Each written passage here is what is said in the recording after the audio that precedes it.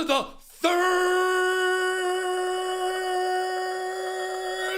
Thursday edition of the Ultimate Endgamers League, season number 9. And while it may be Thirsty Thursday at your local watering hole, the only thing we're thirsty here for at the UEL is wins, baby. So I've got one question, and one question only.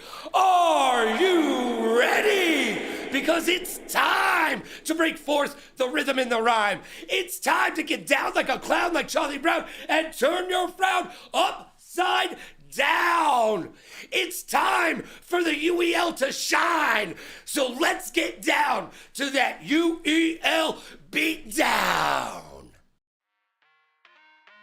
Hey, logging and games, we lit the squadron. Here we go.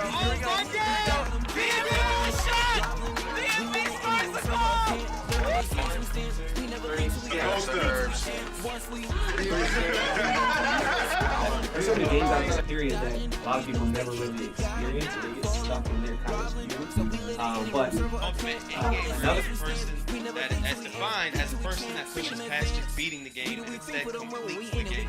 As you guys know. Did you miss it? All right.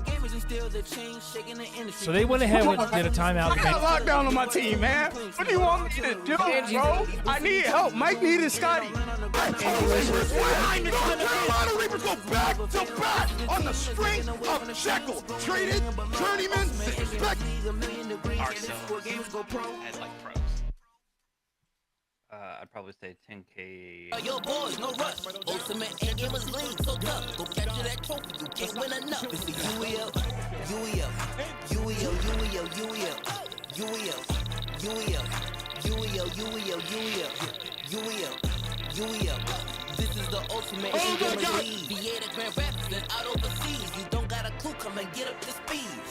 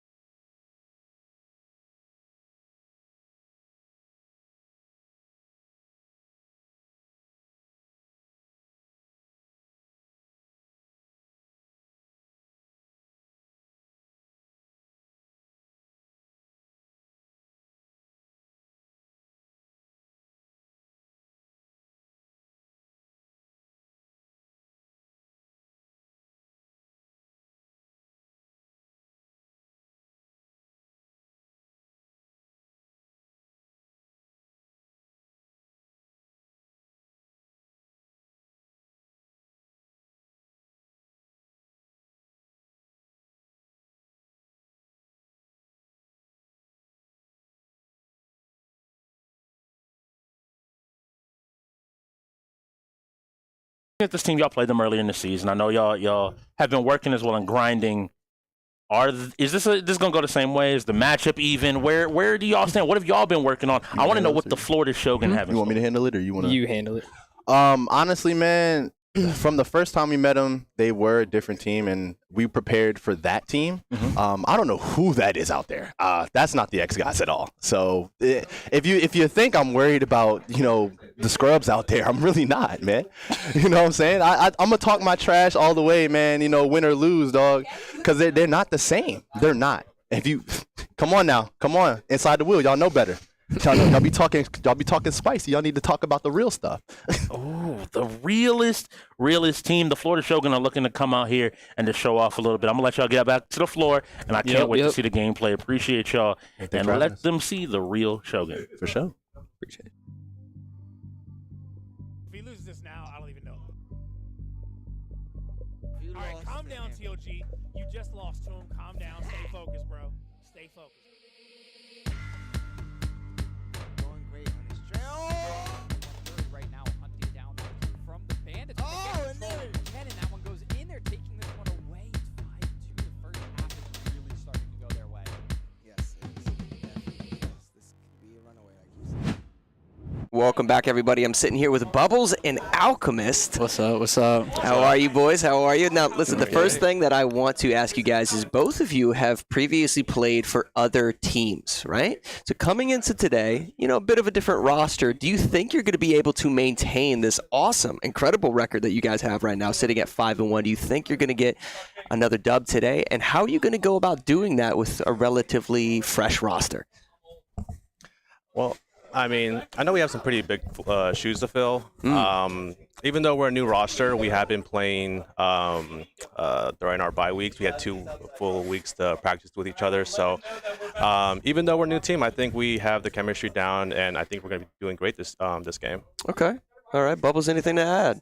Yeah, no, we've been grinding, and our chemistry has been getting up because, like you said, we had those 2 weeks. And so I think you're going to see what the xGODS are all about today. Okay. Awesome. Now, I definitely don't want you guys underestimating Shogun because they have some hitters on their team, most definitely. Is there a specific player on Shogun that you are sort of watching out for that you're sort of predicting is going to cause trouble for you guys?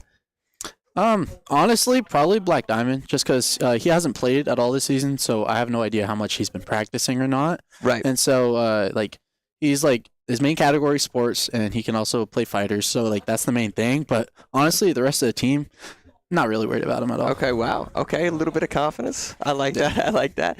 Now, I think throughout the last few weeks of the UEL wheel of 33 different games, it feels like every team sort of has at least 1 to 2 games that they really excel in, right? A perfect example of that would be the bots and StarCraft, right? Anytime somebody's going up against Billy the Goat, they sort of feel like they have that one locked in. Is there a specific game, not just for your team, but also Shogun? Do you think there's a game that you guys excel in so much that it is a nightmare for other opponents? I want to say, based on the practices we had, I want to say Lumina Rush will be a game that we will dominate in. Forza as well. We've been putting in the work in Forza. So Overwatch. So mainly those 3 games, I feel like we're going to be dominant in those games. For sure. Okay. Yeah. And is there a game that you think from your opponents is the one that you're going to struggle against them the most? Honestly, I could see, depending on lineups, sports could be a little back and forth. Right. Yeah, that's the main thing that I see going back and forth. Okay. Everything else, I think we have the advantage on. But once again, it's going to solely come down to how much they've been practicing lately. And I know we've been practicing. I know we've been grinding, baby. So. Okay, so speaking of sports, my last question: Can you make me a promise here that you will not choose Alabama if you play NCAA? No, I don't know. I mean, if I'm making a decision, I can make that promise. Okay, all right, I like that. I like that. A decision. Well, thank you, gentlemen, for sitting down with us. I'm looking forward to your gameplay. Best of luck with tonight. Of course. Awesome. Thank you. Shout out all my dogs in the crib. If he loses this now, I don't even know. All right, calm down, TOG. You just lost to him. Calm down. Stay focused, bro. Stay focused. Going great on his trail. Right now, hunting down from the bandits. Oh, and there again, and that one goes in there, taking this one away. It's 5-2. The first half is really starting to go their way. Yes, it is. Definitely is. This could be a runaway, like you're saying.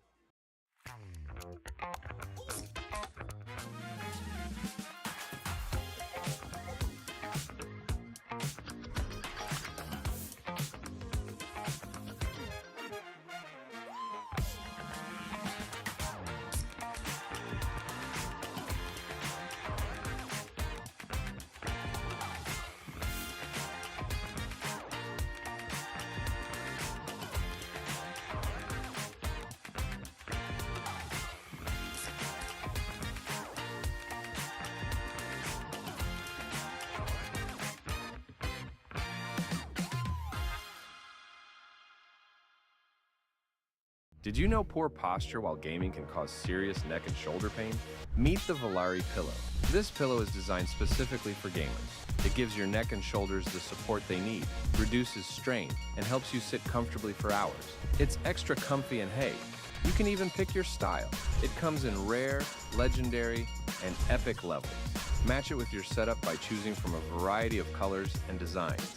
Don't wait for the next ache to hit. Level up your comfort with Valeri. Use code UEL15 at checkout for 15% off your order. Grab yours today and feel the difference in your next gaming session.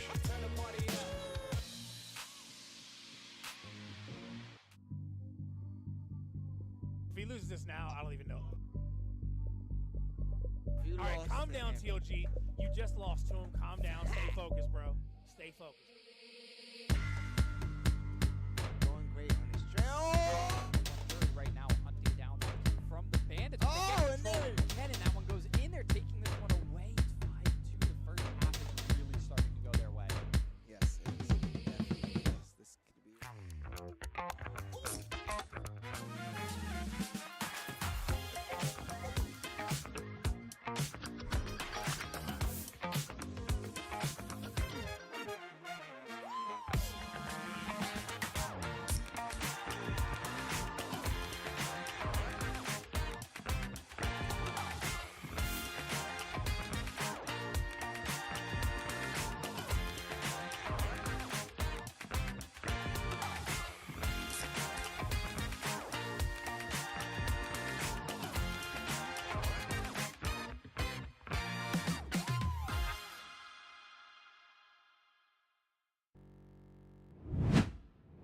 Hello, everyone, and welcome to our Week 11 matchup between Shogun and xGODS. I am Mobster Matt, and I'm joined here with my man Strix. And I'm excited for today's game. Yeah, man, I'm super excited for this game. Now, some of you guys might be, thinking, like, when you look at the discrepancy in terms of the record, Shogun 0-7, xGODS 5-1. Here's the thing going on sort of today. The last showing of Shoguns was a very dramatic game. There's a ton of passion coming out of their team, and the xGODS are actually a relatively newly formed roster. So both of them, in some way, shape, or form, are here to prove something today, right? You could definitely feel an energy here within the arena. Both teams are trying to prove something. xGODS trying to make a run, not just for playoffs, obviously, but to try to position themselves as the team to beat. That's difficult to do with a relatively new roster. But what do you think they stand right now, man? I feel for the xGODS because I think they're at a position where they need one more win, and I would love to sit on this desk right here and tell you today was that day. Right.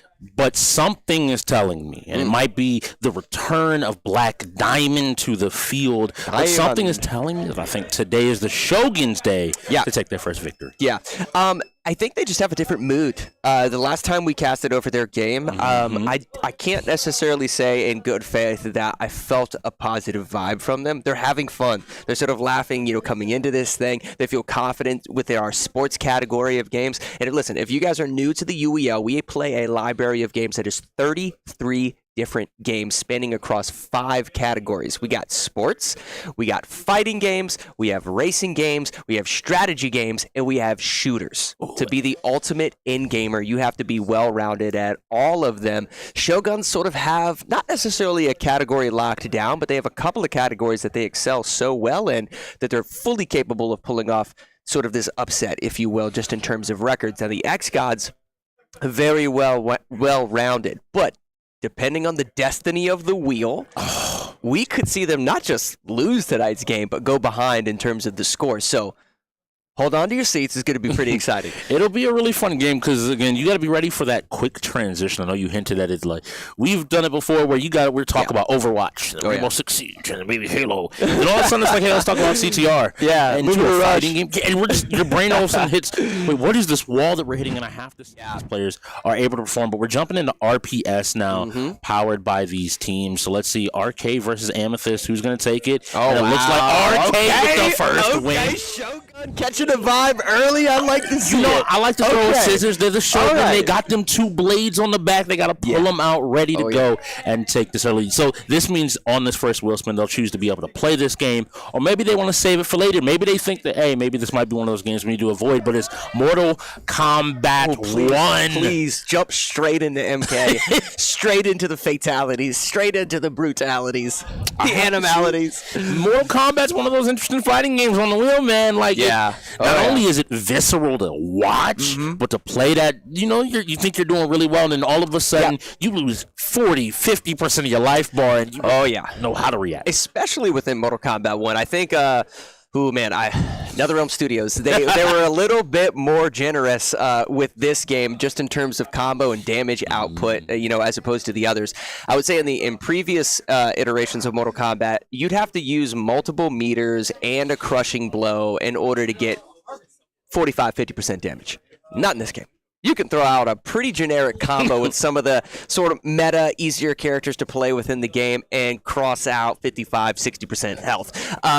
It's high damage, but you got to know the tech. You have to know how Mortal Kombat 1 operates as a new assist fighter within the FGC. They kind of pivoted away from sort of the variations that they had in their past games, and this very much is an assist fighter. If you're not utilizing an assist fighter to the full potential, you probably are going to be talking about 30% combos, right? You've got to be able to juggle, get additional damage output, cheeky setups, a couple of zoning tools depending on who your assist fighter is. It's pretty interesting, and I think both of these teams are capable of playing it, and I think we're going to see it. It's gonna be interesting. I have to believe. I'm sitting here and I'm looking at these rosters, and this is a moment where Black Diamond, who hasn't played in a little bit, I got to look at you. He's one of their honestly, he might be the strongest fighter in the building today, but he has to be able to show it. Okay. And I would love for him to step in here and immediately jump out to our elite and be like, look, I do this. Last time he was famously on the team playing games, he was cleaning people up all while being like, look, I've been playing Spider-Man 2 the entire time. I haven't touched these games in a minute, and yet still I am beating y'all. And so this xGODS team has to prove to me right now with the first game that they're ready to compete. I don't know if you caught the Shogun's interview, but Mr. B specifically said, he's like, these aren't the xGODS. I don't know who they are. I don't know who's sitting across from me. Over here. And so now I got to be like, cool. This is that moment to answer that, right? We are the xGODS. We stand a little bit taller and better. What about you? How you feeling about Mortal Kombat? I think that both of these teams have fighters on their team. I think xGODS, just from what I've seen from them, I don't think this necessarily, I wouldn't call this necessarily their best game. I think Shogun definitely is more experienced with regards to fighters, but it's also one of those games that you can learn one or two characters, and sort of as soon as you optimize their combo output, blocking is a little bit different in Mortal Kombat compared to other fighting games. For instance, say in Street Fighter, Tekken, things of like that. Typically speaking, within the FGC, holding back directional will act as your block button, whereas in Mortal Kombat, it is a simple button input. You could be your trigger, you can map your button to whatever it is, but you're actually just pressing a button in order to block. Whether you're blocking high or blocking low doesn't matter. The reason that's important is because in other fighting games, it's a little bit more difficult to maintain a back directional in order to block, and then very quickly, within a fraction of a second after you've blocked a combo, initiate with directionals, even though your thumb was just pushing a direction. Yes. Whereas in Mortal Kombat, say if your right trigger is to block, you can start initiating a combo freely with your other hand without having to let go of a directional. So it sort of lends itself as a fighter to, I guess, lesser experienced people within the FGC.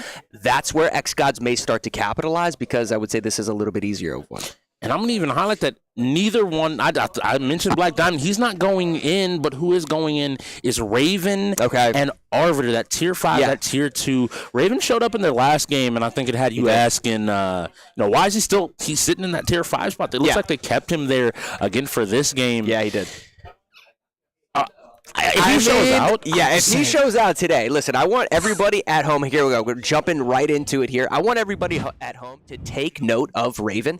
He played exceptionally well in his last showing, and this is a situation where you guys start to grow your fandom for specific players, for specific teams. I'm telling you, Raven is someone to look out for, because he's here to perform, and this is his first game of the day. Let's see how he does. Now, I'm assuming this is a button check. I'm going to say that because in that top right-hand corner, you can see the Bubbles with his hands raised all the way up. That's good point. He wants to make sure that he does not make the mistake. If you do hit somebody during button check, that is a lost round, which could be detrimental, obviously, in a game mode where we only play with 2 rounds. You got 2 rounds to beat your opponent, and that persists through every set that you may be playing. Johnny Cage into Scorpion, a tale of oldest time. Maybe the only thing older is Scorpion as well as Sub-Zero. But what is going on here? It seems like Johnny and Bubbles is jumping out to an early lead, getting some damage in. Yeah, see, down blocked right there, got hit with the overhead, and now all of these. Oh, wow, he actually chooses to uppercut, which took him out of the corner. A little bit of a mistake there by Bubbles, but nonetheless, he's probably going to continue to keep this pressure. Gets the overhead again.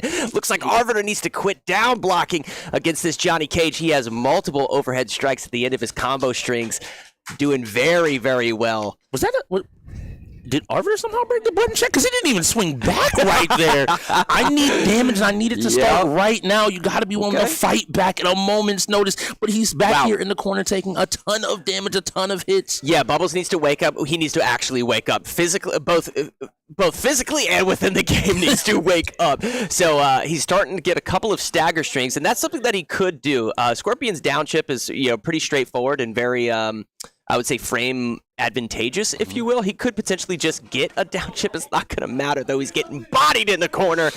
Arbiter definitely showing up right now. That was exceptional. I can tell you what's advantageous. Killing your opponent. Arbiter is done. He has to move. He has to leave. And Bubba's looking over like, who's next? Who's next? I did something. I did something, right. Yeah, a little bit. Maybe not so much. But I would say a little bit of the inexperience from Mortal Kombat right there. I'm sure a lot of you guys at home are wondering why he didn't wake up, do some type of ability in order to get out of the corner and what have you. And if he didn't, you can sort of just get off the ground with a low chip and sort of grab frame advantage and then, try to apply a little bit of pressure. Nonetheless, Arbiter just kind of that. Not only are you now the tier 5 that need to win this game for your team, okay? Yeah. You picked Kenshi of all characters. This is one of the hardest characters in the entire game to play. Yeah. Now was that Bubbles that actually was? Yes. Oh, Bubbles took wow. that first game. Okay, and so that was Bubbles playing the Johnny Cage. Give respect where respect is due. That was Bubbles. My apologies. That was not Arbiter out here throwing hands. Bubbles the one. Hands up right now doing this button check. So mad props to Bubbles. During that last match, he was the one applying the pressure. Now we have Raven. Raven's this player that we were talking about a second ago. We'll see if he knows how to utilize some of the zoning tools. Okay, here we go. Button checks over, going in, leads with the jump in. Simple little chip, cancels out his combo strings. Now here's some of those zoning tools that we talked about from Kenshi. There we go. So you can notice the fact that he's actually high blocking, he's not low blocking. Johnny Cage has, I would say, 2 or 3 simple overheads within just a couple of combo strings, one of which lunges forward right there. Now these are really, really simple combos. That uppercut that he just pulled right there, guys, wasn't just him mashing buttons. It was him predicting a jump in because it acts as an anti-air as well. Nice. These are just simple combo strings that he's throwing forward here. Maybe due to a little bit of an inexperience, but also just the fact that maybe he thinks that he can win this game. A break of the throw. Yeah, he teched that throw. That was impressive. And we have to see here. I think he's knowledge checking Bubbles here, saying like, "Hey, do you know what my character does? Can you keep up?" And clearly, in this moment, okay, Bubbles, you gotta start thinking back to remember what does Kenshi do? How do I stop this? Right, because things were so good just a moment ago. Yep. And we see that string once again. He keeps trying, and now the freeze. Ooh. That was a pretty straightforward combo, but nonetheless, he was able to extend the damage a little bit with a jump in, right? So instead of just walking up and going for a combo, he actually added a little bit more damage with a jump in strike into the combo. It's a good capitalization there by Raven. Raven, this is what we talked about. He is using his assist fighter to the fullest potential, constantly getting off those freezes with Frost. Oh man, he's taking it to him! Raven coming out the plate today. The blender was on full display. For those that don't know, Kenshi's ability, when he pulls that sword out, he has the power of his ancestors behind Oh, God, him. yes. And he stood there, he went, all right, cool, am I hitting high, low, back, forward? Yesterday, today, it didn't matter. Bubbles could not put it together, stop it. And now Raven luckily managed to protect both of his rounds, both of his lives as he goes into Alchemist, looking to bring this game home for the LAX gods. So I want to see. Now, I believe Alchemist plays. Okay. Are we playing Johnny Cage too? Okay. So the X Gods, it's a family affair. Everybody plays the Cages here. So we'll see another run back of this same matchup. Raven, again, we mentioned these 30, 40, 50% combos. And while they weren't on display, there was a fundamental understanding of you don't know how to deal with me.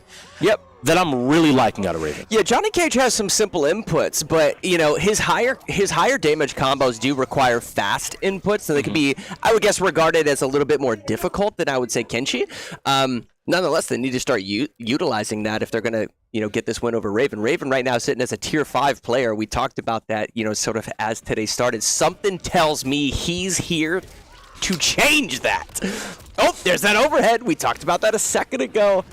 Nice. Blocks. Yep. Alchemist is finding and taking his turns. He's keeping the pressure up. We already see Raven all the way back to the corner, jumps over the assist, doesn't have to worry about it, but is already back on the defensive. Wow. Nice with the setup. Utilizing the assist there to get a freeze off. But it looks like it's just a break, a moment. Yeah. Because Alchemist is not stopping. The overhead isn't able to complete He's mashing. the combo. He's mashing. He's not blocking at all. Please down chip him and go into a combo string. He decides to do a simple jump over. Now here, there we go. Wow, that was a bit of a rookie mistake. He actually did a jump kick right there, which is a knockdown, so he couldn't continue his combo afterwards. Nonetheless, both of them are within fatal blow distance. It's going to come down to this. Hold on to your seats. Somebody's about to get knocked out. Oh, the laser. He has one more. Oh, my goodness. Wow. It's crazy. All right, round 1 goes to the xGODS. Let's see if Raven can close this out.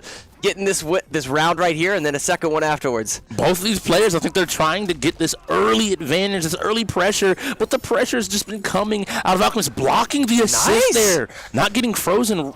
Well, he did throw. So Alchemist threw a combo string at him that the second hit in the combo string was a low strike. He needs to start mixing that up with his overhead combos to keep Raven second guessing. Nonetheless, he's still continuing to body him into the corner. Takes the round with about 75% health. Both of these players are popping off right now.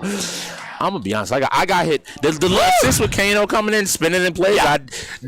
Beautiful play from Alchemist. He looked comfortable. He looked confident. Didn't even lose a round. And the xGODS don't got a moment because another fighter is rolling. Blaze, Blue, C, F. And I know the Shogun feels some type of way because he's not here today. But Chris G played this famously the first week of the season against Havoc to your face and lost. Yep, that's very true. Now, it's not that they didn't have the tools there with, I would say, Kenshi, right? Kenshi had a 3, if you guys noticed throughout that match, Kenshi has a 3-hit combo string that the end of the actual combo string is a pushback of your opponent, so it sort of resets the footsie distance. Johnny Cage being such a close quarters combatant, you've got to be able to do that. In particular, if you do that combo string and you initiate that pushback, you are vulnerable to his slide kick. So if he inputs a slide kick, he can actually catch you with that frame disadvantage. But if your opponent doesn't know that, you can use that tool at your disposal willingly throughout the match in order to sort of reset the footsies game. They weren't doing that at all. He could have just probably outchipped him a little bit, created that footsies distance, and then initiated with some of his zoning tools. Kenshi has so many. He's not a player we've seen this season, but coming in and showing, hey, I've been in this league for a while for a reason, and kind of showing he was more willing. I think he knew that he was more comfortable than Raven in Mortal Kombat, and that's why he was more willing to okay, I'm not going to risk the slide. I don't know the timing exactly, but I have to be prepared to play. But Blaze, Blue, CF, and it's RK going in against Havoc to your face. The young rookie going in against one of the I'd say newly minted veterans. Havoc's now been here for 3 seasons, so what we have to see, and I want to see them tie this up. I don't want this game to go get out of hand. I don't want us to get like a. I don't even want to be talking about 17 right now. The number 17, we're not talking about it. What is that? The number doesn't exist right now. Doesn't exist right now. In this moment. And I'm happy as well. I want to give both these teams credit, especially Shogun. They haven't used a timeout or a forfeit yet. Oh my gosh, we're early in the game, and that's what I like to see. We don't end up burning those resources. For those at home, teams have timeouts. These timeouts buy them a little bit of time to maybe talk about a strategy, get their game set up, get everything prepared. But you only have 3 that have to be used in the first half, and then after that, those last 2 will persist after halftime. Or if maybe they don't think they win this Blaze Blue, they get out. But I'm wrong, and I love to be wrong because now we get to see some anime fighting. Lychee versus Mai. Okay. 2K. We talked about Shogun, excelling within the sports genre, so that might sort of lend itself towards Shogun after this match. Let's see what happens. Nonetheless, Anime Fighter, obviously, that you guys are watching right now is very fast-paced, or it can be at least. And something to note within this fighter, you can see sort of the weapons, the tools at which these users have at their disposal have massive hitboxes. So expect them to close the distance and get off some cheeky damage from quite a footsie's range, as opposed to I would say Tekken or something of that sort, where you have to close the distance and really get up to your opponent to initiate, these big combo strings. Blaze Blue, you can close the distance relatively fast. Yeah, it's going to be interesting to see here. So they're both playing the same character. And up at the top, it says that player 1 is Havoc to your face. Player 2 is RK. And it looks like Havoc's jumping out to an early lead, getting his damage out. And these buttons are flying. Don't let it be a perfect. Don't let it be a perfect. No. Not the golden letters. Not the golden letters. Come on. Oh, blue, just a finish. Okay, you got another round. You can figure this out. You got actually a couple of games here in Blaze Blue. We do play a best of 3. The first player to win 2 full games will take control of this point. Yeah. But it looks like Havoc said, I'm not stopping. I'm picking up right where I left off. RK block. Wow. You need to block. Please protect your feet, your head, your back, your body, everything, because your health bar is disappearing. Yeah, he's basically snatching his chain off his neck right now. That's what's happening. I believe he doesn't even have any chip damage. That was a sight to behold, and the vast majority of that happened right there. Just I think from a general understanding of the game, using those zoning tools as well as combo strings when he attempted to even close the distance slightly. Forfeit. I normally wouldn't say that. That was one of those rounds that let him walk away. Yep. Let him go get some water. Let him get his mind back. Drink some slide. You need a boost right now. Swinging it around start, so clearly hasn't lost his guts, the willingness to take a fight, but now he's back in this corner. A nice break on the throw, but he immediately eats these attacks, and the onslaught is not ending. These are blockable strikes. Just block. Oh, my goodness. Okay, so almost 3. I'd say that's 3 perfects in a row, I believe. Yeah. Okay. This is frustrating. They stopped getting gold. The gold ran out. It's just, look at this. I mean, his understanding of the game to initiate with a jump off the rip, knowing that he's going to try to push, close the distance. He's constantly just poking. And there we go. Okay, we got a little bit of damage. Little bit of damage goes into a combo. Okay. RK waking up. He ready to start. He's still pressing. Okay, go back to blocking now. Yep. Please. There we go. Start using some of these abilities. Get some zoning out there. Make him feel uncomfortable. This is what we like to see, okay? These throws are going. Oh, but he's unable to. He's run out of time. He figured it out there, but it was after 3 perfect rounds. Look, you can't get perfect at 3 times. I need you to understand. You can't get perfect at 3 times. I'm pretty sure that's just game. Yeah. That's just done. We click and read. Havoc's a savage. Havoc say, I'll do it again. Roll up the game. I'm going to do it again. That was tough. Want to see me do it again? That was tough. Crazy. But 2K, and I know the Shoguns are happy. This is probably their best 2K lineup possible with Mr. B and Black Diamond. Black Diamond has historically said that he is always one of, if not the best 2K players in the league. Yeah, we actually casted over their previous game where they jumped into 2K. We got to obviously watch Mr. B. We didn't see Black Diamond during that performance, but we know that Mr. B knows how to play this game. He excels in this game. I asked the xGODS prior to today's match beginning what games they think that they're going to take that they sort of act as an intimidation factor. That game acts as an intimidation factor to the rest of the league. Anytime one of their opponents comes up against them, they mentioned a few games here and there. I asked them, okay, well, what about Shogun? What game are you worried about from them tonight that you think that they have that intimidation factor? They said a general answer in the category of sports. I think they were trying to be a little overzealous with their confidence, potentially. They said sports category, we got to worry about them a little bit, but we're not too worried. Here we are on NBA. Mr. B and Black Diamond have something to prove here.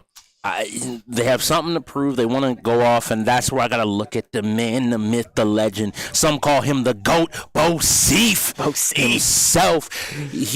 People quietly always they undercut just how good, especially in that sports category, he is. He's done it in NHL when it's a 6 players. Why can't he do it in 2K? Yeah. And we saw Ragin actually last week as well playing 2K and assisting his teammate and making sure they can win. So I think they have the ingredients. Let's see if they can cook. You know what's interesting is every time I walk into the arena and we're kind of getting things ready here in the production room, if you will, a game I commonly see people practicing when I come in here. Typically speaking, a shooter that they're not super adept to. But then also NBA for some reason. I think it's just reminding themselves of specific inputs and what have you. But NBA is just something that I feel like they can get a quick practice in prior to starting up tonight. I even saw that prior to today's game starting. So maybe both these teams are feeling good. And, just with regards to what team is the home team, Shogun, obviously sort of being closest to us, as I'm walking into the production room, they were actually practicing that game prior to today. So they love 2K. These two especially, they got a love for 2K. Yeah. So I want to see them pick some different characters. I know you asked that we don't see Alabama. You asked for it. He was hoping that we don't see. I don't want to see the Kobe's and the Shaqs. I don't want to see the Kareems, the LeBrons. Come on, pick something a little bit unique. Pick somebody. I want them to go deep, like go back in time, bring us somebody that maybe people have forgotten about. Long time ago, people in the league were willing to play like Pistol Pete. Different 2K. Maybe he's not up to snuff anymore. Yeah, but I hope to believe. If I felt really confident in my game, I would probably just go for like some of my favorite players, Allen Iverson, Vince Carter, and stuff like that. It'd be interesting if any of them feel that sort of bravado about themselves, where they kind of want to just reach into that toolkit and prove something. That would be a lot of fun. I'd love to see that. I want to see it, especially constantly coming from the Shoguns. This is not a game I want the Shoguns just to win. I need them to win it in style if they are. Yeah, they need that right now, especially after that Blue Blaze performance. You know what I mean? That sort of got away from them a little bit. It took a second for them to get get that swag, if you will. Yeah. So a big performance right here was sort of level the playing field, make the rest of the team feel really confident. It's up to Black Diamond and Mr. Deem to sort of set the tone, right, so they don't get too far behind and they stay in this thing. We have to see the setup time is running low, and we might start seeing some timeouts have to be used here if we're not loading into the game. I'm going to be really disappointed. Shogun was one of the teams. Thank you. Yeah, there we go. So Shogun was one of the teams that we previously casted over that used way too many of their timeouts prior to the match actually beginning. So nonetheless, we're going to jump into this thing now. Looks like xGODS, we got Ragin on Kobe and Bosif on Kareem. And on the other side, we have Kawhi Leonard coming out of Black Diamond. Asked for something a little bit different. We haven't necessarily seen Kawhi this season, but matching up against his opponent, Mr. B, on the Kareem as well. So that means that in the black jerseys, if you are looking for the black jerseys, those are your LAX gods. Looking for a win. And on the other side, we do have the Shoguns in those white jerseys. I'm trying to figure out which pair I like better. I like having height and versatility. Kobe's a threat whenever he's on the floor, right? Yeah. But having that extra little bit of height as well as still having a shooting threat in Kawhi Leonard, I'm pretty happy with. Yeah. Oh yeah, definitely. Well, not a pick that we see very often, so sort of what we talked about. Maybe a little bit of confidence coming out of the Shogun here. Maybe labbing a little bit on NBA with some players that they feel more comfortable with. Nice pass up the middle, straight to the bucket for the dunk. I gotta love it. Here we go. Green pass it off to Ragin. Let's see what he does here. All right. Immediately backing down from the three-point line. Yeah, getting boxed out a little bit at the three-point range, which is wild. He's got a lot of range. Yeah, a lot of area to cover. Exactly. But he's willing to take this shot. I don't know. Doubt it. But he's there. Bosif said, put it up. I got you. Gosh. Put it up. The rebound hoop right there was pretty solid. We have to see, and we're getting into it again. I love the picks coming out because it shows these two players are willing to play off each other. Black Diamond said, I'm taking this one. Yeah, I'm putting it down. We go up. So, opponent at the bottom of your screen will be the side of the Shogun, and your team is the LAX gods. And Bosif taking over this game, but kicks it back to Ragin on the three-point line. I want to see Ragin. I want to show it. You playing Kobe. You got to have that mentality. Set up the pick so well, but unfortunately just couldn't get it. And don't forget, guys, we are playing this game mode of Blacktop, so it's first to 21. A 2-point shot technically is 1 point. A 3-point shot is technically 2 points, so just something to note as we move forward. I'm sorry, Matt. That was disrespect. He said, let me show you how to do it right quick. Took the Kawhi fadeaway and dropped the point. They got the ball back once again, and another basket. You missed it. They got to reset. Oh, my God. So anytime you see that red pressure zone, guys, when they get the rebound, they have to reset back to the three-point line before re-engaging, and he didn't do it right there. That is so unfortunate. You can't be doing that. And once again, he pulled up again. It's always great. See, but Black Diamond right now is sort of, he's showing his mobility and understanding for the game in terms of just being able to just get open. Just get open and utilize some of these sort of fadeaways, just kind of pivots, spins, if you will, all sorts of things. Wow. Didn't expect that. Okay. Didn't even have to set his feet. My man said left, right, left, right. Didn't even set his feet, just went for the jumper and drilled it. Now we have to see again. They're trying. These 2 points are important because they need to get control of this game back from the Shogun if they want to find a win. But it looks like Black Diamond, I can do it too. Don't play with me. Oh, no crossover? Oh, wow. He had he had a crossover. He could have probably easily had gotten a dunk right there. Decided not to. Does it even matter? Bosif cleaning up shop right now, right underneath the rim. Playing with their foot a little bit too much. That ties up the score at 4. Yep. You had a free shot. You got to take it. It wasn't even a free shot. It was a free dunk. That's what I'm talking about. That's more of the dunks that we want to see. Listen, if you're going to be playing Kareem, you got to be willing to stay under that rim and get free dunks all day. Ooh, all right? The pick comes out. I want to see. Solid teamwork from xGODS. See if he can go for the assist. Whoa, he probably could have shot it right there. Had his sort of environmental awareness. Wow, just goes for the straight jumper. If he had made that, he's got to reset. He's got to reset. Yeah, I was nervous. I thought somebody was going to take a shot. Wow! The ball is taken. Stolen in broad daylight. Call the cops. That was wild. Oh, my gosh. Didn't even get the reset at the three-point line. This game is all tied up. I cannot believe it.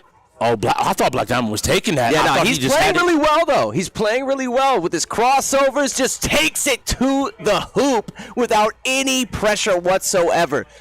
Wow. And there we go. Let's see if they can do it. They've managed to answer back every single time. He got some space. Fade away?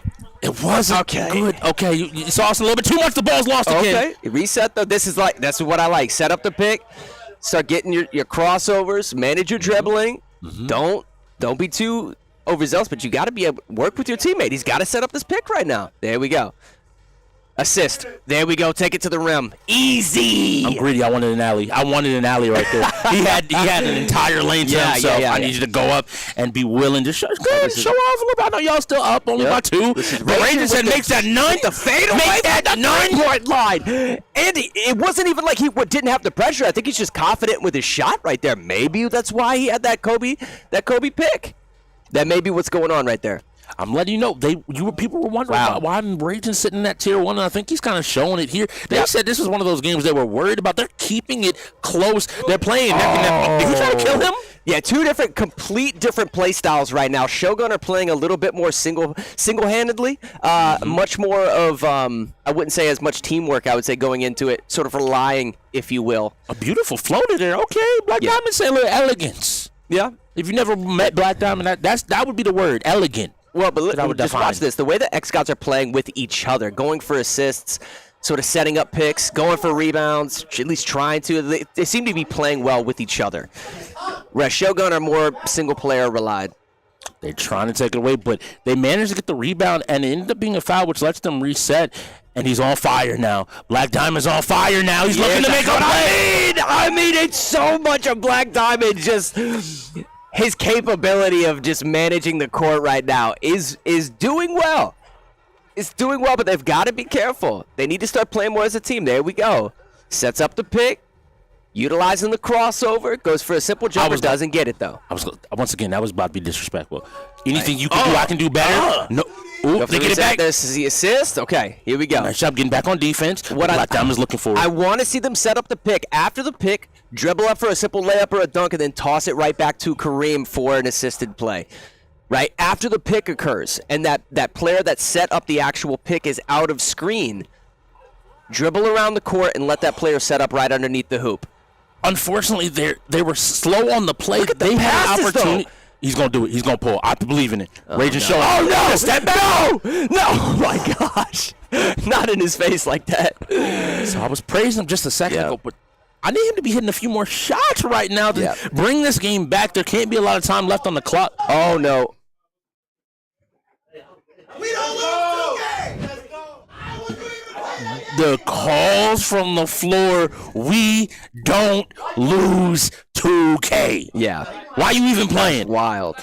That's they were fraudulent gods. Well, listen, Black Diamond was on fire for a reason.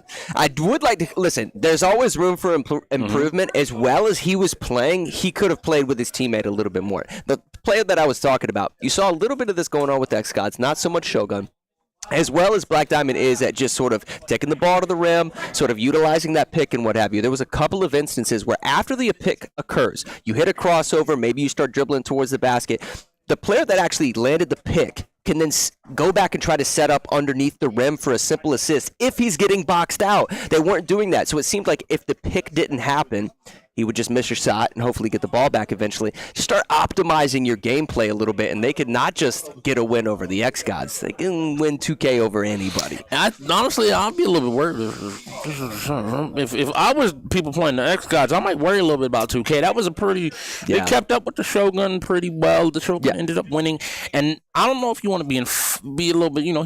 He said, why are you even playing the game? We going into Wreckfest. Wreckfest is road rage simulator for free. Like, we're supposed to be racing. Really, we're supposed to be wrecking. Yeah, I'm hitting. It's weird. It's definitely a different game, sort of within the racing genre of that 33 games on our UEL wheel. Anytime Wreckfest comes up, if there's a specific team that excels within racers, when you play Wreckfest, it's kind of anybody's game, right? Because it's not just about crossing the finish line. It's kind of about bodying your opponent at the same time. So it's a little bit different in that regard. We talked about that some with Mortal Kombat compared to the other games. Maybe even Tekken being a 3D stage fighter compared to the other games. But Wreckfest is definitely a different type of racer with on our wheel. Typically speaking, if a team needs to sort of make up for a win, even if they're going up against someone that excels within racers, they'll play this just because there's a little bit of there's a variability factor that occurs within this game that you kind of never know when you're going to get taken out.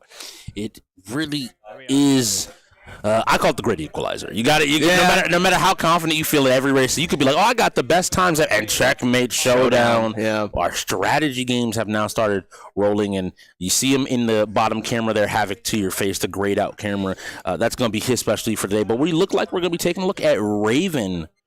Once again, that tier 5 player that we have a lot of questions about. That's maybe the dog he could be right there. higher up there. And I'm seeing a good variety of cars here, so let's see what we're able to do. Now, this is a classic map. It's a classic map because you have these circular areas at the end you have to go around, but everything comes back to the center, the middle, where a lot of the wrecking, a lot of the back and forth will be seen. Oh, he's driving clean. He's playing a car with a little bit more horsepower, so you saw him get off the giddy up there for, right at the start of this race to sort of lead the pack, and he was just racing clean. Maybe their strategy is to let him take the lead and then race cleanly as they get around the track to potentially be the first one to finish. Maybe the rest they tried to wreck him.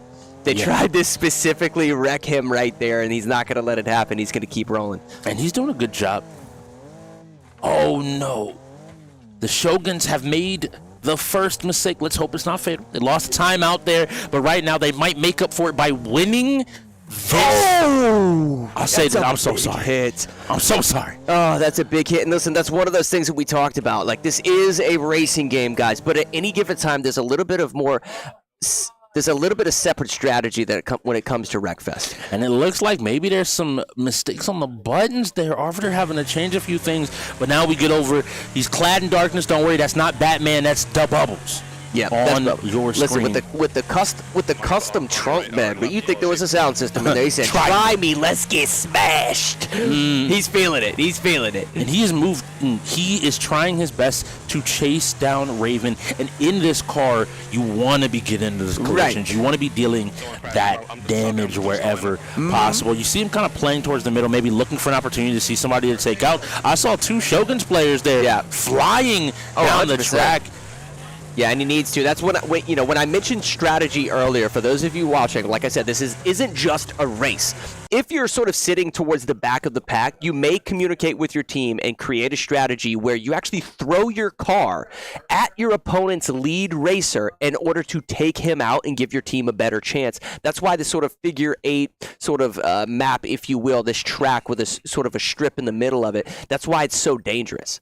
At any given time, somebody can just wreck your opponent And then we had some questions about him. I've been hyping him up a little bit, but I had some questions about Black Diamond. He's looking good in his Wreckfest. Yeah. Looks like he's been practicing. Yeah, he's Maybe not too much. I spoke to him before the game. He was playing a lot of Dragon Ball Sparking Zero. That's not on the wheel. Oh, wow. So I'm happy to see that he can still drive a car at the very least. At the very least, he can still handle himself as a Wreckfest. Hasn't lost too much there. Yeah, he had quite a bit of health, and he was, turning around two players that are very low health. Bosif sitting basically in first gear right here. Somebody help him. He limping. Yeah, he needs some milk. Someone give Bosif some milk on the arena floor if you can. He's limping along. He's trying his best. He's trying. He's looking for an opponent. Something he could do right now is, because he's pretty much out of this race, he could try to position himself just like you saw here. Alchemist running into a little bit of trouble. Mr. B getting in his way intentionally. And that's really smart. So a lot of players don't realize you take more damage if you hit the engine in this game. Yeah. So him turning sideways saying, yeah, hit me with the front of your car. Yeah, go ahead, damage your car, but hit the side of mine. Ends up being good. And that's what I mean. He's going. But he gets a good shot off. Hey, hopefully that is enough. I'm seeing 3 Shogun's players are out of the game, but so is Bosif effectively. Black Diamond's all that remains on the track. Bosif trying his best, like, well, I'm just walking here. Yep. Not doing too much. I'm not doing anything. He may even, okay, he's resetting. He's It's all right. It's all right. This happens sometimes. It's normal. Something they could do is position their car on the inside. Oh, no. Cajun, please. Cajun, please. Let him out. Let him out. Oh, no. Making the decision, just pull away. Yeah. Didn't want to keep competing. It's unfortunate because he's in second. He needed to go around the right side of this loop, guys, because if he went around the left side, he's not going to get the progress in terms of the race. Yeah, but the big thing here is I'm looking at top left and I see only blue. Black Diamond's all that remains. Honestly, if I'm them, I'm telling my low health players, go ahead, go kill him. Yeah, we're not playing this for much longer. Let's finish this out. We're taking everybody. You see Bosif trying. Why Bosif, the one missing a wheel, is the only person trying. Never mind, I say that. He gets spun out. Oh, hit him. Oh, this is trouble. He's going to be trouble. Doing his best to stay alive, though, so credit here. Just needs to cross this finish line, but once some person crosses the finish line, I think that'll be the game. He's doing his best, hopping over here, taking his time. Yeah, he's trying. Let's see. He's trying. Prior to that, I don't know if the camera's on the right position, but it said that Black Diamond was in first out of. It said that he was in first, but I don't know if that's necessarily for his team or not. But then when he got spun around, he dropped in positioning, so that could have been a pretty optimal move by the xGODS to throw Black Diamond off. That is true. I can honestly say that. It's crazy. I think there's more flame coming from the xGODS to their teammates. I heard Bubbles telling Bosif to pick it up, buddy. Yeah. Go ahead. What are you doing? You're taking a long time here. Yeah, they just had more racers left on the track. It's going to be hard for anybody to sort of. Oh goodness. Hey, how you doing? How you doing there, buddy? Resetting. I believe that's Black Diamond in front of him. No. Bosif avoiding dying. A teammate almost taking him out there. You hear the time ticking down. Black Diamond doing his best. He ends up going out. I hear xGODS win. Yeah, we just got word from the floor. Yeah, absolutely. And the score differential there was over 100 points just in the score alone. So that wasn't even remotely close. Mad unfortunate, but all right. So I don't want to call it a prophecy.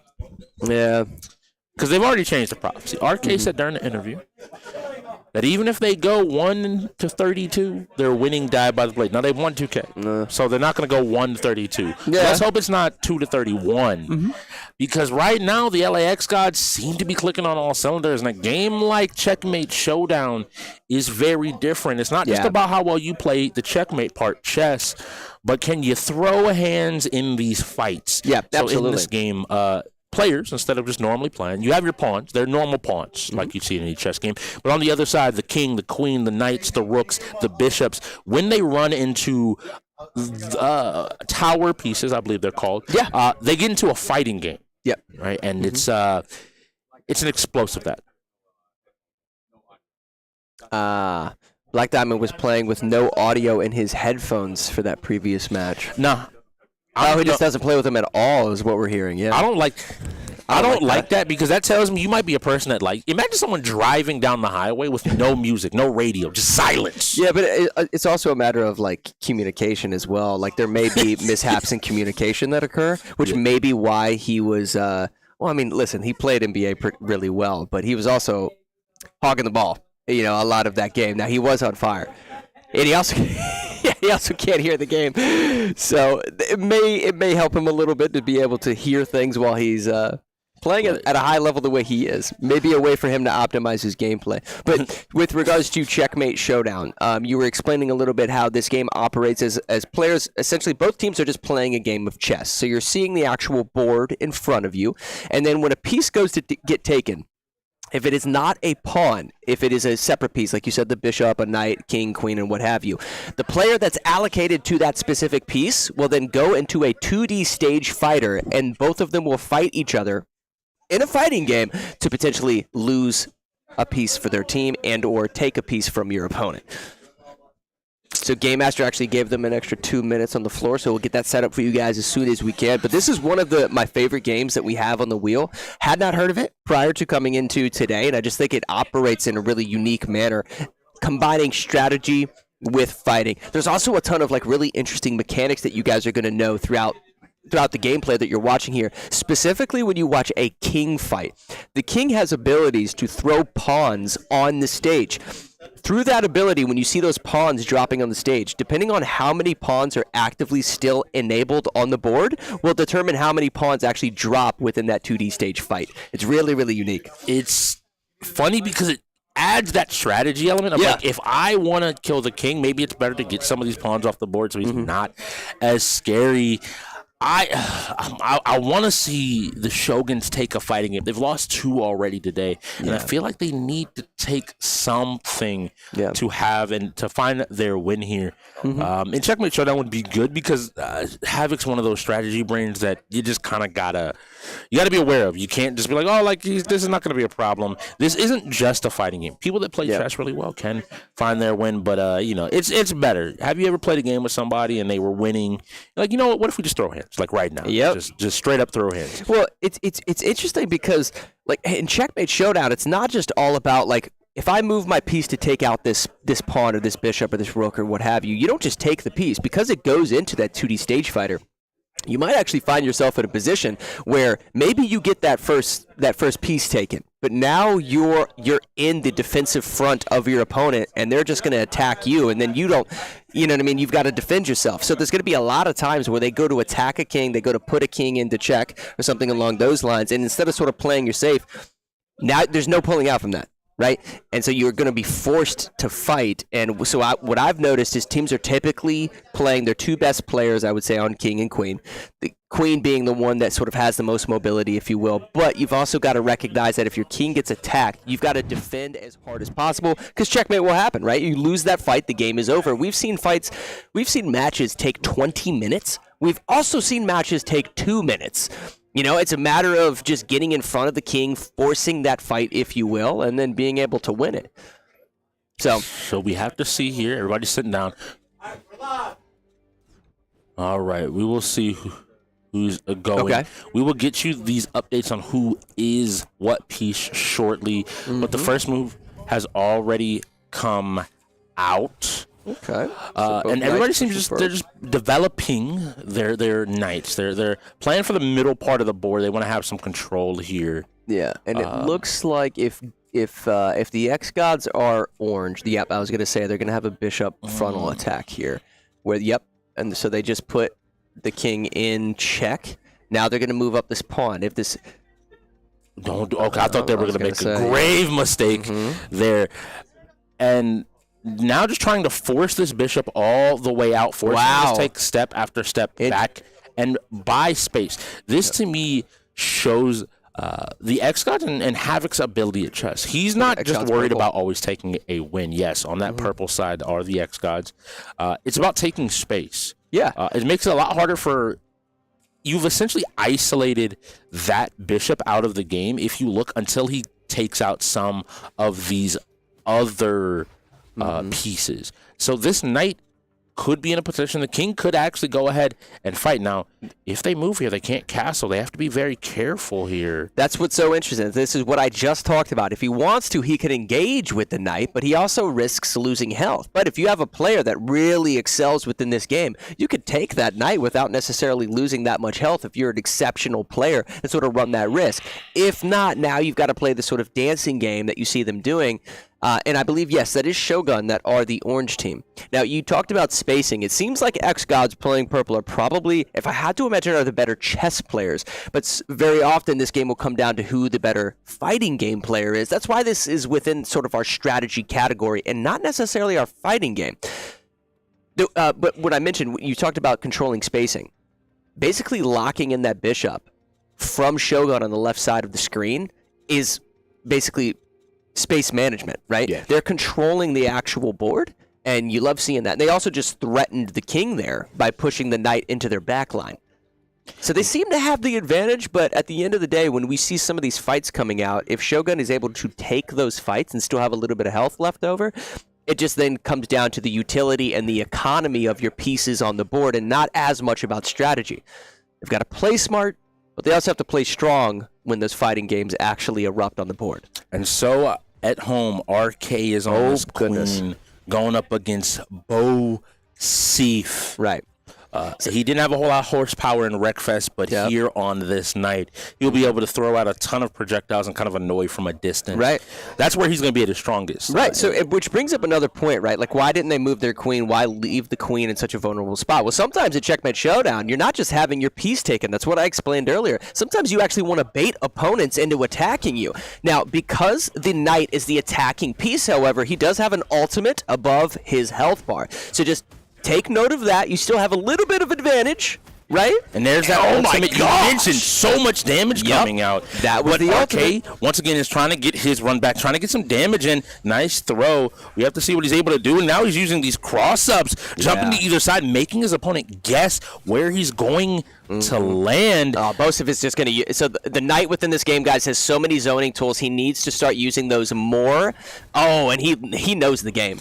It's almost done, though.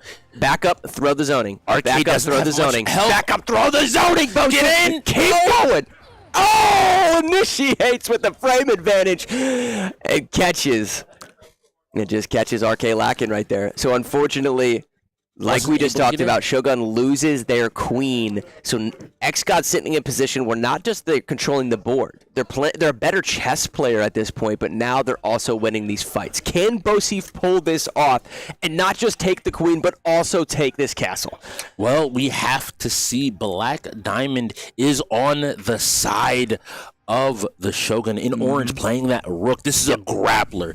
Where Bo-Seef wants to stay out, no. Yeah. Black Diamond wants to get up close and personal and just give out a hug or two. Now that hug does a lot of damage. Well, you know the way I compare it is King and Tekken. Right, so that's basically what the rook is within this game. It's the grappler, if you will. You want to stay away from him, but he also has a gigantic hurt box, not to be confused with a hit box, right? So he actually has a big frame, so it is technically a hurt box. So he has a massive just body in general, which makes it easier to connect with your combos. So here we go. He's jumping in, but Bo-Seef keeps knocking him back away. Every time he gets close, he's pushed back to half, to full screen, and he has to fight his way in once again. If he loses anything below 800 health, he will not get any more than 800 for the rest of the game. And this little pawn is coming in. He says, hey, fight me.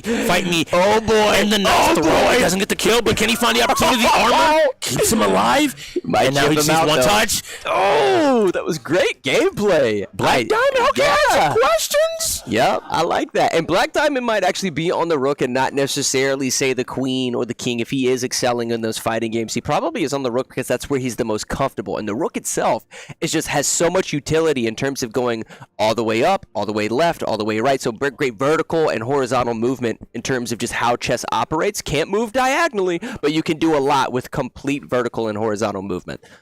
And it looks like they want to continue to bring Bo-Seef out because they moved another one of those knights now forward to find another opportunity. We have to see what the next moment is going to be.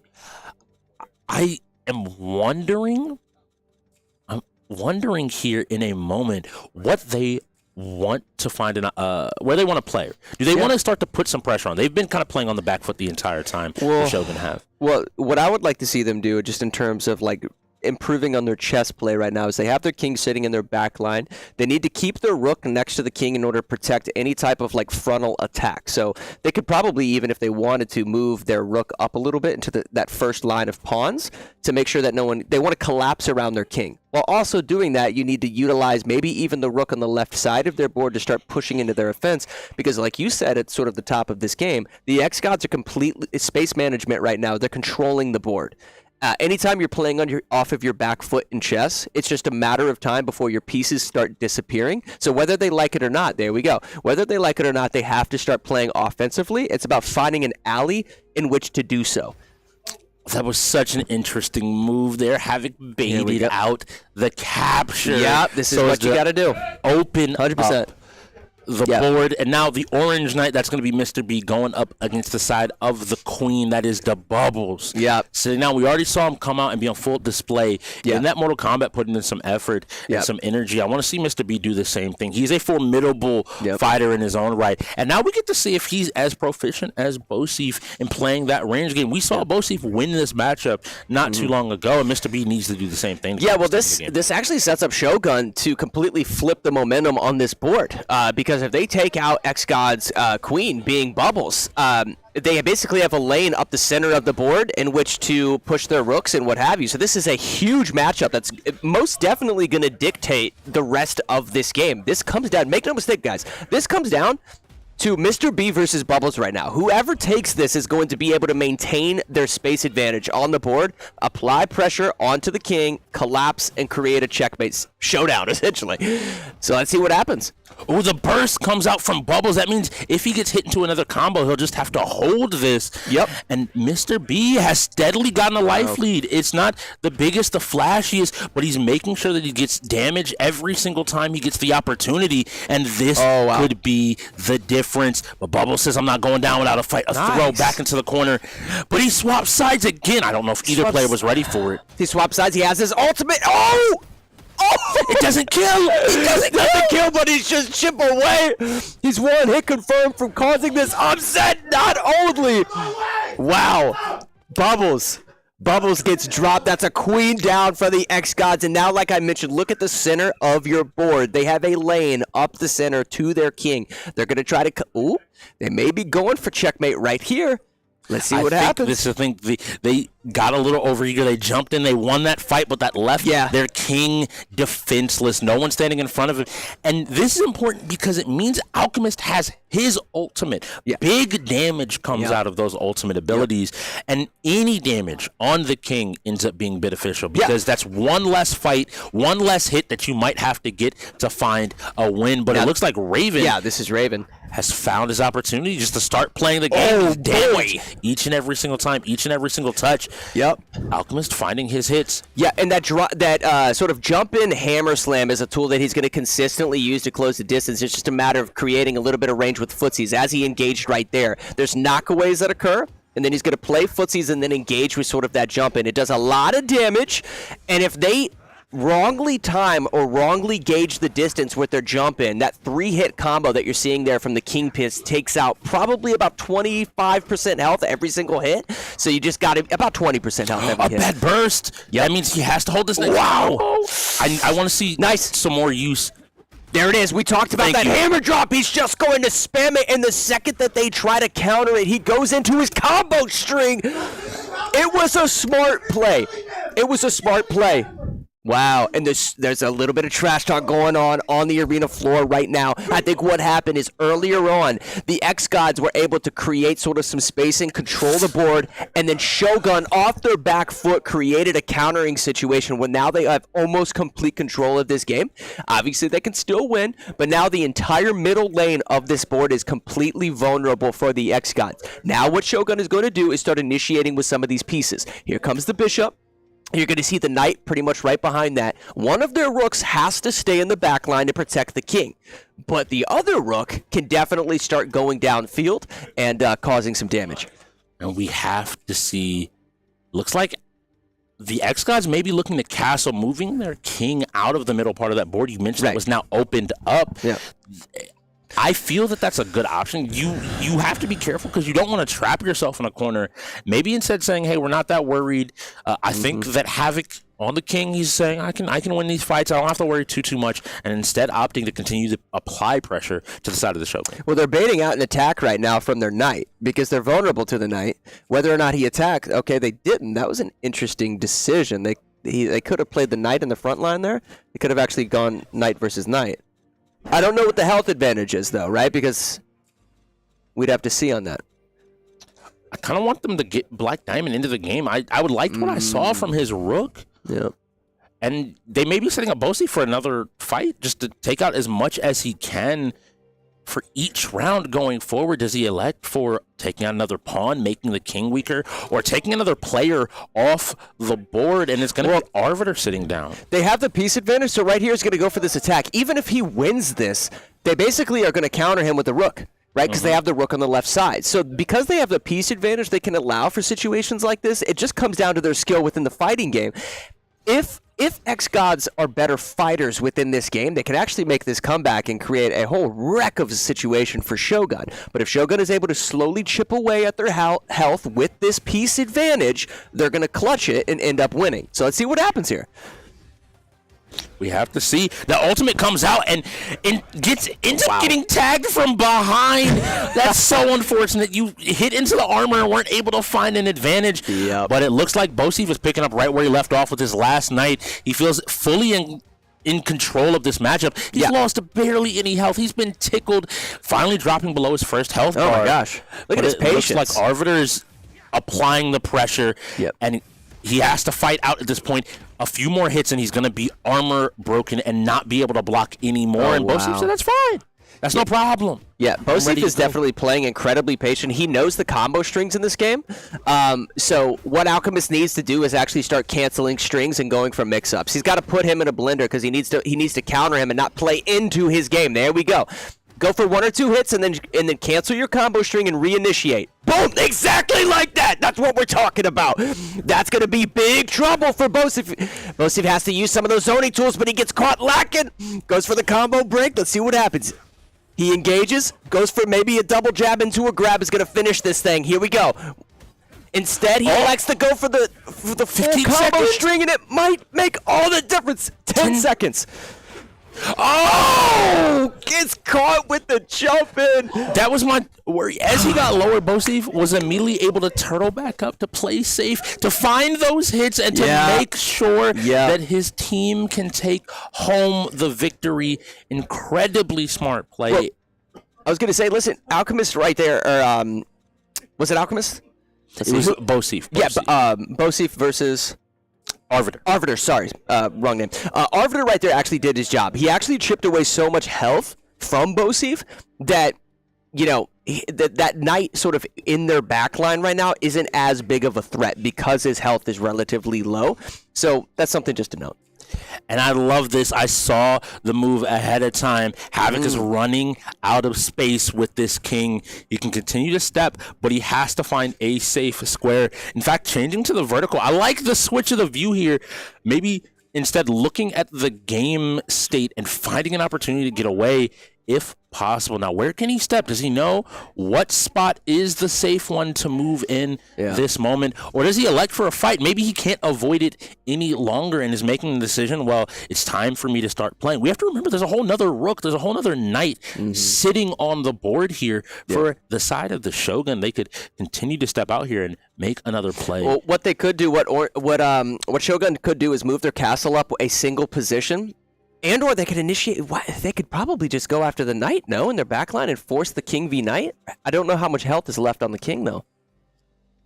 That would be a risk, but if you have a huge health advantage, you could take that knight out of the backline. So what I would actually like to see them do here is rather than this rook, actually use the knight to take that pawn there. Yeah. Because that opens your other rook to get into the game if you wanted to. Don't want to, you know, I'm going to let him. And it looks like Havoc said, cool, I will just take the fight and go in myself on this king. Here we go. And Mr. B sitting down. Mr. B, you've been yelling. You've been putting a lot of energy into the game. Yeah. Havoc says, we're going to quiet that down right now. I'll handle it myself if I have to. Now, you notice Mr. B's only at 60% health. Well, that is because he had that earlier fight where he took some damage. Early burst means that Havoc is still in control here. And you see those pawns you saw raining from the sky. Matt mentioned it right into the kill. Gosh. Oh my, that was the quickest match of Checkmate Showdown I have ever seen. And he used all of the pawns on the board to maintain a two-string combo juggle to shut him down. Is he going to do it again? Wow. I would love to see him do it again. No, he's not that cocky. I think he's going to go ahead and just say, okay, it's okay. I can just move away. I'm okay. I'm not really threatened by anything. That was impressive. That was very impressive by Havoc. That was Havoc's moment tonight. We're going to look back at the end of tonight, and that's going to be the moment that sticks out for Havoc. That was exceptional. Now, getting back to that chess portion, they need to bring one more piece if they want to try to take control of this game and really lock Havoc down and force him into a series of fights. If they don't do that, I think he'll be able to skirt his way around. And now Havoc deciding to go back on to the offensive with his rook now getting in a position to take a fight. Now, Havoc's going to either have to choose to take another fight here. Ooh, are you just saying that Raging's going to win on the rook so I don't worry about it? Or does he continue to put pressure down? Yeah, I think he needs to just at least put him in check right now and just move over. I don't think a piece would take him if he just moved to the right with the rook, but it would put them in check and force the king to shift to the rights. It would force the king to either shift into the knight and force a knight fight or shift to the right side.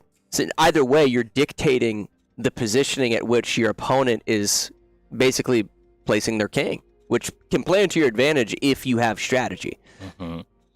But so far, I think they've been winning more off of these fighting parts of the game, and maybe you should be looking to get some of their stronger players in a position to take a fight. I think Havoc may be working his way towards Raven, knowing he has the health advantage to take a fight and just win King v. King.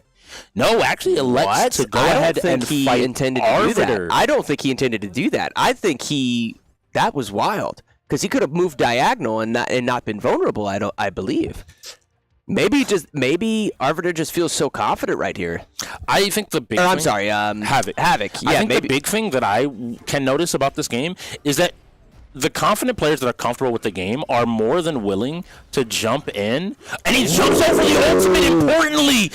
But he gets hit by the counter. I like the awareness, puts you in the corner, and the damage is coming out.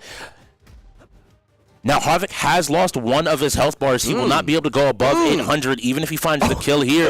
The combo ends up dropping, unfortunately. Yeah. And now he definitely has a level of understanding, though, that excels like way more so than we've seen other players. How many pawns? 1, 2, 3, 4. No way! The Oompa Loompas on the screen! Willy Wonka is in the building right now. That was wild. Now, important. He is so comfortable on that character. Yes. I think there's a reason you see people end up on the king. It's the people that are willing to put the time in. Yeah. I actually want... They could chase Havoc forever. Yeah. They have to start eliminating some of these other players if they really want to put Havoc in an uncomfortable position. I think he's gonna no, because if he moves forward, he's vulnerable to the rook. Yep. So you're right. They need to make a play on this rook, and or potentially do something with their knight in the back line. That's another thing that they could do. And let's see now. Or just the option he's going to step back forward. He has to continue to step back. They could play the king back, and then it'd start advancing their pawns and the rook with the pawns on the right side of the board. With that rook, take out some of their pawns. I mean, he's going to have to fight this rook at some point. At some point, but I think he's just trying to find a safe enough spot. Once he gets to a safe enough spot, he already has his rook one move away from attacking their king, along with the knight. You almost have the Shogun boxed in. You just need to find your opportunity to get a solid attack in. Now, good job using those pawns to ensure the knight can't move forward. And my real question, I guess you don't want to take a fight against the bishop? There we go. This is what I talked about earlier. If the knight's in the back line, I wanted to see that rook on the left side of your screen engage with that knight, just so they didn't feel comfortable. And that's exactly what we're seeing. Now, who is this on the rook? That's going to be Black Diamond. Yeah, that's Diamond. Once again, we saw him do some good work before going up against Bosif. Yeah. Bosif throwing out these projectiles. He recognizes his win condition is stay away from me. Stay away from me. Don't get close. Yep. Throws out his own rook assist to try to get in there. Nice block there. When he has the health advantage, let the time tick away. Let the time tick away. If he wants to keep zoning, let him. Nice job. Finds his hit. And he just needs to find a few more of those, but he gets touched. No combo's able to follow up off of the assist here.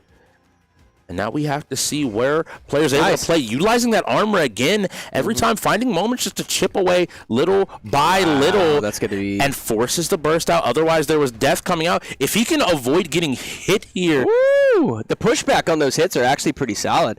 Oh, that was a solid mix-up. He actually went for a one jab into grab and then got caught. It didn't make a difference, though. Cleans house right there on the Knight. Clears up the back line of his board.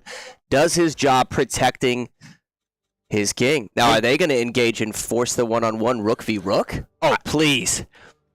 This is like Hulk versus the Abomination. That would be amazing. It's going to be who can throw hands the best. Now, I appreciate this because what Bosif was able to do was ensure that this is not a fair fight. Yeah. The LA xGODS have a 200 health advantage, which essentially gives them one extra mistake. Yeah, one extra mistake, but xGODS also have ultimate. That's true. It's gone. They do have the ultimate advantage, though, because he's the attacking piece, so he has a little bit to play with here. Nonetheless, they've got to get out of this corner. Being in the corner doesn't matter. Throws him across the screen and lands a drop kick from the top rope. He said, I'm a super. Oh, my God. Diamond might die here. And there's the throw to do it. And Ranger says, I'm fine. Hit me once, gets up, hands the controller, said, I did my job. That's all that matters. Yep. It definitely took a little bit of health, but that's going to be hard to beat. Now, are they going to engage with this? Is he going to force it? I think you just avoid that fight with the Rook where possible. It is Raven. We talked about that is Raven playing the king. For those of you watching, he is a tier 5 player, but he's definitely been making some huge, huge plays over the last couple of games here for Shogun. I mean, I'm trying to think strategy-wise. He could shift to the right side of the board and then collapse his knight and castle around them in order to slowly protect and maybe try to focus on winning some of the fights. The problem is if you're playing off your back foot, you don't have the ultimate ability at your disposal anytime the fights occur. So maybe pick your battles here. And I think a trap is trying to be set by both teams right now. Right. They're both in a situation where a few moves are their only way to avoid having to take a fight with their king. So opting here to walk forward and to maybe get rid of some of these pawns to try to weaken Havoc on that king. But does Havoc just elect for the fight? No, is instead choosing to continue to move away. And now he's kind of trapped on this back rank. He doesn't have the ability to ever step forward again. And if this knight could maybe get into a position to take a fight, instead of electing to put Mr. B in against Ragin' Cajun and to look for a fight. The button check was called. We love to see it. It was a problem earlier in the season. People weren't calling button check. Yeah, this is actually, I think, a really, really good play coming out of them, because if they're able to knock out this rook, that's going to free up their king, and they could probably start playing a little offensively after this. But this is pretty much over if they lose this fight, I would say. Yeah, it becomes really hard because now you have to try to win basically with your king, and the xGODS aren't going to give you a king versus king matchup. They're not going to make it fair. Yep. Oh, nice job. He wasn't ready to counter it. Cajun hanging in the air for the extra second, and Mr. B finally says, I'm just throwing out the super. I don't want to play, but he gets the super as the burst as well. So if he can find a touch, he can maybe go ahead and combo his way to a victory. And now both players have slowed down a little bit. They realize how close the game is, but you got to always be watching out for these throws, these drop kicks. The damage is coming out hit by hit. I want to see a jump in. I want to see a jump in, canceled combo string into grab against the Rook right now. Because he's waiting for his time to go to initiate with his combos and get some of those grabs off. It's not going to make a difference. This is pretty much over. Yep. Oh, my gosh. Ends it with the drop kick. Wow. Ragin' has been fully willing and prepared to take a play. So you have this one Rook left. Yeah. Now, the issue with a Rook by itself, you are not going to be able to get a fight against the king. Yep. The king is just going to sidestep left and right. He's going to avoid everything, avoid everybody. Yep. And maybe now choosing to, instead of forcing the fight right now, go ahead and move across, take out more of these pawns. to eliminate more of them off the board. That king is kind of trapped on that square, at least immediately. And then you can bring your second rook in to close out this game. He's going to move here. He's going to be like, I'm going to attack you. I'm so scary. And he's going to be like, I'm going to move diagonal. You can't do anything. And then you step forward, and I'm going to step forward. Oh, that's interesting.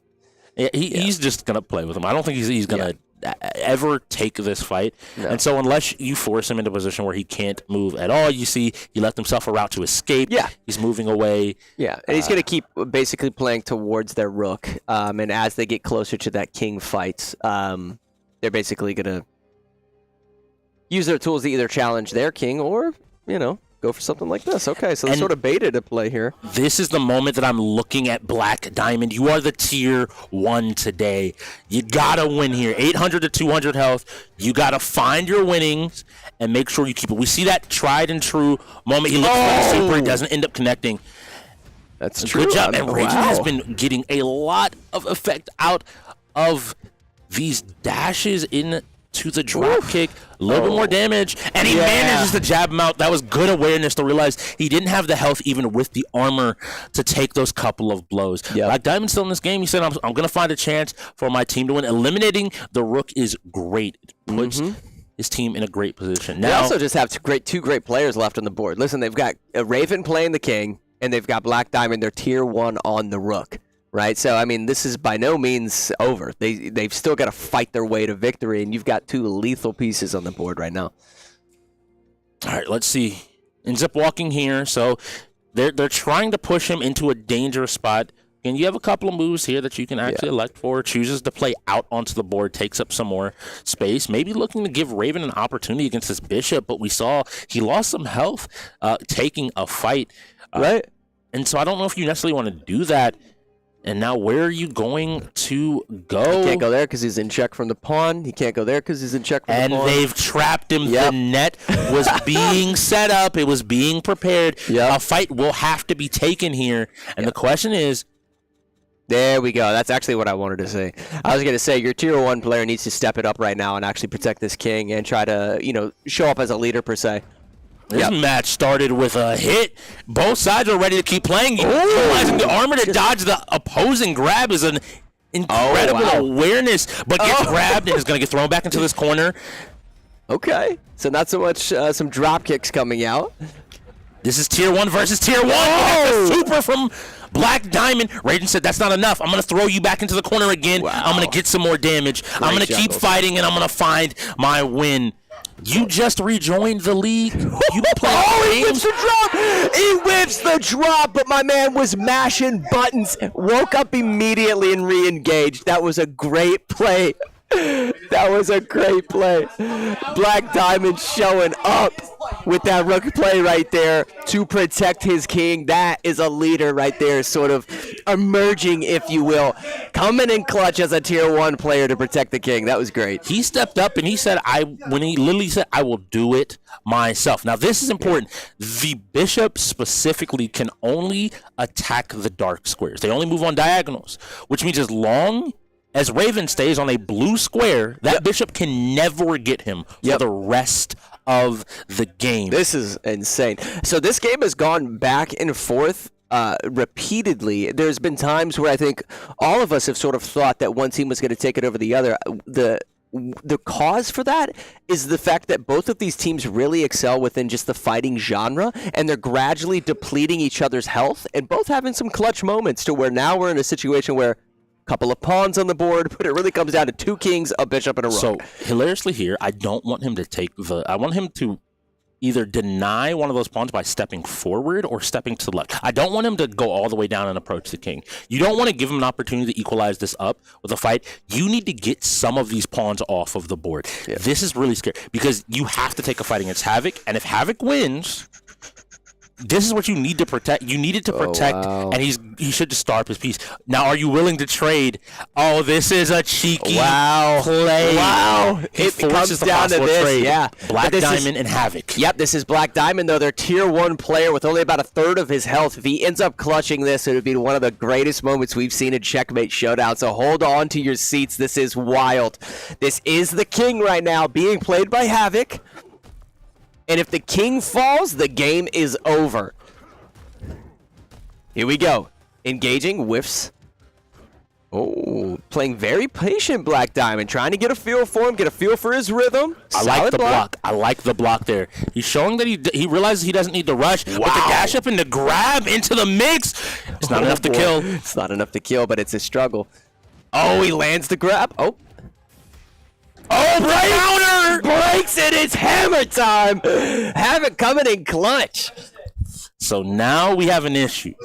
Yeah. You can make this piece anything you want as it steps across the board. Yep. So now the real movement is you have to get your king out of here. Mm-hmm. What's it going to be? Are they going to bring back in Bubbles? Are they going to bring back in Raging Cajun? And it looks like Cajun is the choice. That's interesting. Yeah, you know, something I've never thought of when you revive a piece, do you pick the piece that's the most optimal piece like the queen, or do you pick the most optimal player?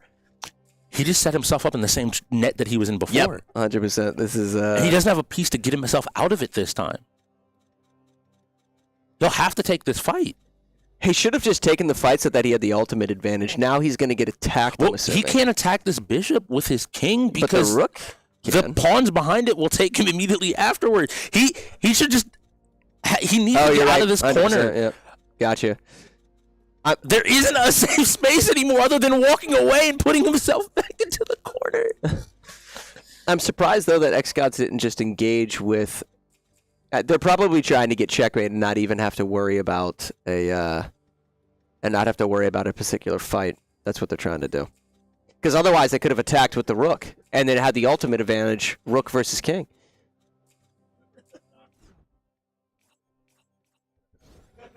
Oh, wow. And the second rook. Wow. Now these lines are going to be drawn, and you have to take a fight. Raging with a full life rook. This is a rough spot to be in. This is Raven versus Havoc. Both the names at the bottom. Oh, no, I'm sorry. Not right. Raging. Raging, yes. Versus this is Raven. Yes. Trust me, I'm there with you. The moment I had to be like, where are we going? Versus Raven.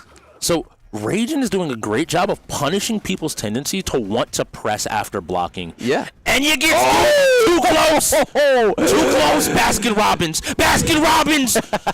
One more. Okay. Burst, and here we go. Raven's got to be able to get his damage out. Ends up is back to finish the game.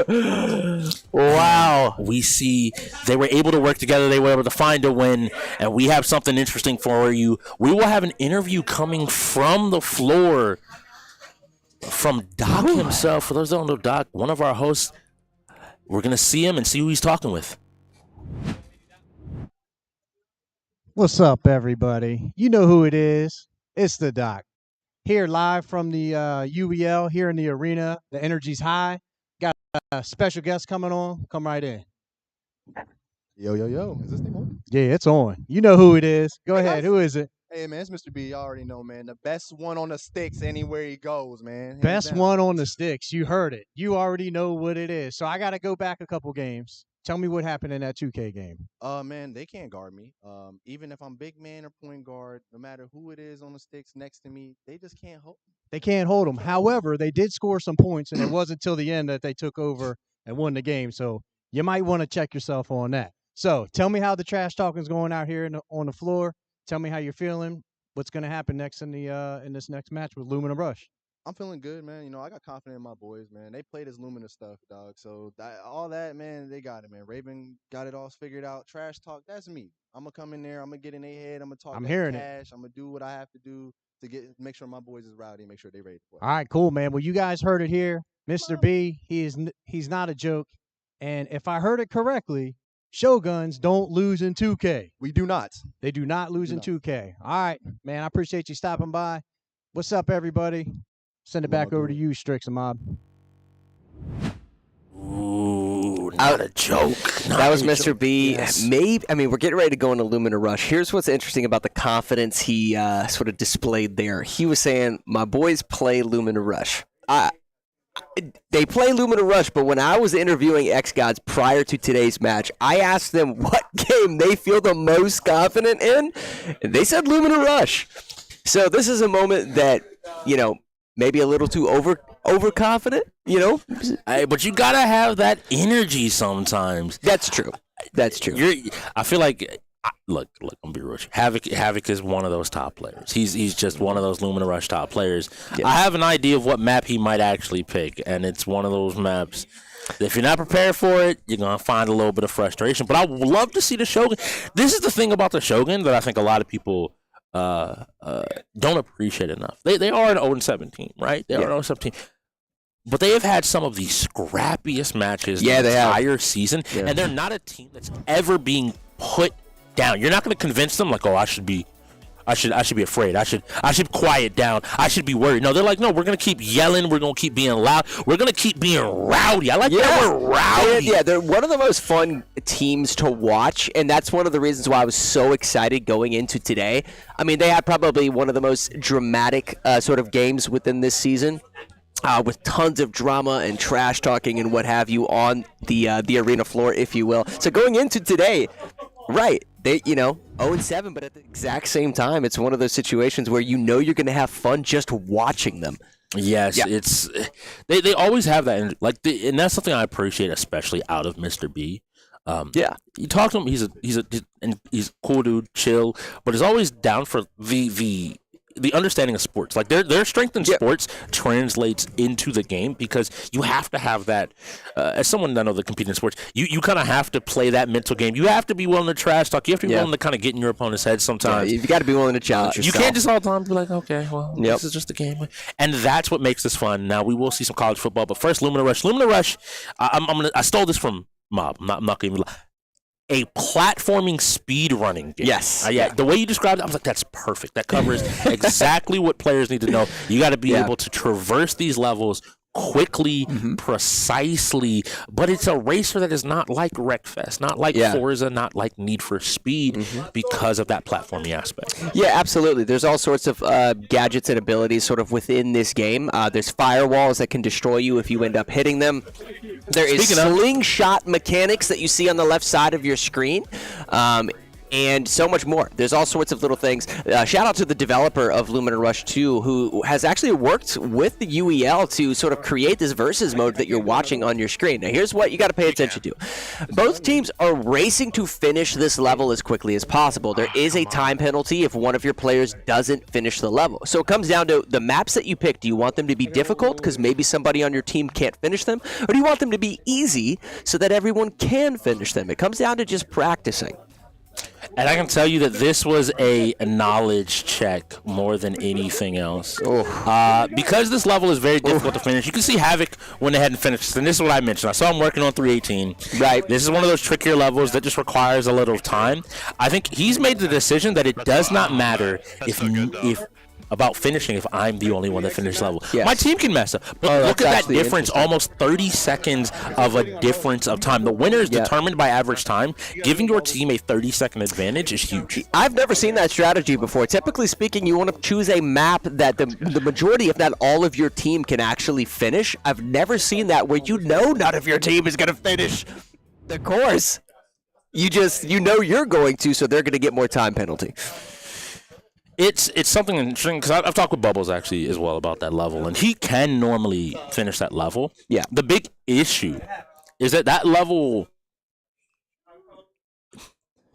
The physics play against you in that level. Yeah, it plays against you because you're shifting momentum on those catapulting objects, if you are the slingshot objects, I should say, and it's hard to sort of read your actual character model, like sort of momentum going into the slingshots. And that very last second with the catapults, also has a gravity that is constantly pushing you up. Yes. So now you're working against. I didn't even know that there was gravity drops. It's really crazy because that purple area it causes you to constantly rise. So you're now, like you said, dealing with momentum going this way, and you're being pushed up, and you have to weave 3 or 4 of these in a row to get to the finish line. Yeah. And even if you can get through the entire first part of the map cleanly, that last part requires you just to understand, where am I letting go?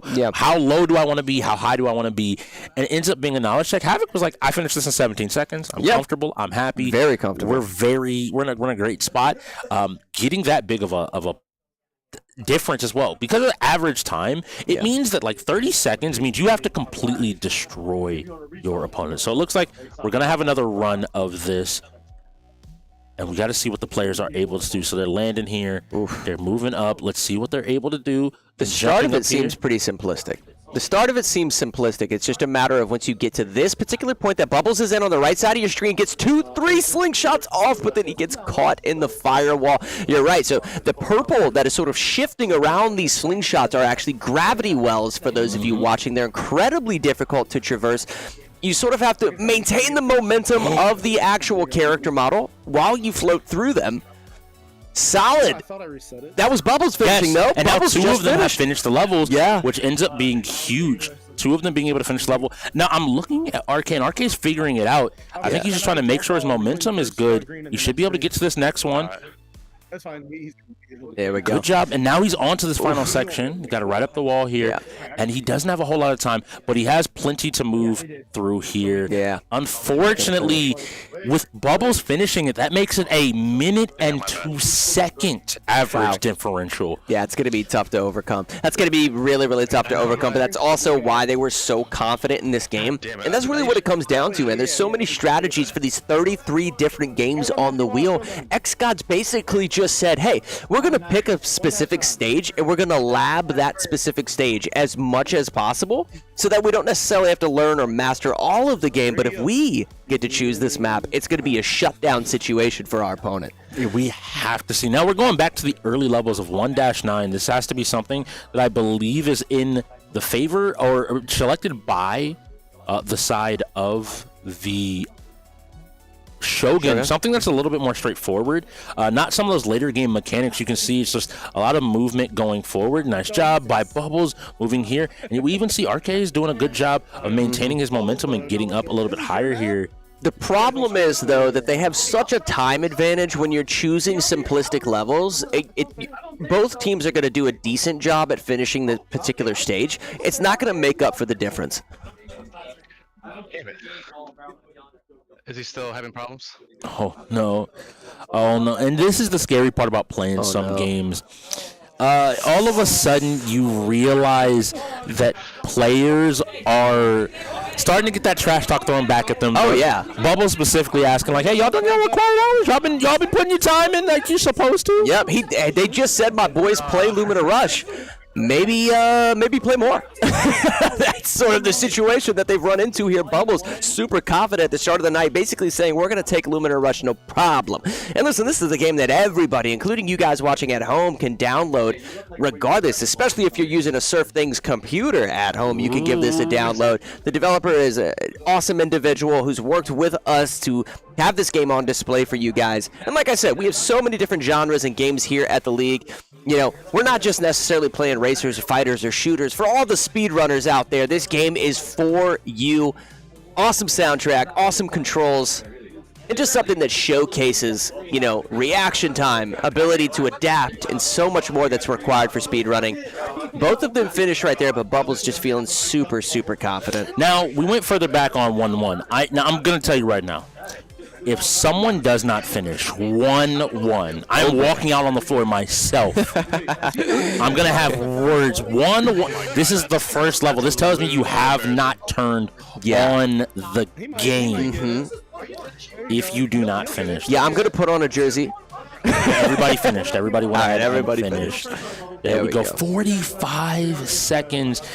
I don't know if we need to wave the white flag. The flag has been thrown. That first level, the difference has never been made up. Now, where can we see the difference? And so on the right side of the screen, you can see red team, blue team. You can see their times. Just a little bit of quick maths. Okay, got just 30 seconds to, I think that says 12. 12, yeah. So you're talking about an 18 or so seconds. Yeah, that's tough. That first level, though, it was 58 to 2 minutes. Right. And what is the penalty for not finishing? An extra. So it's 1 minute of play plus a minute. So you end up with that full 2 minutes on your average time. Okay. In a game where we're talking a lot of the top times are sub 10 seconds. Right. You can imagine what a 2-minute penalty does to your score. That's interesting. Does And listen, you guys can see at home, they have level 1, basically difficulty 1, difficulty 2, difficulty 3. There's a multitude of different levels within this game. It's so easy to just practice this for 30 minutes to, maybe an hour if it's something that you really, really want to improve on. But just it's all about consistency. Consistency so that when you sit down to play this on the UEL arena floor, you go into it feeling comfortable, feeling confident. You know how to shift your momentum, maintain those physics, if you will, where the traps are, where the slingshots and different abilities and what have you are. All it takes is consistency when it comes to speedrunning. People would be shocked with how capable they can become with just running these maps over and over again. Bubbles showing exactly how to do that right there. Yeah, and taking his time. Arcade is able to finish the level as well. Looks like everybody should be good. Bubbles with some trash talk on the floor for those of you watching at home. Whether you're on Twitter, whether you're on Twitch, wherever you're watching this at, potentially on Instagram, be sure to follow us at UEL Esports. Bubbles putting on a show right now.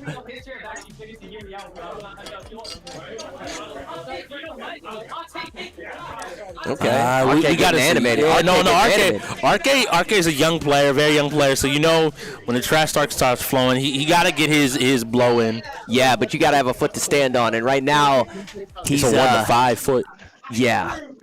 Missing a few toes there. I'm just letting you know. You're missing a few toes. Yep. So we gotta do our best. Looks like Lumina Rush has gone ahead and finished up. I'm gonna have to take a wild guess. That's an xGODS win. Yeah, that's most definitely an xGODS win. Bubbles feeling really good. They're smiling. They're happy. They're good to go. But college football up next, and guess who is around the duo that found their first win, and now the duo that hopefully found their second win. But there is someone out there that has some words for it. Bo Seif on the other side. This is the same 2v2 we saw not too long ago.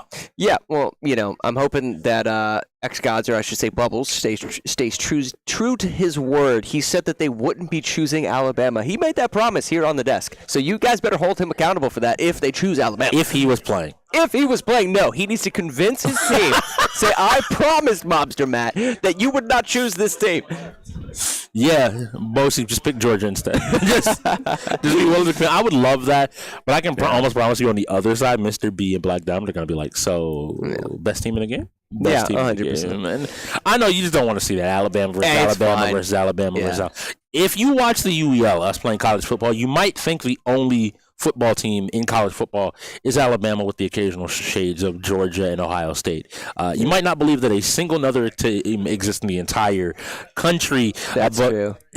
I agree. I always want to see that verse. I want to see people take risks, do something different. Take risks. Jump into the toolkit of some of your favorite teams, especially if you have a bit of confidence about you. Maybe we see that later on in the night if the wins keep going in xGOD's favor. Maybe they start practicing using specific characters within fighting games that they want to practice with. We say it all the time. There's no better practice than when you're actually on the court for game day. So maybe we see some of that. But I think right now they want to keep, not just keep the lead, but start advancing in that total wins, if you will. Yeah, they want this sixth win. So the sixth win, speaking to the xGODS, we talked about it very briefly at the beginning, but this sixth win would solidify their place in playoffs. Yeah, guaranteed.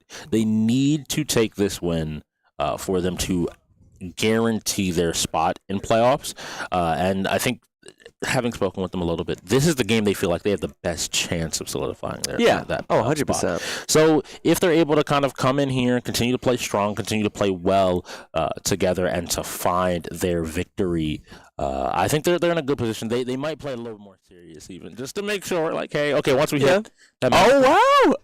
Oh my gosh, we got Miami versus Texas. My dream come true. Neither one of the teams chose Alabama. I know they can hear me right now. That's a big thank you from Mobster Matt. Okay, here we go. We're getting into it. Fortnite going to be our next game.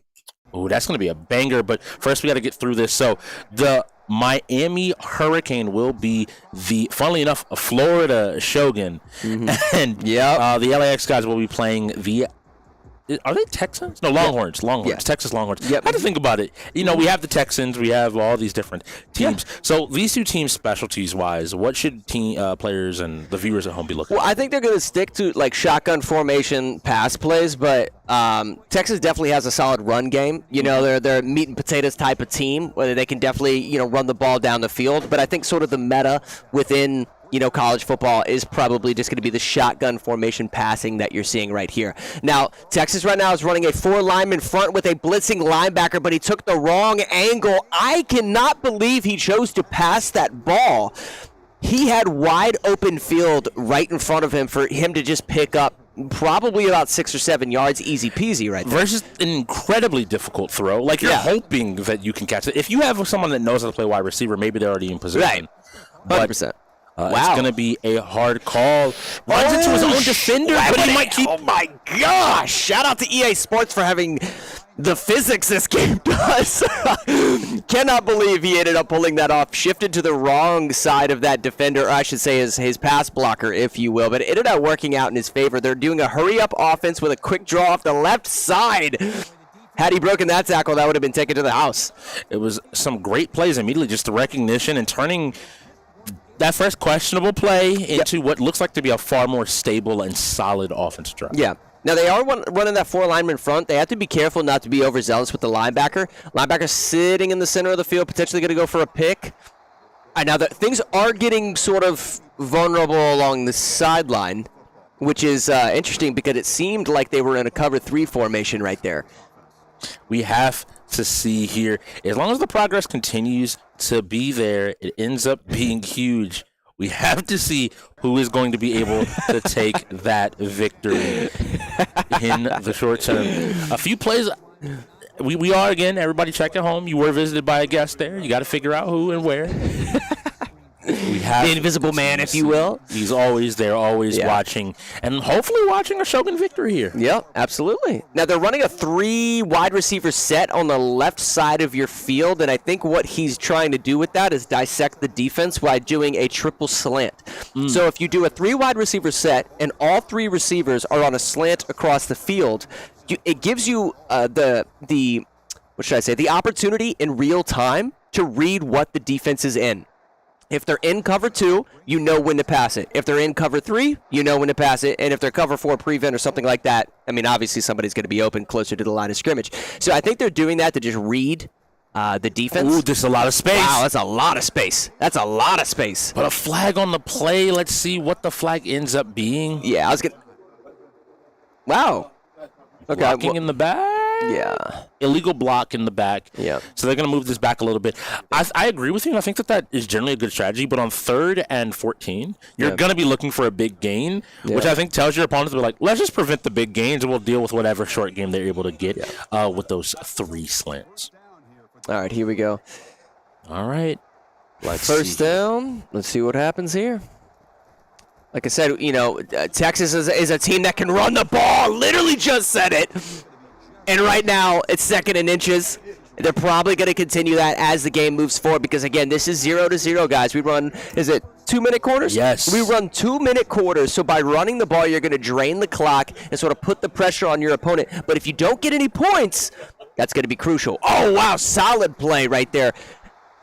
You'd have thought that they were playing cover 2 with the way that occurred. I'd have to take another look at it. Because you guys can obviously see formations and what have you on your screen, but I don't know if that was cover 2 or cover 3. If that was cover 2, that would be why that was so wide open. We have to see. It looks like Bosa has a better read on what the Shogun are trying to do than the reverse. Yeah. And I say that into a big, no gain whatsoever. I thought it was going to be a bigger loss than that, but they ended up just getting back to where they started. Well, they can't be telling. All right, right now they're running a tight formation, which is incredibly telling when you're going up against Texas. Still in the shotgun formation, but even if it's not a run, it's a little bit more manageable in terms of a pass defense to defend. Now, play action was pretty solid, but not the receiver I would have chose to. You're throwing across the field there and off of your back foot. The rollout right there would have been to the left side of the field, and they actually had a player open along the sidelines, which is the same area of the field that their previous successful pass was to. They need to start taking advantage of that. If they are running a cover 2, that sideline is going to be wide open. Oh, and they get picked.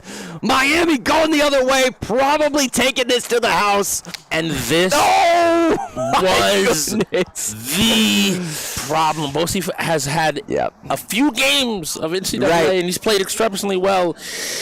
Yeah, he has a problem with interceptions, and that's one that has now put his team behind. Well, they passed it to the central, not necessarily the center box of the field, but you're talking about the edge of that center linebacker's box, which has been covered almost the entire time that they've been passing. So I don't necessarily go, because he basically was passing to that particular receiver from the snap of the ball. He had him eyed down that he was going to go there whether or not he was covered, clearly. Oh, this might be taken to the house. Texas with a kick return. You just saw it here live in the UEL, leaving them in the dust. Oh, my goodness. There is no way we just saw this get tied up after a pick six kick return. Wow. Everything's tied up. You guys are watching the UEL where gamers go pro. What a moment things are tied up. This is more important because the xGODS get the ball back after half. Right, and I want to say that was a user-controlled error right there. He potentially could have had the particular kickoff member right there that was supposed to protect the specific zone, and he might have dragged him to the opposing side of the field. I don't know necessarily an onside kick. Interesting, because if they greedy here, if they get it, okay, I clearly didn't. Had they gotten that, they would have time for one play and then maybe a field goal. So I like that choice. But I think if they can have... You can play one play here on the side of the Shogun, maybe looking for that touchdown, or possibly if you do it quick enough, you could get out of bounds and be in field goal position. Right, this is going to be a post route to the right corner. Yep, right there. And it gets picked. I called it in real time. I promise you I'm not psychic. That was... Don't let him trick you. He is. I saw him. He looked off into his eyes glazed over for a second, and he was just narrating it. Well, typically what happens right there is if you don't actually, if you don't run like cover 4 prevent in those options, if you give the receiver long enough, typically in EA made games, right, like in Madden and what have you, there's something about the way that the AI operates that, given enough time, that post route all the way down the field opens up. Okay. And they seem to like know the game really well, I would say. xGODS definitely know the game. The fact that they're going for an onside kick with 7 seconds or what have you left, they definitely are thinking big brain at this moment. Yeah, I think that had the potential to be picked off. It looked like whoever was on that defender over on that left side realized the ball was coming there and was starting to step up, possibly to get an interception. So it might be fortunate that ball ended up getting knocked around and not ending up on its original trajectory. They're loaded the center of this field. 4 linemen set, 3 linebacker set, just stacking the box. Oh my gosh. Wow. Shogun diving into the next dimension, missing that tackle right there. Holy cow. So unfortunate. Nonetheless, it's first down. Texas maintaining that run game that we talked about earlier. And there we go again, right up the center of the field. He's going to take this to the house. No. The referee trying to get out of the way. xGODS with the successful run game might be the difference. They have to maintain this. This is the thing that the football.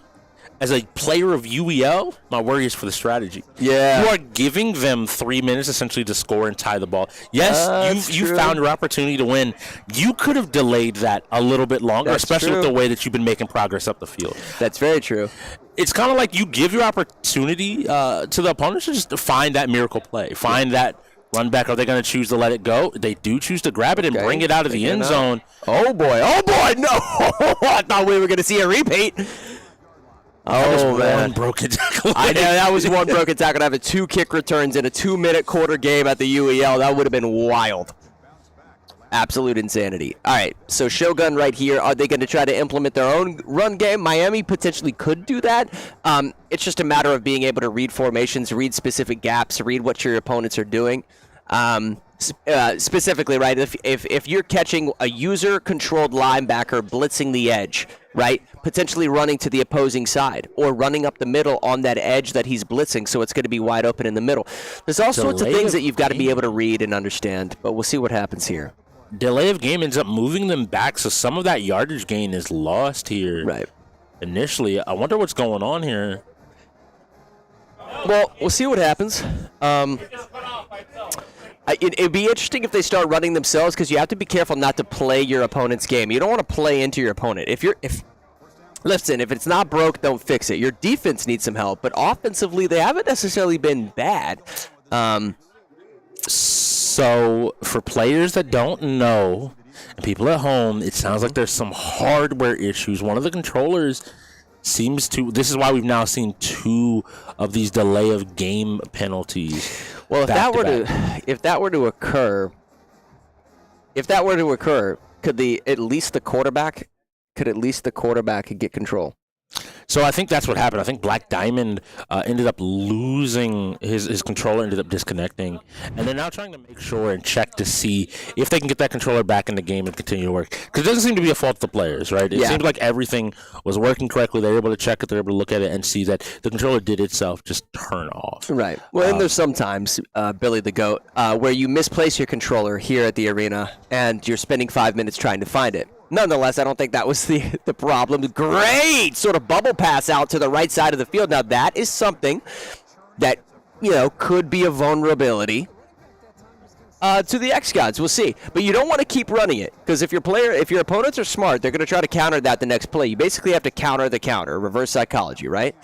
Everywhere seems to be relatively open. That was the one player that was completely guarded, and he threw it to him. He threw it into the opponent's team's helmet. Yeah, luckily that he didn't put his hands up. Yeah, playing patty cake with his helmet right there. So this is something that's interesting. So it does look like, I'm trying to make sure. Okay, it looks like they got the controller reconnected.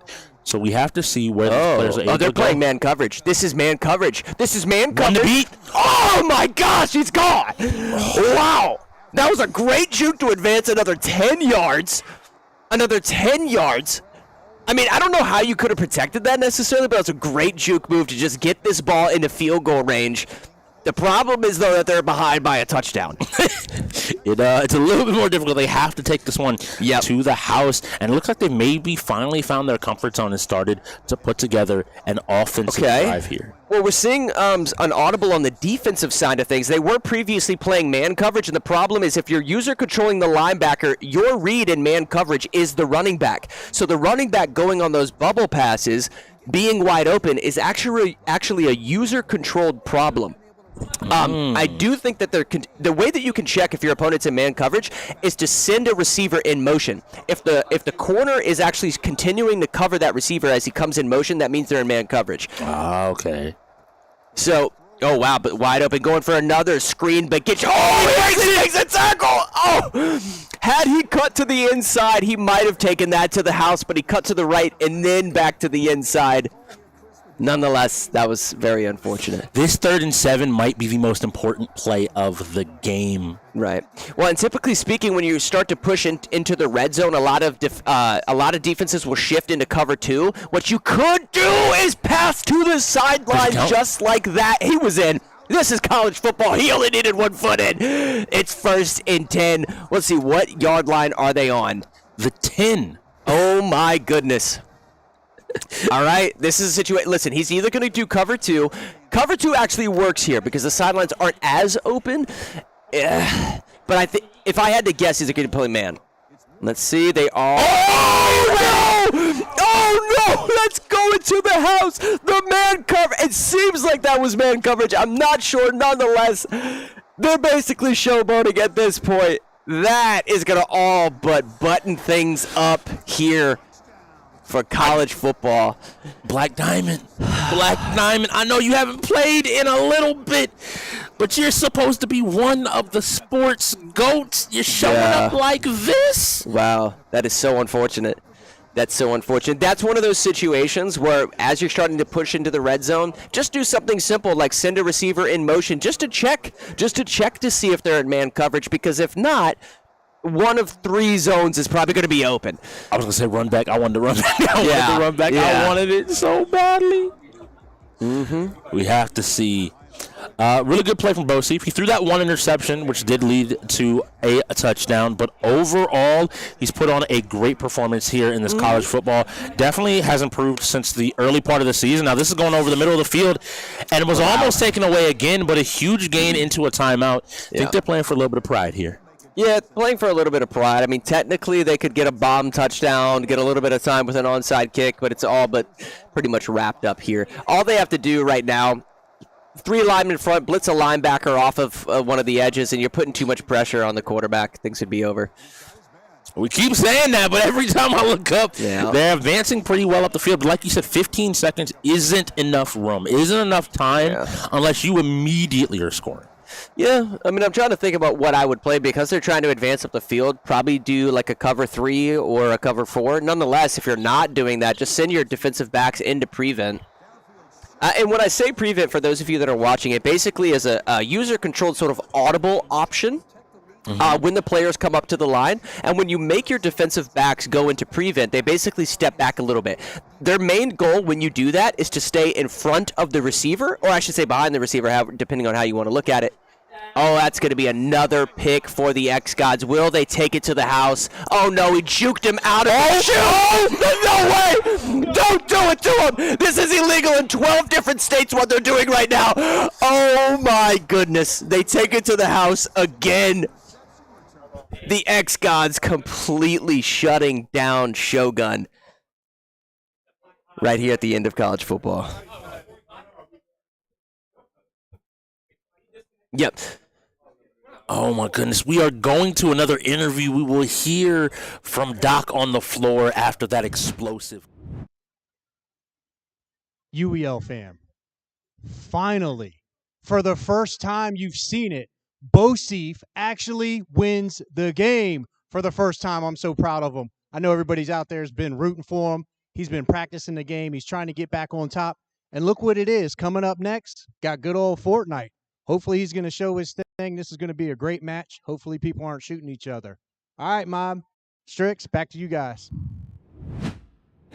Hopefully they're not shooting each other. I wish that was just a joke, but they find a way every single time here in Fortnite. And I know there's one person in the building that is excited for Fortnite. Not just Bosey. Bosey is always happy, but RK... Low. Okay, I thought you were going to say Flying Kittens got off the swing set out back and decided to step in. I didn't know. I didn't know he's here today. Oh, my goodness. No. Flying Kittens would also be excited. But Fortnite is a really fun game. We play in a trios mode, so it'll be a team of 3 and a team of 2 from each side. And we got to see who's going to come out and play here. Because, again, Bosif is one of those incredibly strong Fortnite players we have in the league. But RK... if you look at him on Discord or ever talk with him, he's going to come in here and like, I'm the best Fortnite player around. I do this. Yeah. This is my game. Yeah, I also think, though, like, typically what happens when we see wins starting to rack up for one team or the other, and I'm going to be honest, the last time we saw Shogun, they were such an emotional team. It played against them as things went on later into the night. They need to pick up a few wins right now. We have about 14 minutes until halftime for those of you watching. At halftime, the timeouts for both teams are actually going to be cut down to 2. And so prior to that happening, maybe use a timeout if you need to in order to really set up for these next maybe 2 games. But you need to pick up 1 or 2 wins to get back into this. If not, I see the same situation sort of happening where they sort of let their emotions get to them, and it creates this snowball effect as we move forward throughout the night. I would hope that the conversation there would be like, hey, we have a lot of fighting games we still win. These racers haven't really rolled beyond Lumina. There's plenty of games still there for y'all to win. Here. Yeah. Oh, somebody has picked up the Snoop Walk emote very clearly for the Fortnite. NHL, another sports game. That being Bosif's best sports game, and him being available might make it a little bit rough for the side of the Shogun as well. You're asking for those couple of games, and I think it's going to come from that sports category, maybe those shooters where they're able to take a victory, but they're going to have to be able to prove it here right now in Fortnite. Oh, absolutely. I mean, there's definitely ways to do that. In terms of the game mode that you guys are seeing on your screen, we're not jumping into a battle royale, right? You're going to see a blank canvas in front of you when these teams spawn in. They're basically spawning into these. The spawn points are like little bases, essentially, on the edge of the map. And just like in the Battle Royale, there's going to be a zone that gradually closes in.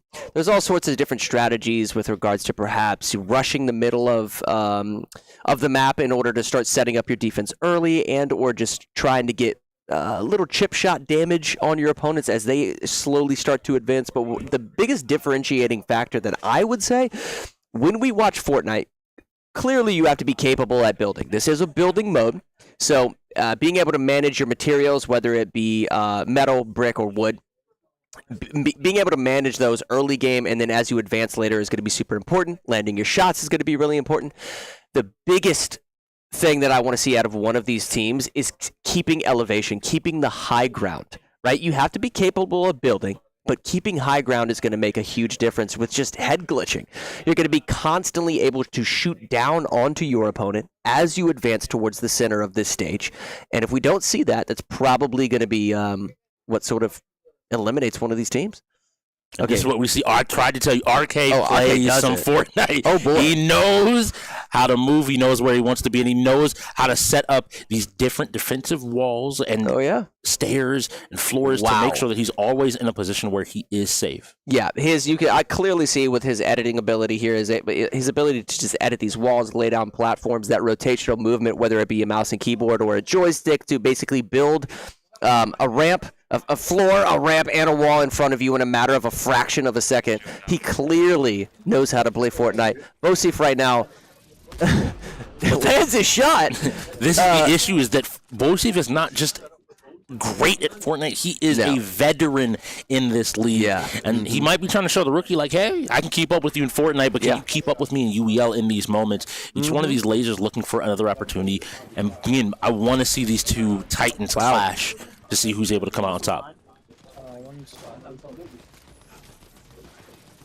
Wow, so we just got word that it's going to be a 5v4 because Black Diamond on Shogun did not have his game updated prior to the game starting. So they're at a disadvantage. Nonetheless, it's still doable. It is unfortunate because clearly that's their tier 1 player. So I know a lot of you at home are sort of thinking the worst here. But just one of those situations where you got to be able to check those sort of things moving into game day.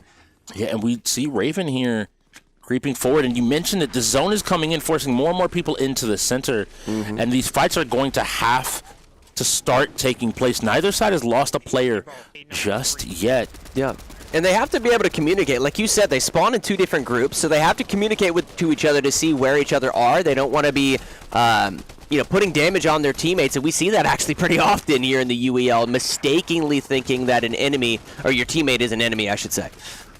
We have to see here, pushing forward here, looking for possible plays. We got a little bit of damage.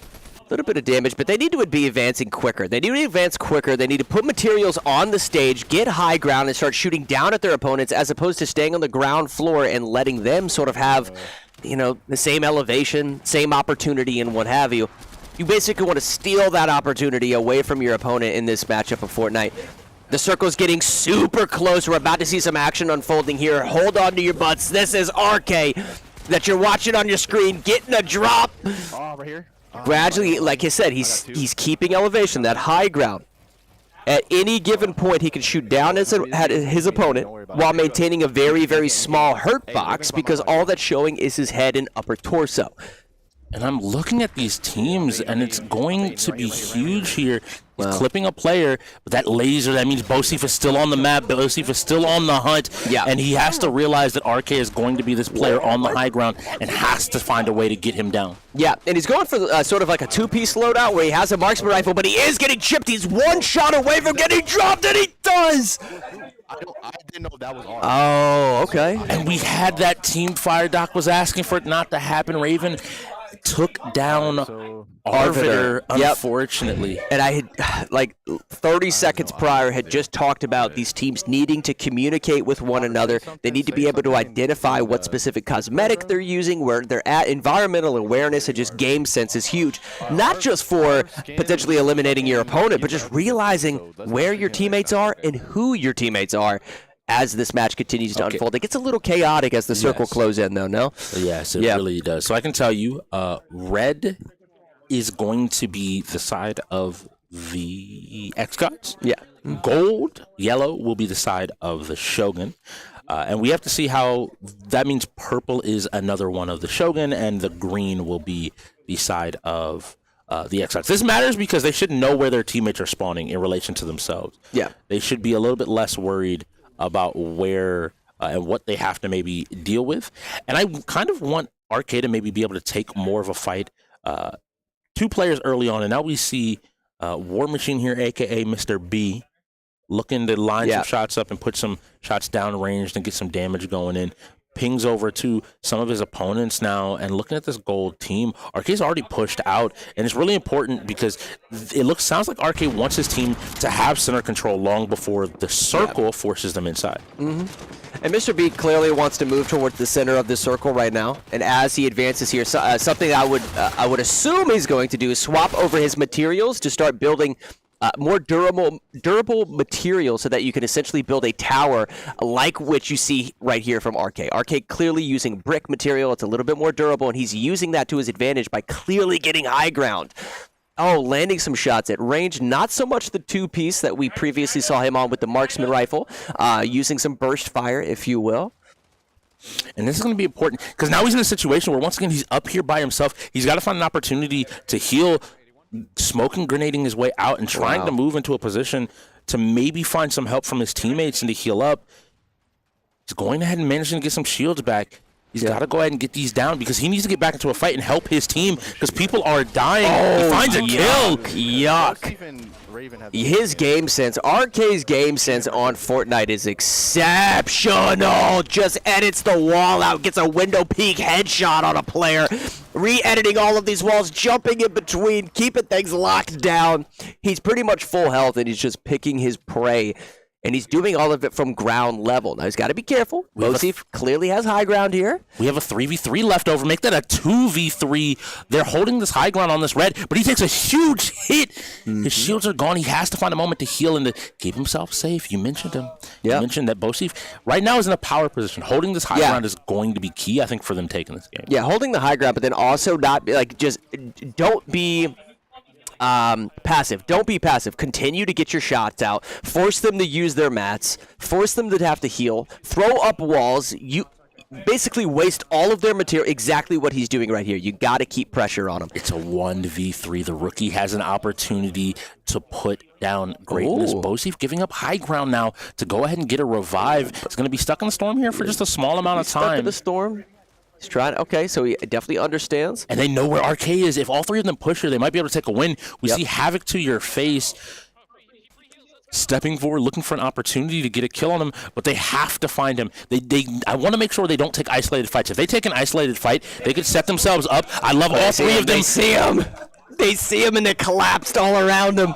Like sharks to blood in the water. They just slowly, he was running around, he was boxing, he was trying to use that game sense that you highlighted. Yeah. But he was unable to just get away from 3 players all in a position to shoot him in that moment. NHL is the next game. And I really thought that Fortnite was one of the games that the Shogun were going to be able to take. Yeah, I thought they were going to too. But I mean, week by week, you've got to be willing to adapt to sort of the pattern of behavior that you're seeing. The opponents that are beating you in these games, what are they doing that we need to start capitalizing on? And one of those things we could have potentially seen from Shogun is keeping and maintaining high ground. The moment that they lost the high ground, potentially you do go for that revive. I completely understand. But you have how much material? Just build your way back up onto the tower and top mid and just control the sight line.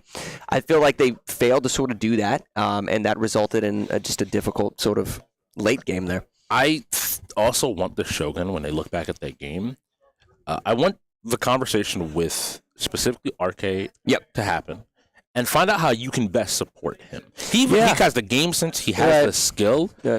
Yes, everybody should want to frag out and to do their part, but to be able to enable him, because there were times where he was just by himself in situations, and yes, if he's in a 1v1, a 1v2, that's doable, but in these coordinated situations where all 3 people are on the same team, all 3 were red, they didn't have to worry about damaging each other, all they had to do was just find the odd man out and take those shots. I think it becomes an incredibly difficult game to be able to take a win in. Yeah, and clearly need to be a little bit more careful with team shotting each other. The way you could probably go about doing that is just identifying where your teammates are and then trying to shift to a position that isn't necessarily on top of them and commit to it. So anytime you see an opponent run up on you, you're recognizing that we've made a commitment not to necessarily play around each other. This clearly has to be an enemy.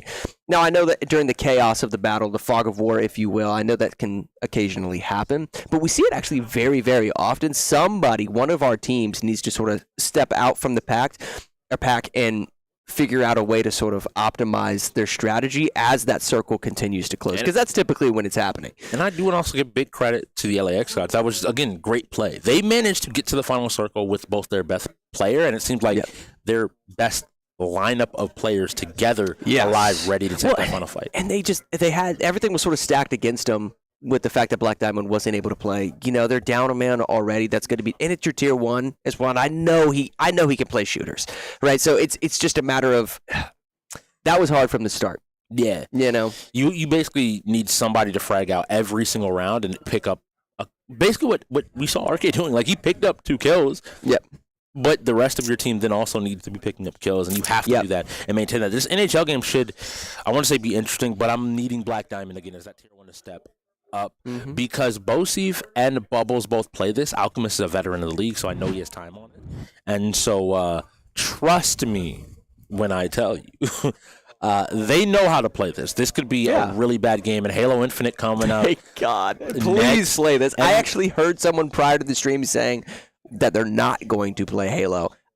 I hope one of these teams isn't forfeiting Halo. So if GGO was here, if Kenna was here, I would expect them to forfeit. Without Kenna in the lineup, I think that you are more than capable as the xGODS of taking this game as long as you play well together. Now, we have to look. Remember, these are 2-man lineups. So we can look at who's not there. That's Havoc as well as Ragin would be on one side, and on the other side, it would go ahead and be RK as well as Raven.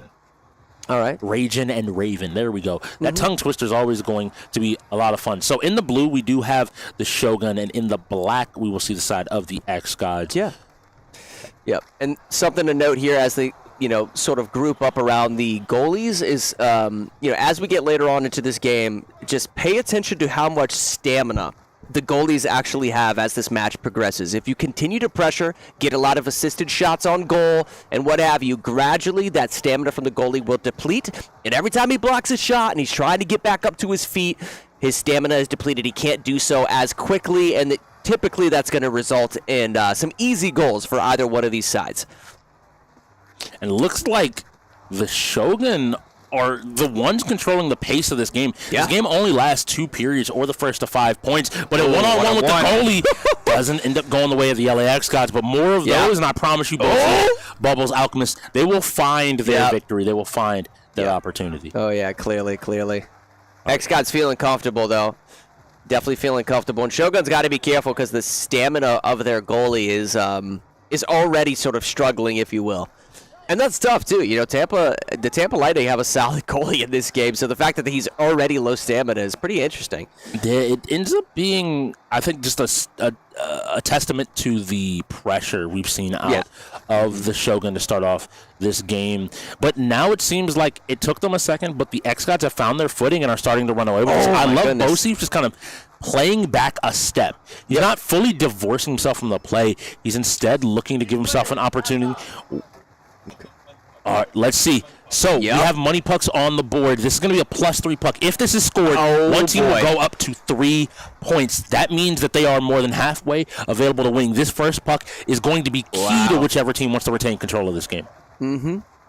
Yeah, it's another 3-point money puck, and that's what's different about this particular 3v3 action that you're seeing here in NHL. They score this puck, they get 3 points, not just 1.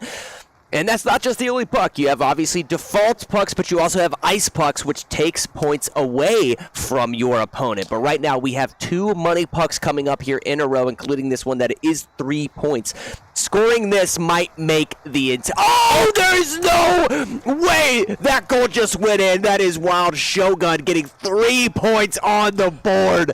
But it isn't just 3 points. This second puck is another money puck. This game could be over with. There is no more room for the LAX gods. Yeah. He claims to be the best NHL player. I need Bosi to step up now. Yeah, that was wild. That was wild. The fact that, we don't often see money pucks scored in that fashion, but oh my gosh, there's still another money puck. If we see 2 3-point pucks scored in a row, that might be one of the rarest things that's ever occurred within the UEL. They have pressure on the goalie. Let's see if they can do it. They're stacking bodies around him.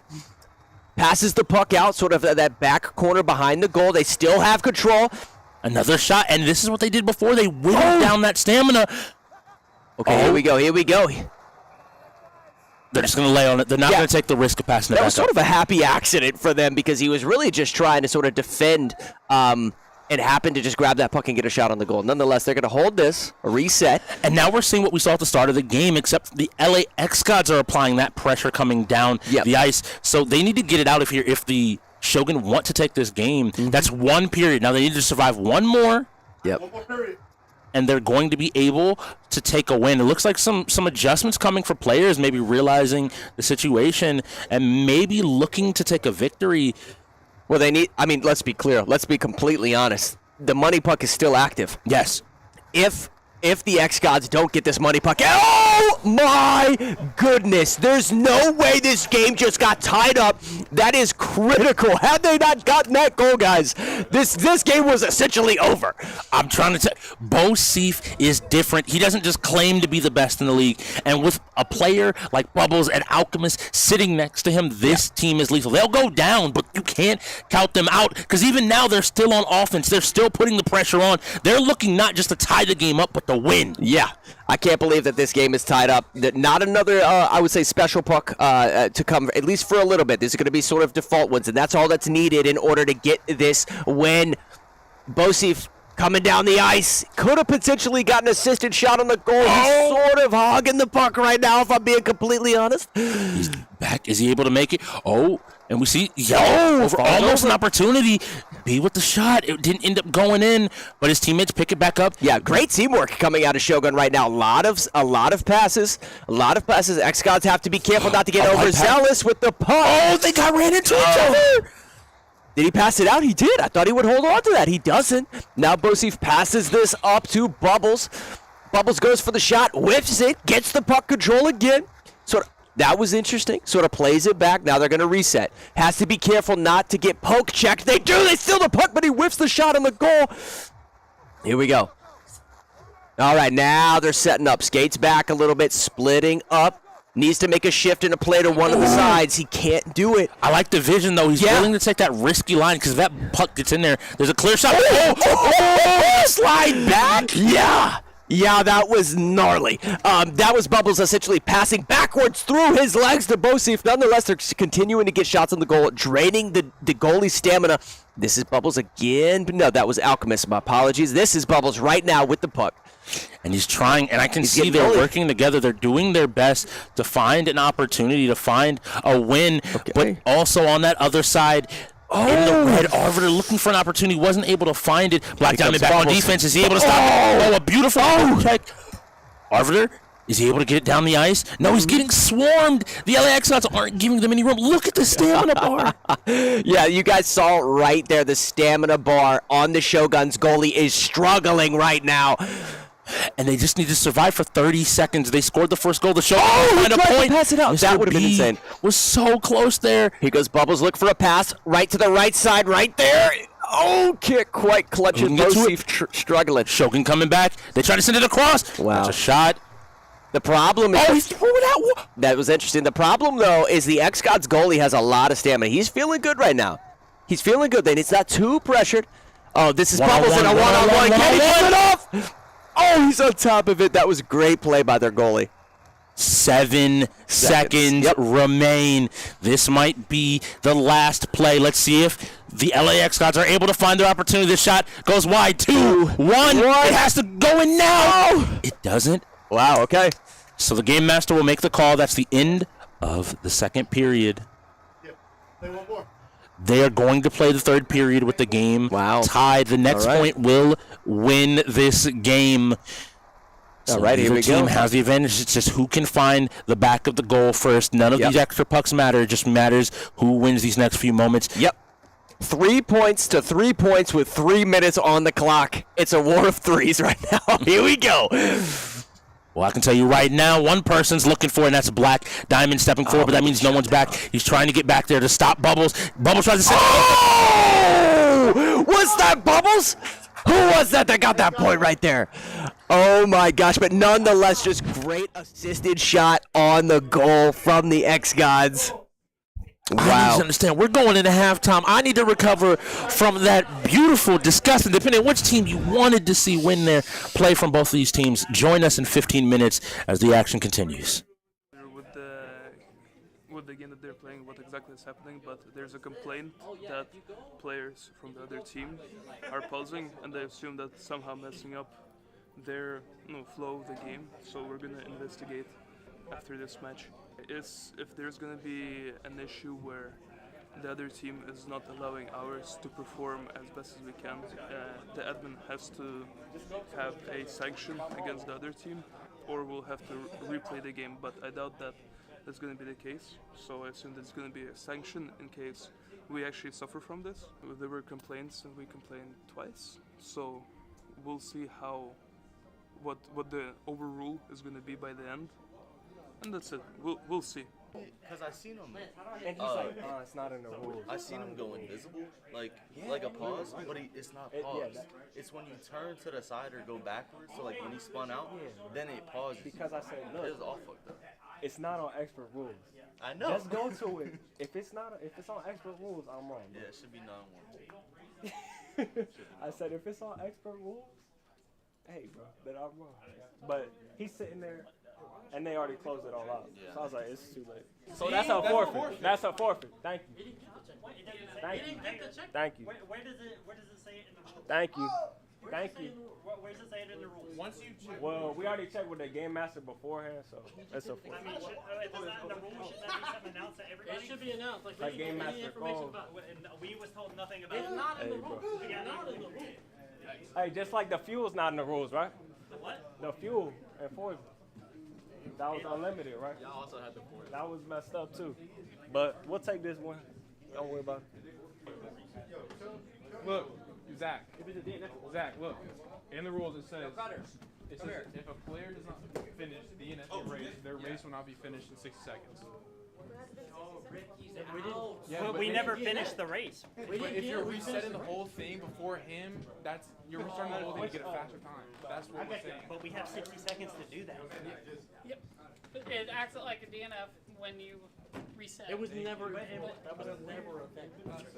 People have been resetting all season. That's how it is. What is the call? The DNF for the club. That's insane. Because it's restarting the time over. It's restarting the time from the beginning. And that's not a GM. Well, it's integrated. That's one. Okay, that needs to be in the rules. That needs to be in the rules. Wait, if it's not in the rules, how are we supposed to know? It's not in the rules. People have been doing it all season. Yeah, literally all season. I don't agree with you guys, but he's the GM on site. But he don't need to be. Hey, that's hey, get him out of here. That's messed up. That's how you know they salty, bro. They salty. Hey, go ahead. So wait, Reapers win! Not really. Handicap. It's okay. So far we're doing pretty good.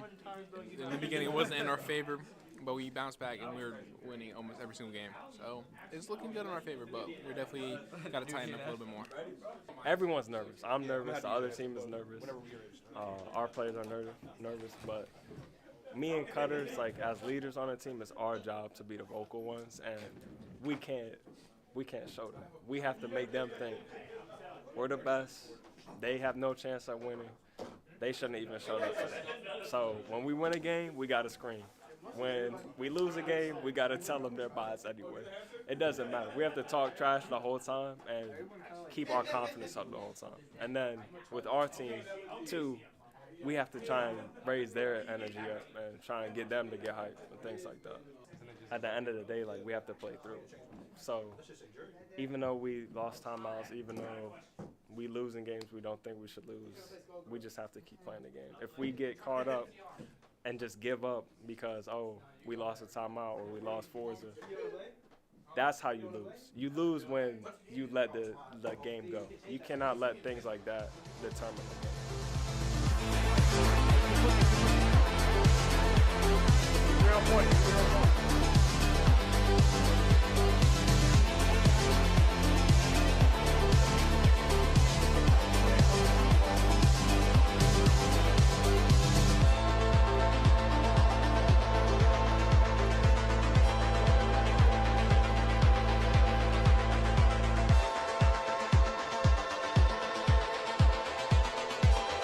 Right now it's going to be the final fight, and it's going to be very, very intense.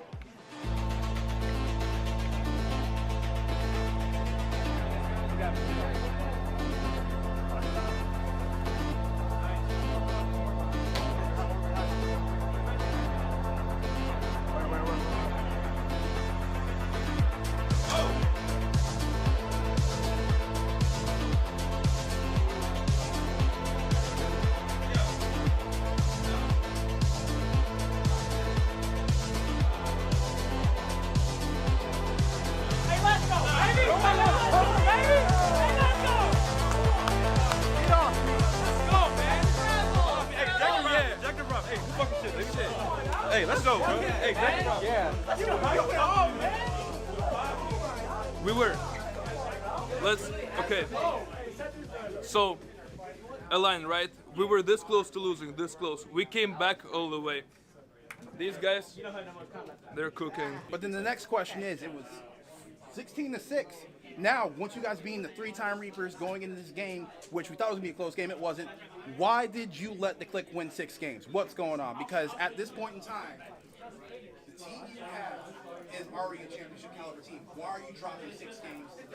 I'll answer your question. Why are we winning all these fighting games with no fighting games? That's all I hear about. That's all I hear about. You only hear about it because you only paid attention to everybody but me. Hey, that's all I hear about. Because I already explained it on why the Reapers are so good on this. But how's it been with you not having an actual dedicated fighter player, you having individual people at each of these fighting games being good? Because not having a traditional fighter is seen as a decline in some of the other teams' eyes. But you guys have done, you figured it out. You have Ricky, you have Cutters, you have yourself, you have Midnight, you have people across the board, and Rez, excuse me, who touch each one of these fighting games. So how does it feel like knowing you don't have to pay a dedicated fighter who's weaker across the board, while having a team who's stronger across the entire wheel with one fighting aiming and specialty? It feels like 4 times. That's how it feels. It feels like 4 times. It feels like 4 times. 4 times. Exactly. It feels like 4 times. Oh my God, bro. That tier 1 matchup between Hollywood and Bo Season. We already know who's winning that, bro. Bo Season all day! Hey, yo, and the last thing I'm gonna ask y'all, is what y'all got to say to Third when he's coaching tomorrow? Look, he's going against one of the GOATs. One of the greatest of all time in the UEL. But he's got one of the GOATs. He's got Bo Season. Come on, bro. Blaze winning tomorrow, getting their first win. Can't wait to see it. Can't wait to see y'all tomorrow at 3 p.m. Shout out to SurfThing for these amazing PCs, baby. Hey, thank you, gentlemen. We are going to go back over to our post-game, and we will get the commentators to get us out of here. You guys have a wonderful night. We'll be right back. Viewers, don't go anywhere. Oh, God, I love you, motherfucker. Come on, Cordy. Come on, Kurt. They said that they were going to beat us today. Yeah, we just fucked them up, bro. Come on, bro. I can't get hyped. Bro, get hyped. Yeah, Come on, get hyped, bro. Let's go. Come on, Cordy. Let's go, I can't get hyped. Cordy! Oh my God. Aiden. Oh my God. Hey, Ricky. Let's get hyped, Ricky. Yeah! Hey, put your hands in the middle. Yeah. Welcome to Gracie University, and thank you for checking out our certified Gracie Jiu-Jitsu Training Center in Fredericksburg, Virginia. Whether you're training here at headquarters or at any other certified training center around the world, there are 3 things you can expect when learning Jiu-Jitsu the Gracie way. Number 1, structure. Gracie Jiu-Jitsu is for everyone, but only if taught correctly. Way too many schools have this one-size-fits-all approach. The problem with this is you have people with all different needs being taught jiu-jitsu the same way. So what we've done is spent a ridiculous amount of time creating specific programs for each and every demographic. And the benefit of this is that each person is going to get from jiu-jitsu what they need from jiu-jitsu. Gracie bully-proof, non-violent self-defense, confidence, and character development for kids ages 5 to 12. Women empowered. 20 essential self-defense techniques for ladies of all ages. Gracie Combatives, 36 techniques, no knowledge to street ready in the least amount of time possible. The Master Cycle, from blue belt to black belt and beyond. And in a structured fashion, you guys, to minimize frustration, maximize retention is what it's all about. Now, every single student will get an attendance card. With this card, we will track their progress. They know what they've learned. They know what they need to learn to move to the next phase. Students love this. Number 2, safety. Number 1 priority. Even though it's number 2, it's the number 1 priority. Why? If you come to class and you get injured and you can't go to work tomorrow, we're not doing our job. Often what happens is somebody who has very little experience is in a class with people who have a lot of experience. You end up becoming somewhat of a grappling dummy. So what have we done? Taken the opposite approach. So the way it works is in our beginner programs, the basics. You're gonna learn fundamentals. You're gonna learn how to protect your body, protect your partner, and protect your face, and defend yourself. Ultimately, beginner programs, entry level, are for the basic techniques, no competitive sparring, because you're not ready to do that without injuring yourself or someone else. And we will get you ready. And once you're ready, then you will transition to the Master Cycle, and the cooperative, work together, help each other environment will also follow you for the rest of your journey. So even in the Master Cycle, when it's sparring amongst, training partners who are trying to defeat one another, the collaboration energy is very strong. You're working with each other, not against each other. Of course. Number 3, street readiness. Now, jiu-jitsu exists as both a self-defense system in the highest regard and a recreational sport. And unfortunately, most schools dedicate all their training time to the sportive aspect of the art. What does that mean? That means that somebody could be training for 2, 3, 4 years. More, 10. Forever, and never talk about what might happen in a real fight. And this is very unfortunate, you guys, because jiu-jitsu is an amazing self-defense system. So what we've realized is the first thing you learn is the hardest to forget. So all of our entry-level programs are 100% committed to the techniques you're gonna need out in the parking lot tonight, tomorrow morning. Whatever goes down, you're gonna be ready, but that's because the emphasis is 100% self-defense. And once you own this self-defense mindset and this way of survival, then you can take that mindset with you and apply it to the Master Cycle. Where you might be rolling more sportively, jiu-jitsu versus jiu-jitsu. but it's still a self-defense mindset being applied in a sportive practice of jiu-jitsu. Or to any other area of your life. Too deep, you guys. Now, there are 2 other benefits that only exist at certified training centers. Number 1, online access to your curriculum of study for free with your membership. And number 2, free satellite training privileges at any CTC around the world. Why would you want online training? It's so you can watch a lesson. When you go home, you forgot a detail, you can't fall asleep at night, you can go on, you can watch the lesson and then sleep easy. Or you want to come to class the next day, but you don't know the lesson, you haven't learned it yet. Or you want to prepare, right? You show up already speaking the language because you watched the lesson. And we found that students who watch their online lessons during the week, in addition to coming to class, grow at twice the rate of progress than students who just come to class. It's all about time and energy. There you go. So online access and satellite training privileges, which means you can schedule the rest of your life's vacations or business trips around certified training centers, because nothing worse than going on a vacation and not being able to keep up on your jiu-jitsu. Nothing worse than that. And when you do a class, wherever you're vacationing, when you do a class there, what do? You do class number 7, you remember, you take note and you bring that back and you put it on your card, your attendance card at your school. So any classes done remotely count on your attendance card back home, because the curriculum is identical for all the beginner programs at CTCs around the world. The bottom line is this. You guys need to go to a CTC, tell them we sent you. They're gonna do 10-day free trial. What's the benefit of that? Well, if it's not everything that you've ever wanted when it comes to jiu-jitsu, then you say, you know what, it's not for me. But if it is everything you've ever dreamt of and more, enjoy. We'll see you on the mat.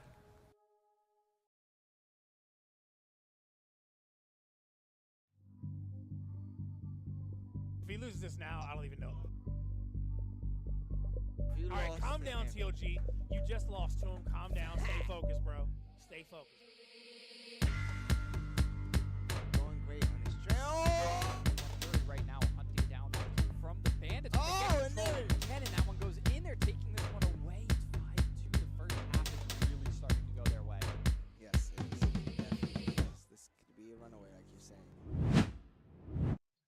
What's up, everybody? Coming back to you right after halftime.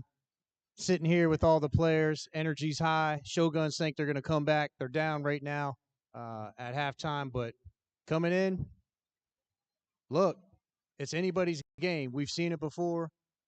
They're only down by a few.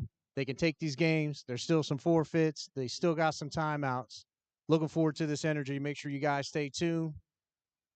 See you soon.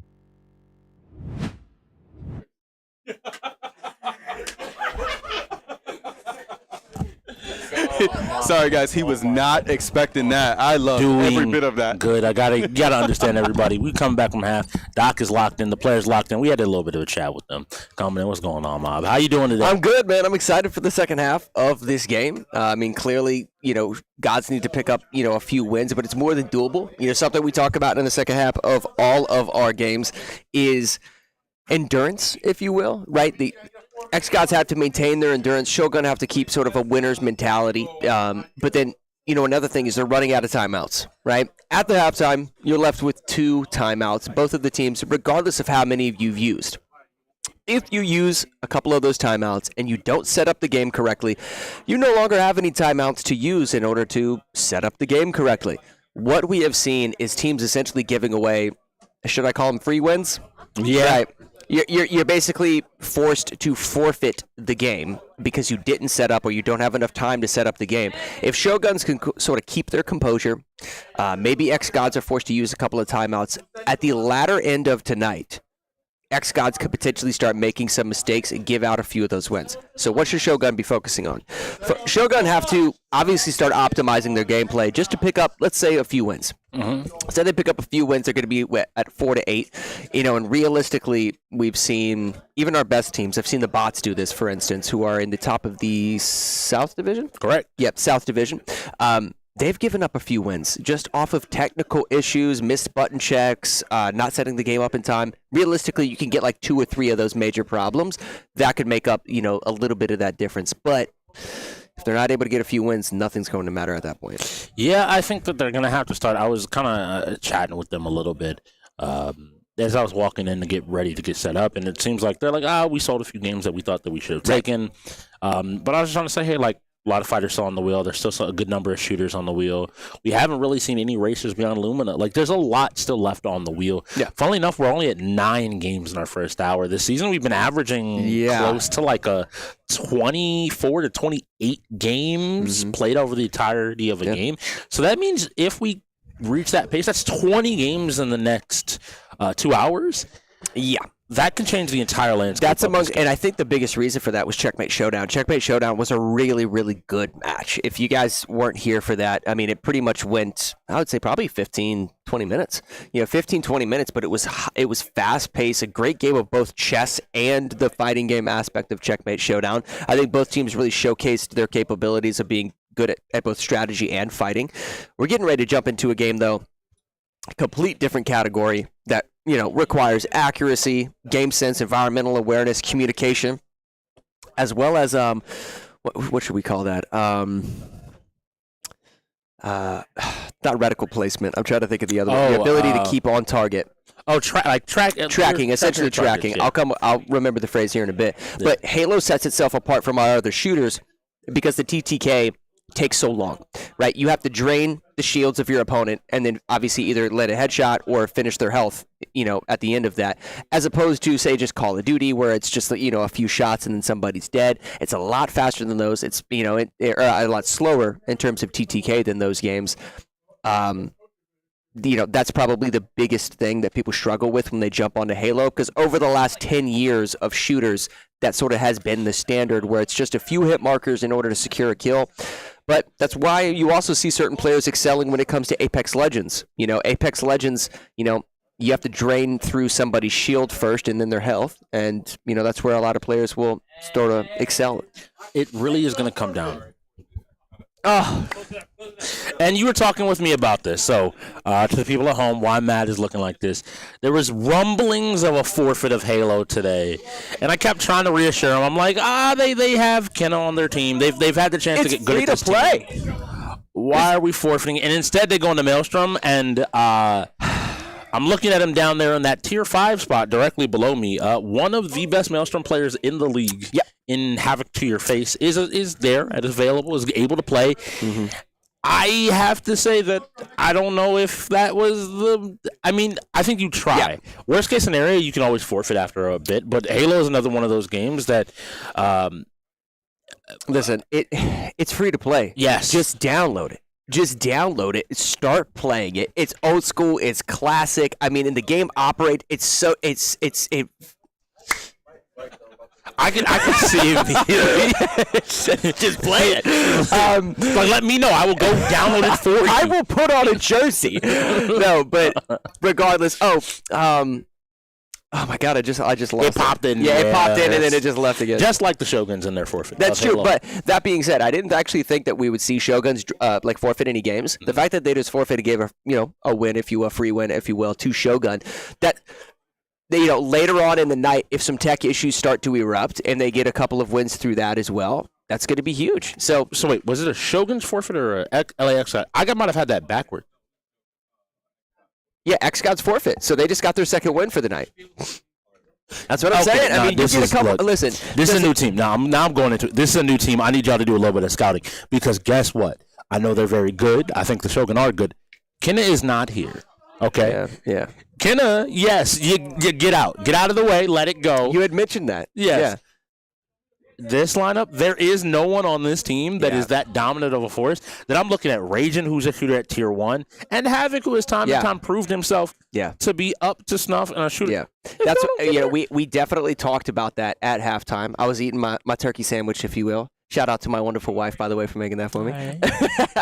But no, we were talking, and I was excited to see Halo Infinite. It's target acquisition. That's the phrase. Target acquisition is something you have to be able to maintain within Halo, and that's what makes it so difficult because the TTK isn't so fast. That's why players, like we see on the xGODS, aren't as comfortable as, per se, like if you play a game like X Defiant from Ubisoft, if you're playing Call of Duty, right, from Activision and what have you. It's just a little bit easier to aim in that direction, get a few hit markers, and they're done. In Halo, target acquisition, maintaining that reticle placement on that player model and on that hurt box is very difficult for some people because over the last decade and a half, in all reality, it hasn't been something that is, I would say, prominent within pop culture for shooters. Halo throws people for a loop. I've seen that game forfeited more so than probably any other game other than StarCraft when people are going against Billy the Goat. But it's just forfeited. Oh, don't worry. Yo, look, trust me, I'm going to give you, because Halo's already rolled. If StarCraft gets rolled, they're not playing. Yeah. The Shoguns are not. It's hard to pick up, to be honest with you. It's I would say the onboarding of the game, I guess, is probably the phrase. The onboarding of that game is actually pretty difficult. It's actually similar to Halo. Funny enough, I think it's the age of the game. Yeah, so the idea is it's an old enough game to where they did that kind of. We'll give you a very general onboarding process, and you'll just figure it out by playing it. But in the league where you're playing 33 games, that's a little bit more involved of like, oh, I just have to play this game for like 15 hours. And I'm like, or find somebody that's willing to talk to you about the game for like ever. So it's cool. And Maelstrom is actually a similar game. Yeah. Maelstrom is a nautical battle royale. Yes. So you're on a ship, you're moving around, you have different powers as you pick your pirate captain along with your ship that you do pilot, and the goal here in the league is going to be to either get kills, to get damage, or to finish with as high of a placement as possible to earn points. Whichever team holds the most of those points will take the win. Yeah, and you talk about like tallying up the points, essentially, right? So how would you go about getting points? Well, there's also, it's not just a PvP experience. There's also ads and bots, if you will, that are on, or I should say in the water themselves, that you'll see a lot of these players, taking out as these players choose their crew and get ready to jump in. Another thing to note, this is a public lobby. Yes. Right? So you're actually going to see, other players that are just within matchmaking facing our UEL players. So for any of you that are looking to jump into a UEL game, this would be your opportunity. But, no, I mean, this game is incredibly unique. Naval combat, right? With a bit of a battle royale aspect to it. Now, when they jump in here, what you're looking at on the screen is a little bit of the crew management and also the captain's choice. So the crew that you choose actually bring different perks to your loadout in a sense. Oh, thank you, Raven. We appreciate it. Yeah, Showing some of the customization of the ship and a few of these different adjustments you can make going on. Must serious, because I was honestly he did it just for You probably heard us to show up there. But yes, you can pick between 3 different crew members, which augment your boat, and then a captain, which gives you a special ability. Yes, these are game warping abilities. It sometimes is to get people to knock people away and keep them farther away from you. Maybe if you're a tankier ship, it's the ability just to survive longer. There's so many different things that you are able to do, and how you play around them, it will end up mattering. So you see, one of the other mechanics you're able to get grabbed onto and locked onto. It looks like everybody's willing to play and to shoot and to play with each other a decent bit. Now, I was going to say something. No, I haven't seen this map chosen before. Are those actual like small alleyways and sort of the inner parts of those islands there look like open water? Can you actually sail into that open water? So we may be seeing some potential like trap setups in those particular areas. It's really funny that this map in particular, there's a day and a night version of this map, and we occasionally see it. But what is important, and those mines tip me off, they may want to play a style that you're highlighting.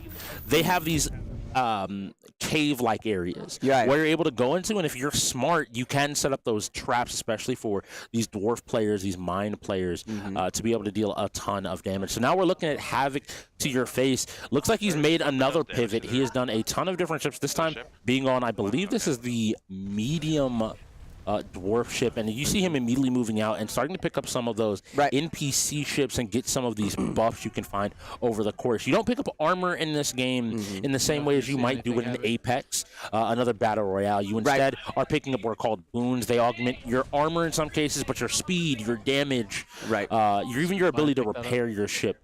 And those also drop off of enemy players when they die.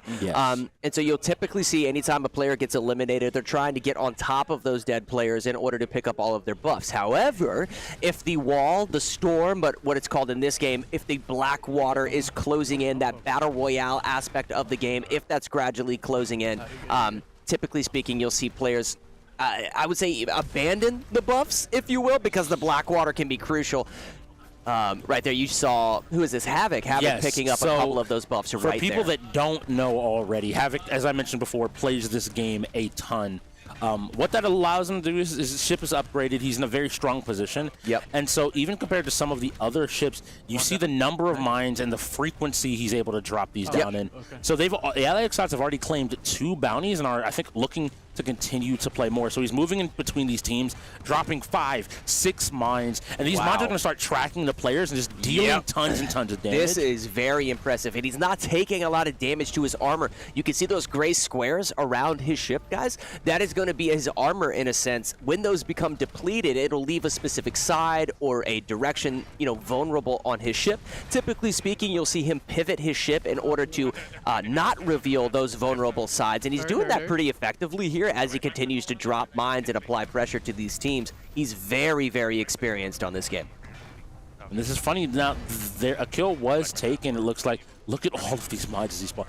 He's fighting up against one of the tankiest ships, and he ends up going down there, but is able to deal a ton of damage before he ends up going down there. That was incredibly smart. And they're fighting near this maelstrom. They have to be incredibly careful. If they aren't, they could be sucked down into that inner part and go down there. The ship, it looks like they just managed to avoid it. And now we have Alchemist doing his best here to maneuver back towards his team and to continue the damage. I'm okay with Havoc dying there. He got a ton of damage out, got a ton of bounties, and I think he was just trying to make sure the game was out of reach. Now he's going to go ahead and lock one of his teammates down, get a ton of damage out. Now there are 4 ways you can shoot on this ship, so even when your one set of cannons is reloading, you can move around. But now we see the bubbles on the human ship. This is a ship with all of its firepower on its left and right sides. That's why you see him swinging over here to take maybe another shot. And Bubbles moving away from this conflict, maybe deciding they don't want to go out too early. They want to claim as many points for placement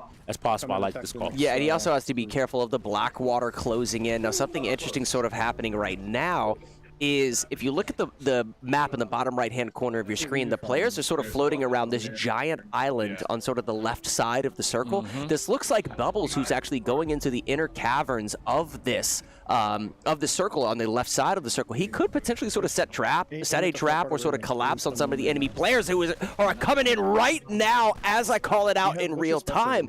Bubbles sort of trying to get towards center circle, but also lay down a little bit of damage. He gets taken out. Unfortunate for him, he didn't have enough life to sort of get out there. So this might lock the xGODS out of placement points, depending on how early they died into this lobby. They have to get at least third to go ahead and get points. If you don't get third, you don't get anything for it. Right. And if the Ravens are able to take, if Raven and the Shogun are able to take first place, they will end up with 15 extra points, which could be a huge swing here.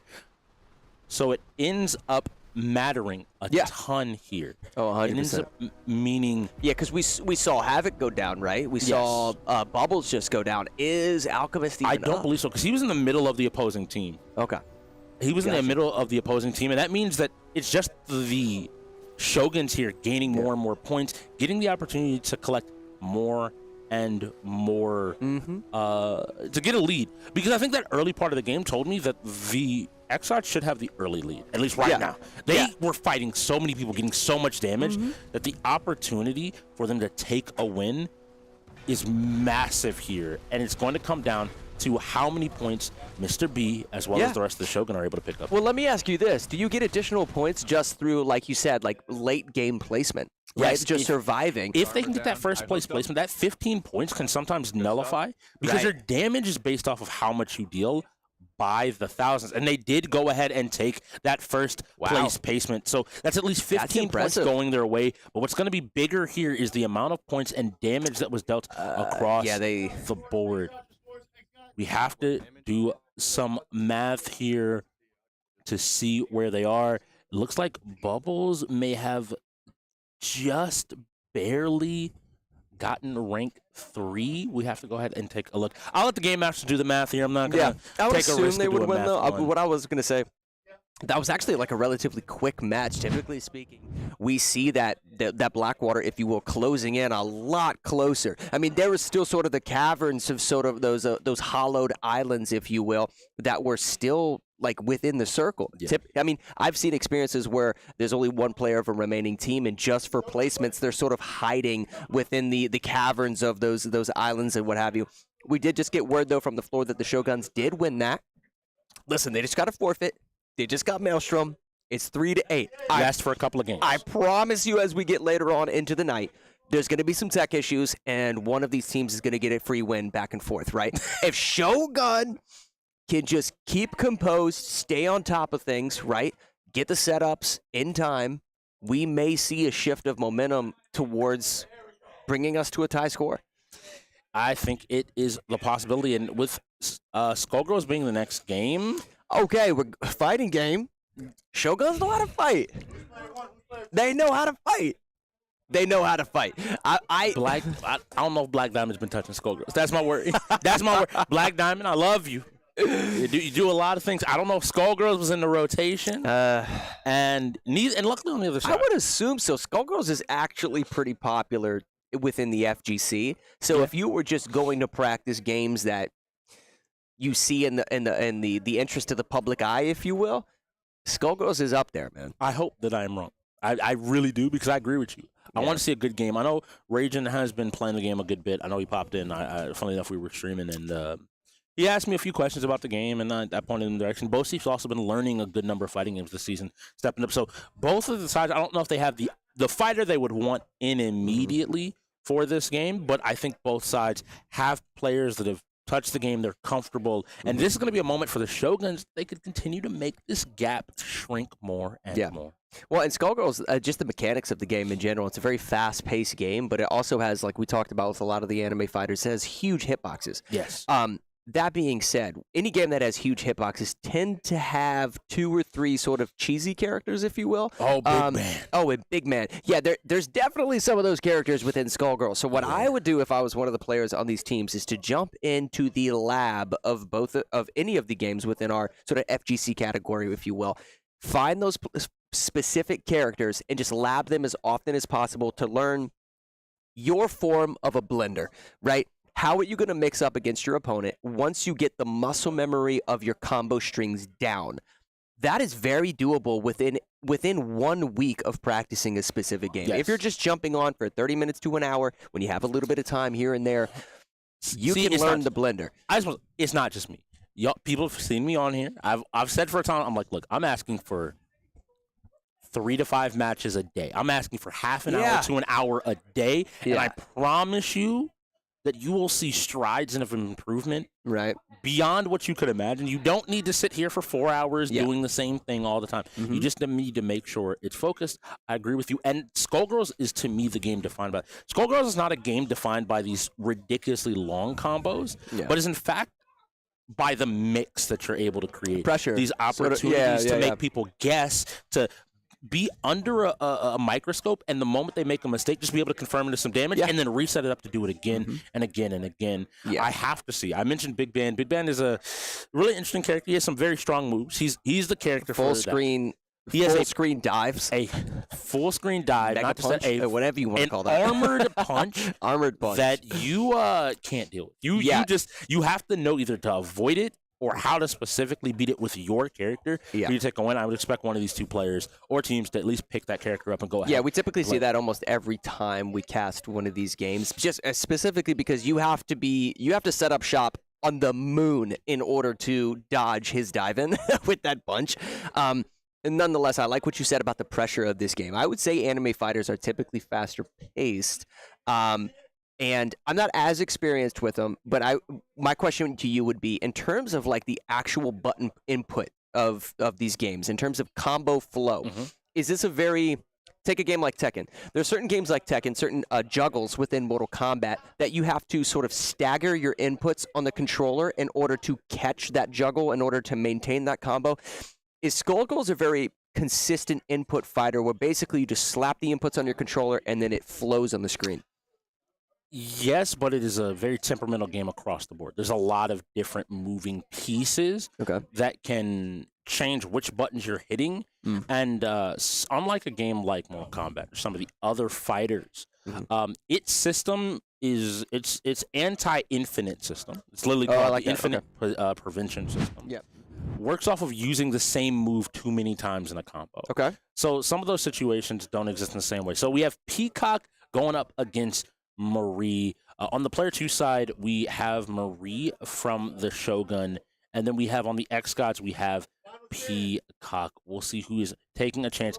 Now, Peacock is an incredibly annoying character, able to kind of just put out a bunch of projectiles and things on screen, as you saw right there. The nice throw there from the Shoguns. They're doing their best to just work their way in and get a few throws, and these throws are able to do a ton of damage, and each time he's relying on it, and it looks like his opponent just isn't reacting fast enough to break these throws. But now that he's in the corner, I was going to say, just broad daylight, just grabbing him and throwing him back in the corner. Another one. Yeah. Another one. Not a ton of combos that you're seeing out here. It might be just a little bit of the inexperience, I would say, because we haven't seen a full combo string once, just a lot of jumping and grabs that may be a result of sort of the cheesiness of a character. Nonetheless, that was pretty much an entire round of just grabs and little jabs, if you will. Now, they are sort of poking in order to, like, sort of gauge the distance on one another. This is too many grabs.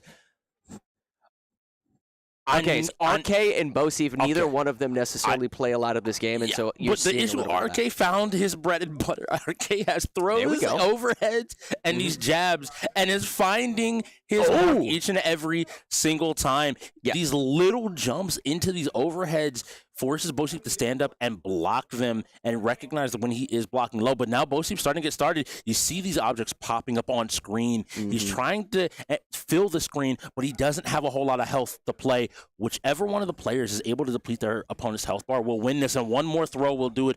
We saw the throws with a lot of purchase, and RK manages to take this game. Wow. That's interesting. That is going to be Bosif, I believe, out of the game. So next up is going to be Ragin sitting down to go up against the side of RK. And he gets full health regen. Yes. So because they're playing for one character, they get 2 health bars essentially, as opposed to normally the 1 health bar. But as you can see here, Ragin's put a little bit more time into the game and has an idea of what he wants to do. This throw comes out into an immediate super to kind of equalize the damage and pulling him in from full screen. Scorpion. I immediately was thinking that, get over here. And now both sides using these normal, sticking out these pokes, just trying to trade a little bit of damage. And a nice job walking up again. Oh, I like that. That was a little bit of bait. He's been throwing a lot and instead just walks up and presses a button when his opponent wants to challenge here. But Ragin doing his best to not go down without a fight either. Jumping over and it doesn't hit. Another throw. This is important because every little bit of damage he gets before going to a second health bar matters. I was going to ask, is because he's been throwing so many throws, the anti-infinite system, is he doing less damage as a result of those additional throws that he does? Luckily, because he's taking enough time between them, it's not affecting him too much. But what he has to do right now is to stop getting hit. I need you to block. I need you to block. He managed to equalize it. This could still be anybody's game. This is the last health bar from both players, and he's pushing him back into the corner. Uses the super to get a little bit of space. I like the idea, but Ragin recognizes that, immediately responds. Yeah, Ragin definitely knows a little bit more of the combos. He's actually throwing out full combo strings as opposed to just jabs and throws and down pokes and what have you. Nonetheless, he's stuck in the corner, so he's got, there we go. Sort of shifts out, whiffs the scorpion throw across the screen, and continues to get grabbed. I sort of think what RK is sort of doing right here is he's sort of leading with jumps in, very basic sort of jab maneuvers, and then once that distance closed, goes for the grab like you saw right there, continuing to jump in, basic combo string, go for the grab. He understands the basics of fighting games and continuing to jab. Oh, and Ragin, realizing he's low on health, is starting to be a lot more active. He's trying to find his hit and find his opportunities. I like this decision, but RK is just looking for that one big hit each time. I think he's getting greedy with trying to chip out his health. I'd like to see him potentially just go for the throw. The throw has been working the entire time. Just stick to your same game plan and don't get caught back. And it doesn't matter.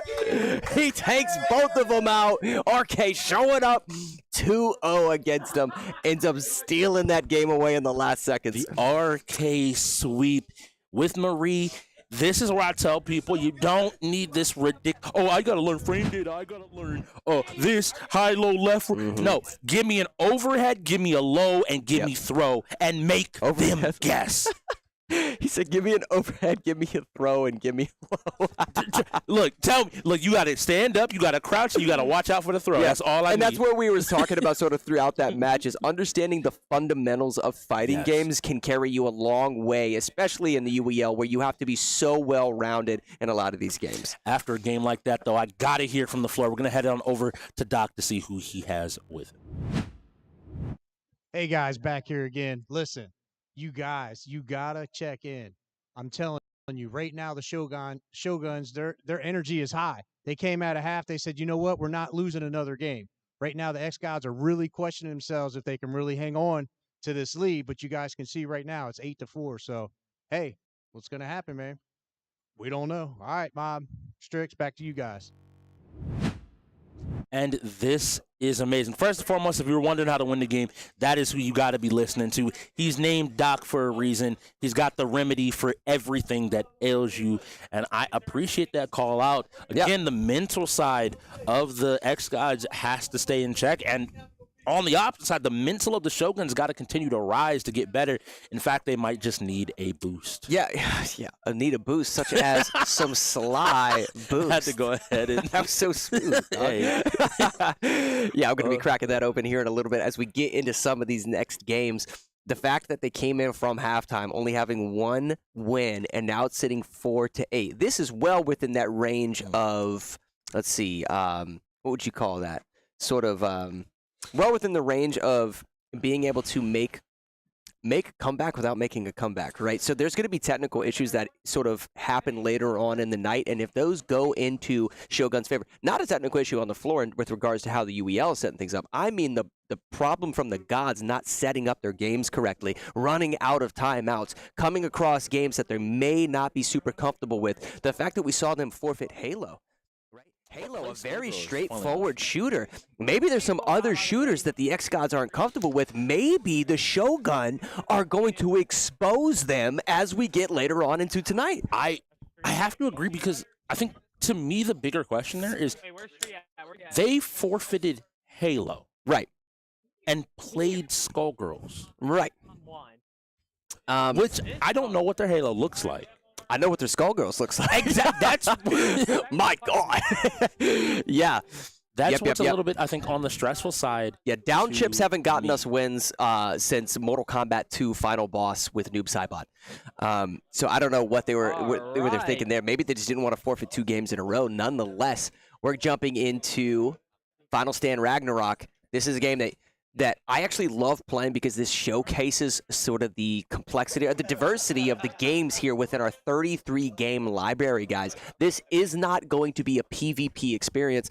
This is going to be a PvE experience where both teams are trying to rack up as many points as possible against constant waves of ads. Think of this in a really simplistic term. Think of it like COD Zombies. Both teams are sort of playing COD Zombies, and they're trying to kill as many ads to rack up a high score as fast as possible. That there are going to be little tricks of the trade, little unique things that both teams do in order to rack up a few extra points, such as there occasionally you'll see teammates that are getting downed and then intentionally getting down so that their teammates can revive them, right, in order to get bonus points for revives in between the waves of these enemies. So they are doing everything at their disposal in order to rack up points and get the highest final score by the time the clock hits 0. Now, something that is very different is that character in the top row, that third column. Ayala is the character we see most, but we only have one of them in this entire game. And I want to see if that is intentional. If maybe players have realized something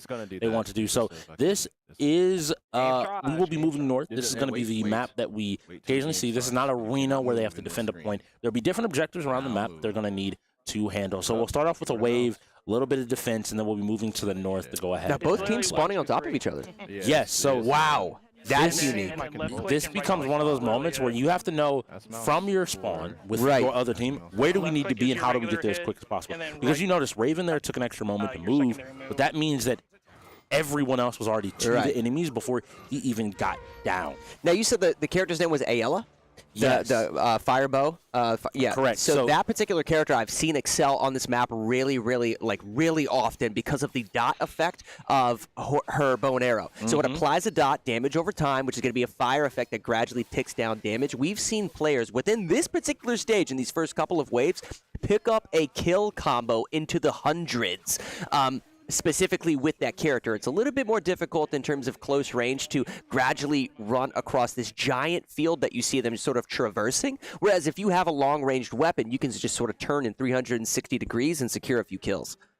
We see Havoc pick some consumables as well, maybe preparing for what's going to happen here after a little bit of conversation, a little bit of a little bit of fun going on. We're going to move north, and there's going to be another tower to the north, but more importantly, there's going to be this giant field out in front of the players. Right. And this is where Ayala excels even more.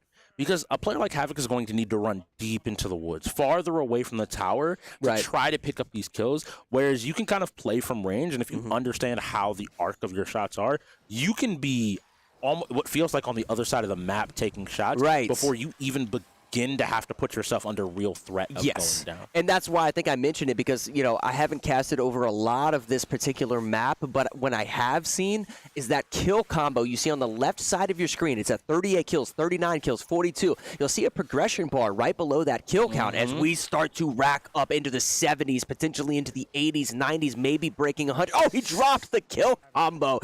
That's going to be crucial. Maintaining that combo is going to stack your score by the end of this game. Keep an eye on that.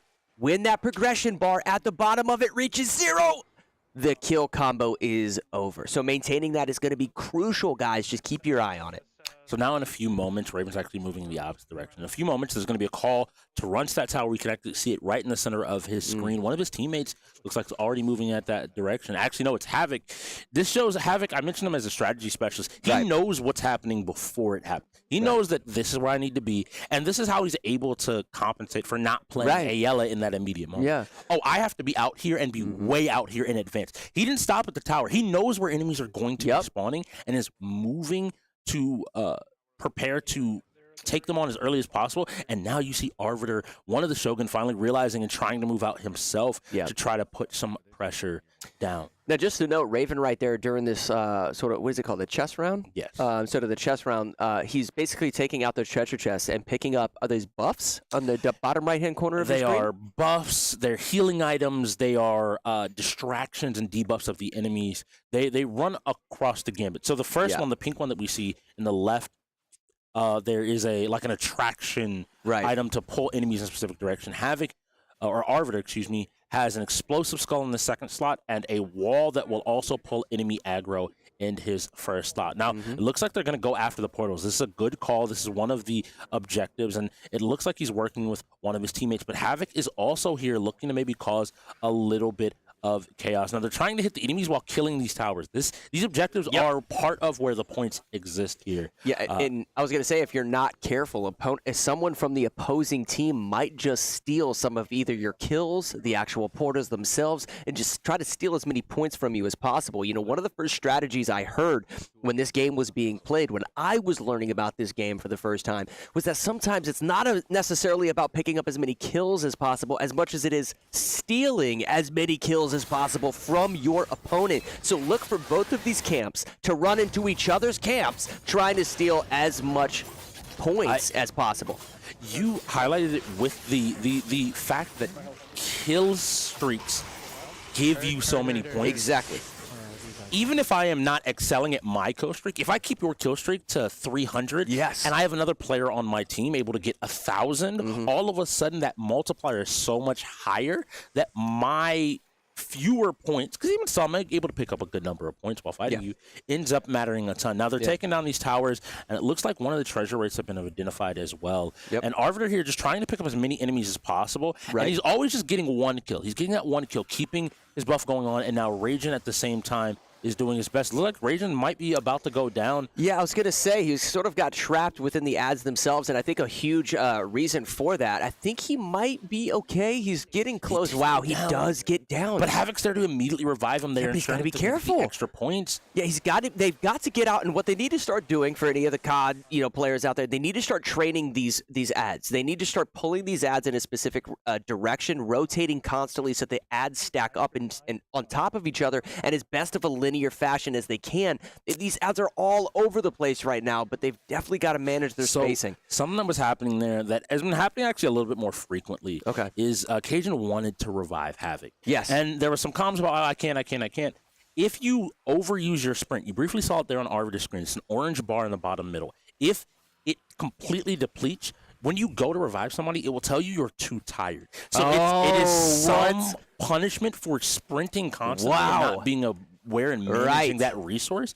You aren't just able to constantly sprint everywhere and do everything. 100%. You have to be aware and make sure you have that amount, especially with the revive strat being so prominent.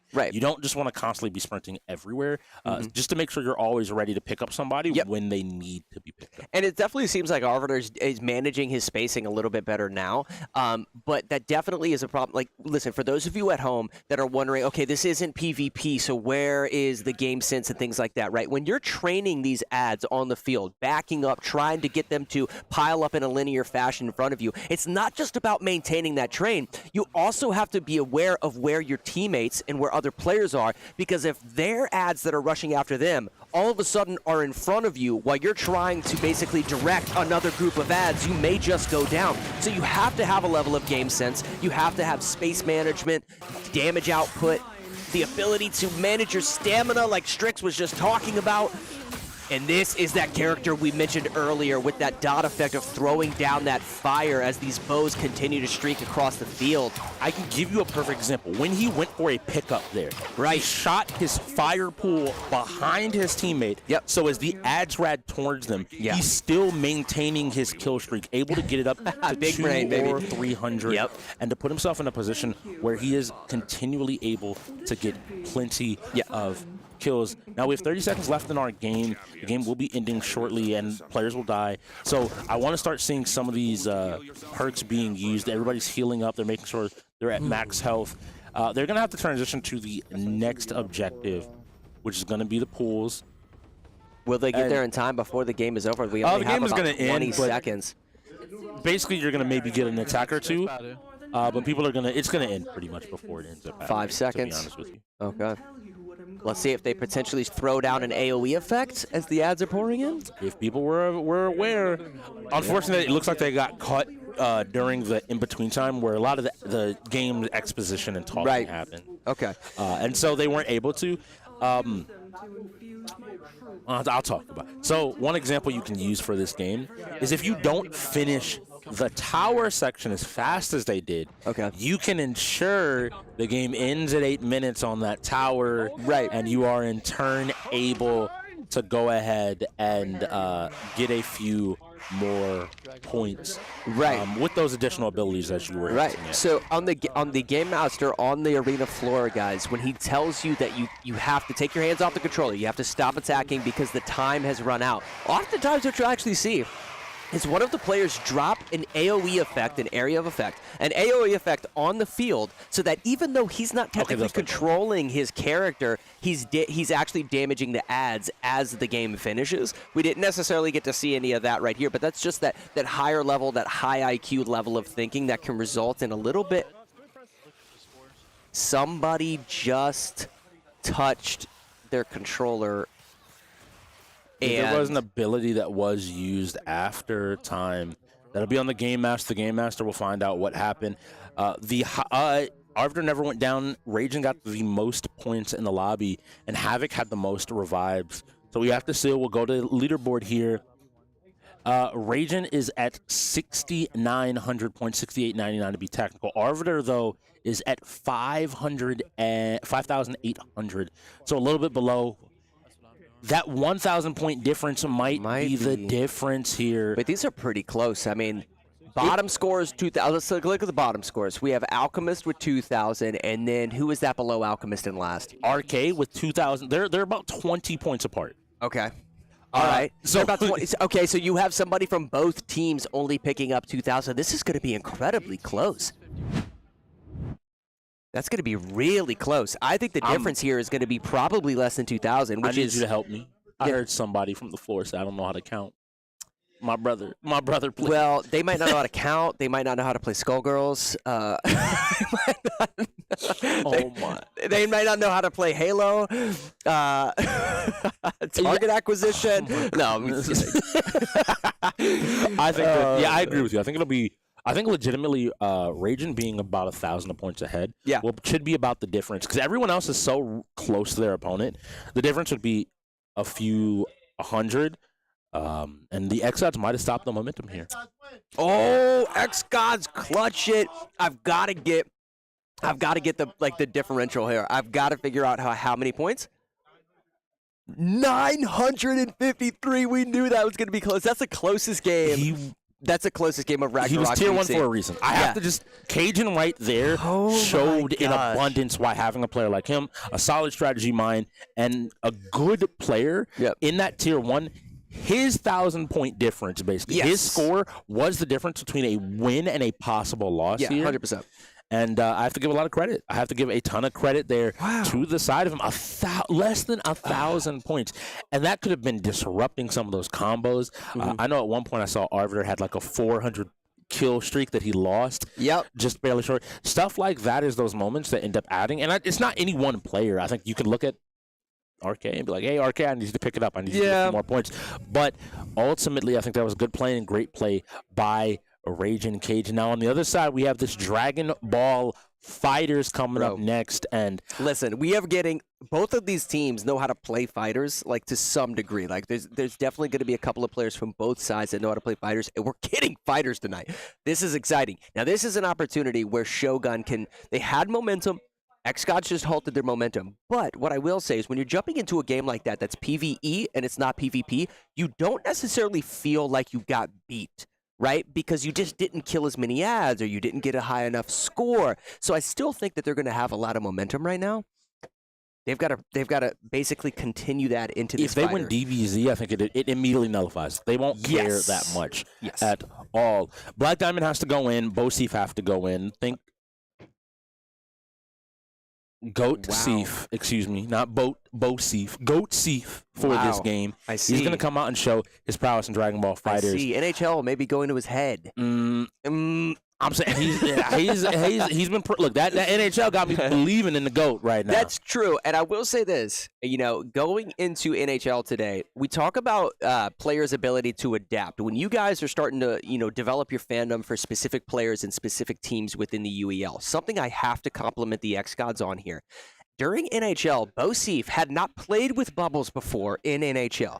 Both of them were able to identify that they were super experienced at the game and then sort of complement each other and play off of each other's play styles. By the halfway mark of that game, the entire ice was controlled by two players on the exact same team, and both of them worked in tandem with one another, and that's what resulted in them winning the game. It wasn't necessarily a lucky shot or the money puck or what have you. I love that ability to adapt. I think the veteran... It shows the strength of even Bubbles being the youngest player there. Bubbles is in his 4th season of the league. Right. But the rest, Bosif, Alchemists have been around the block. They know, and just finding out like, oh, wait, you know how to play. Yeah. I know how to work with you. We can do this. Dragon Ball Fighters works very similarly because each one of our players will be controlling one character on a 3-player team, and they have to be prepared to, hey, I need to get out. My health is low. Yeah. If you bring your teammate in and they just instantly die, you have to be able to communicate that. You have to be able to adapt around it, play it, and find those combos and find success for your teammates. You know what I've actually seen in 3v3 competitions? I don't know if it's something that's here. It would be interesting to see if it was, is code words. Code words that are actually used prior to tagging. Pineapple. Prior to actually tagging your teammates in. But nonetheless, being able to not just tag your teammate when your health is getting low, but also being able to maintain momentum. Sometimes you'll see a specific play style that's getting shut down by your opponent that isn't necessarily because you're a bad player. Sometimes it could just come down to play styles. We see that super often in the real world as well, not just within video games. Trying to make sure that your play style complements whoever you're going up against is going to be crucial. If you're starting to take damage, get me out of here. Get me out of here, put somebody else in because I may be able to excel later on. That's one of the things I really love about Dragon Ball Fighters. And a timeout's been called, and you've been foreshadowing it. Yep. We will see that timeout subtracted here in a moment. By the xGODS. Yes, my magical crystal ball is coming together. I told you. Y'all don't see it when we go in the game. He's not even looking at the screen. He's just looking up and predicting. He's manifesting those moments. Yes, post routes to the right side of the field. And immediately, I told you that was exactly what's going to happen. That's funny. Dragon Ball Fighters is one of our more explosive fighters, though. Yeah. It is possible. I love momentum and the idea you talked about there because you can take over this game in a moment. Oh, God, yeah. Listen, and this is something that makes Dragon Ball Fighters different compared to the other games. We talked about, Halo being a little bit more difficult or certain fighting games being a little bit more difficult. Listen, Dragon Ball Fighters in terms of combo inputs is as simplistic as it gets. XXX, XXX, or Y. Sometimes we'll just get you specific combo strings, right, if you're playing on an Xbox controller, for instance. But there is a level of complexity to the game after you learn those basic fundamentals. In order to carry combo strings, perform rushdowns, get your assisted abilities and what have you from assisted characters jumping into the screen, tagging in your teammates and what have you in order to maintain pressure. And then also, some of the directionals and the abilities within this game in order to perform specific combo strings are very complicated. So at a fundamental level, at a foundational level, you can get a significant amount of output with very simplistic combo strings and good timing, right? Finding that window up opportunity, getting that frame advantage, and initiating. But to capitalize off of the complexity of the game takes a lot of skill. I've talked with a ton of players about this, and I have 2 modes. Go into the game, do your best, try your combo that you worked out. This might be more complicated. If it is not working after 1 or 2 tries, as you mentioned, rely on those auto combos. It is simple. Yeah. 1 damage is greater than 0. So if you're able to just, as you mentioned, consistently hit it, you're fine. But for those experienced players, yes, I need you to get corner carry. I need you to set up something after you knock somebody down. Make them guess. Make them think.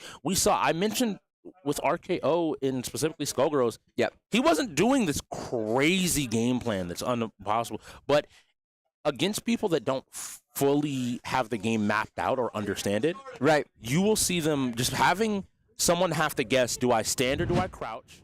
And do I tech the throw or do I block? Is enough to overload the mental stack, the number of decisions they have to make in a moment. Looks like we're getting Formula 1 right after this, which is interesting. Nonetheless, here we jump in.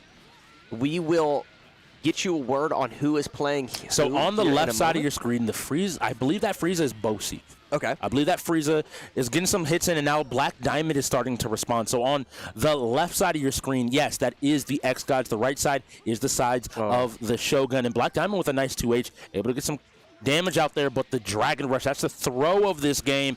Taking him up, bringing him down, getting a little bit of a combo. I like a little bit of the mix going on. You got to be ready to play here. And Bosif just getting his touches, and this is what I mean. Bosif doesn't have to do something complicated. You see the fist come up, that's GOAT.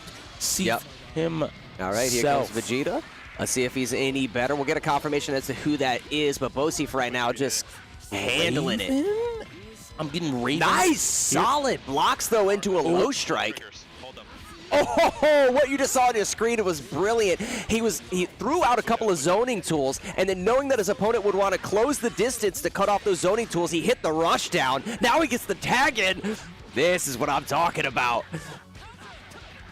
Ooh, I hear calls from both teams. They're talking about swapping their characters and swapping their play, but they have to find their moment, and now Arbiter has jumped in. Alchemist is swinging away, getting his damage dealt. The big thing here is he going to be able to continue to put it down? I love it. He's not overcomplicating this. He's just taking his opportunity, and all of these Dragon Rushes are being punished, and it looks like Arbiter is down. Arbiter is gone, and it's going to be up to Raven to find his opportunity, see if we see another 3v1 situation in Dragon Ball. That would be unfortunate. That would be very unfortunate, but it just comes down to just the basic fundamentals of the game they've been practicing, you know, and just pulling off cheeky maneuvers, right? Like going for a rush down after a zoning tool, right? Like that level of sort of complexity is going to make the difference in a game like this. Wow, and they do it. That's a three-piece nug right there. Not a single one of their players going down. Bosi killed his one, and then Alchemist came in and cleaned up the other two. That was great play. It wasn't some ridiculous combo that was super long, that was super impossible to execute.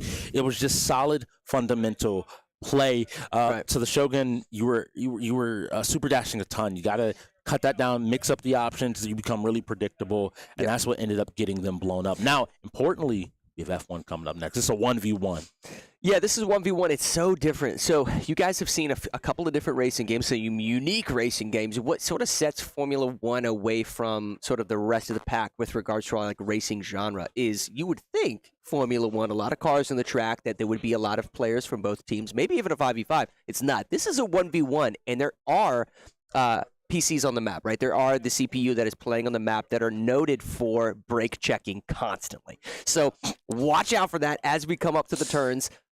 Be careful of the brake checking. I think the main goal for both of these players that I've noticed when I'm seeing the players within our league play this game at the highest level is getting into the lead very, very early. If they're able to get into the lead, all you have to do necessarily is drive safe.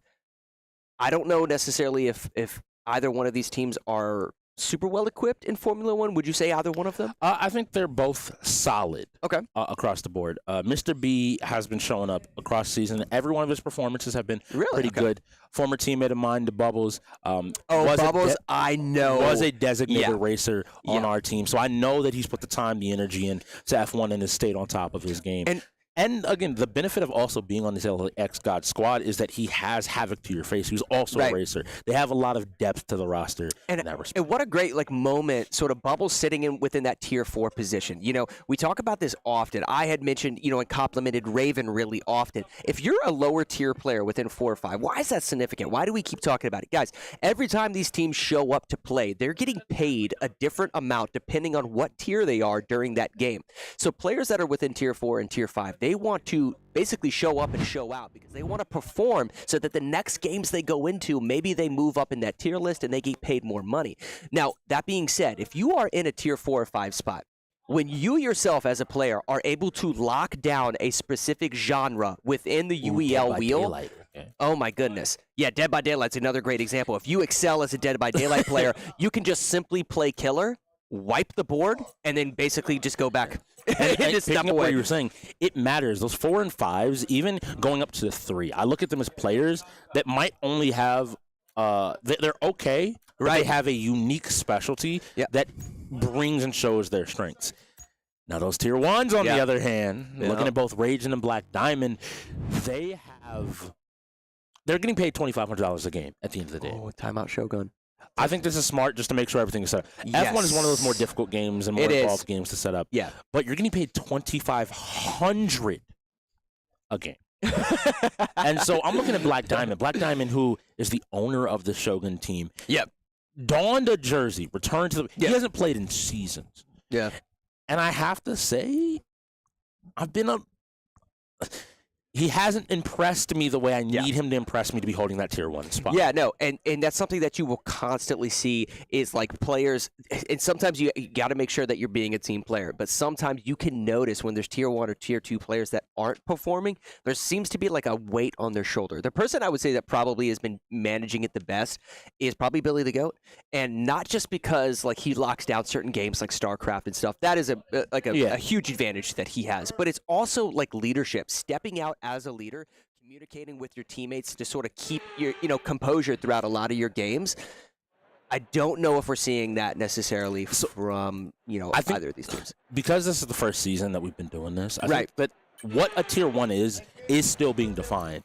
There are some people that feel that tier 1 should be leaders on their team. There are some people that feel like your most skilled player should be your tier 1. That's a good point. That's a really good point. It's interesting to see because the bots are winning this out. They're currently the best team in the South. They've been debuting, and maybe that leadership aspect, that ability to maintain their mental is important. Now, on the bottom of your screen there, in that first-person view is the Bubbles, and on the top of your screen, Mr. B is sitting in that third person doing his best to hold this corner. Now, both players are close here at the front of the pack. You asked for it, 3rd and 4th place, with Bubbles currently holding that 3rd position. Well, I'm going to say this right now. Bubbles went into that first turn perfectly. It's just something I picked up on. You see the way he's letting off his gas. He's not necessarily pushing on the brake. He's letting off his gas well before he even gets to the turn, which has allowed him to take a wide, narrow angle, so he gets to the turn about mid-track and or on the side of the track, and then he turns sharply into it, just like you see here, without necessarily pressing his brakes. He's able to maintain that momentum. Throughout the entirety of this course, that's going to be the differentiating factor that I see Bubbles performing well. Look how wide he was on that. That's interesting. Maybe faulted up a little bit right there. Maybe a little bit, but Mr. B didn't capitalize off of that mistake whatsoever. So, this may be one of those situations where as long as Bubble is racing clean, he doesn't have much to worry about. Mr. B has to be able to capitalize off of his mistakes. Yes, and it looks like I almost wondered if he wanted to try to take him out of the race and second-guessed himself there on that turn. Yeah. He might have just committed to running into him and assuming that the nose of your car, that wide turn could Good night, Irene. That is going to do it pretty much for the rest of this race, if I had to guess. Bubbles just has to race clean for the entirety of this, and he's going to be money. Now, the biggest problem he has to worry about is the CP right in front of him. The computer players in front of him, if they brake check him into oblivion, that could completely destroy his momentum here and then end up leaning this track in the favor of Mr. B. Nonetheless, again, taking it slow, not necessarily pressing too much on his brakes and just keeping his momentum. Another doing wide a good job, turn for Mr. B, though. Yeah. That's the thing. Every time he makes up a little bit of ground, because his line is not as perfect as you're mentioning about Bubbles, he ends up losing it as Bubbles moves on to the next turn. Right here, you're going so fast You overshoot the turn. Now you're just trying to get back on track. Yeah. You have to deal with the pack once again. You have to avoid and not die. And here's the mistake that a lot of players actually make when they're behind. They understand that, listen, I've got nothing to lose. I'm already behind the player. So how am I going to catch up to them? Well, just in layman's terms, you've got to speed up. Oh, Mr. B just getting basically just trashed here in the back of the pack. The problem that he ran into, he feels as if he has to speed up, right, in order to catch bubbles in front of him. As a result, he's going into his turns way too quickly, and that, basically what you're seeing at the top of your screen right now, he is dead. He's actually dead on the track. I think he realized. Oh, my God. He realized that the match was pretty much done, signed, sealed, and delivered, and instead made the opportunities to go ahead and end it. He got a severe 2-second penalty when he was already behind. 100%. This meant that he just had to hopefully, he was either going to find Bubbles and say, Bubbles, you're dying with me, or let's just end this. Let's buy some time. We have an hour and 16 minutes. Let's get some more games in, like this Dead by Daylight. Yeah, I agree. But that is definitely probably the biggest mistake that I see from a lot of players is they're trying to make up ground by speeding up, and then when a turn comes along, they're not slowing down. They're trying to make, and they just can't pump the brakes fast enough, and they go off the edge. Tech that I learned in my rookie season and from different players. As a coach, if you're sitting down with someone to play F1, your job as a coach is not to care about what's happening on the middle of the screen. If you just watch the mini map and tell somebody slight left, hard 90, that's so good. that someone can start, instead you just hear a voice telling you how to slow down. But if you never want to slow down in your game, you need to get yourself a SurfThing PC, our PC sponsor. You can hear more about them right now. If he loses this now, I don't even know. All right, calm down, TOG. You just lost to him. Calm down. Stay focused, bro. Stay focused. Going great on his trail. Right now, hunting down from the bandits. Oh, and there. And that one goes in there, taking this one away. 5-2. The first half is really starting to go their way. Yes, it is. Definitely. Yes, this could be a runaway, like you're saying. And thank you once again to SurfThing PC, the official PC sponsor of the UEL. They are the platform that allow us to play 33 different games across 5 different categories. They are the in-gamer approved hardware that allows me, Matt, everyone in this building to compete and prove that we are the greatest gamer, the best across all of the genres. Yeah. And listen, I know what it's like for a lot of you guys out there. There's certain games that we're playing that you're only going to be capable of playing on your PC. If you're looking for a PC to sort of take your gaming to the next level, be sure to check them out. Super affordable, super reasonable, and very, very high quality. I mean, listen, when we play StarCraft 2, we play unlimited resources on StarCraft 2. I'm talking about over 1,000 ads and units on the screen at any given time. And that's 8 players. That's 4. Like 8 every players. I need you to understand that every player can potentially have thousands upon thousands of units. I've watched people hop into Twitch chat and be like, "So what's going on here? Oh, y'all play unlimited. The PCs aren't stuttering and dying and blowing." No, that is what the power of a SurfThing PC gives you.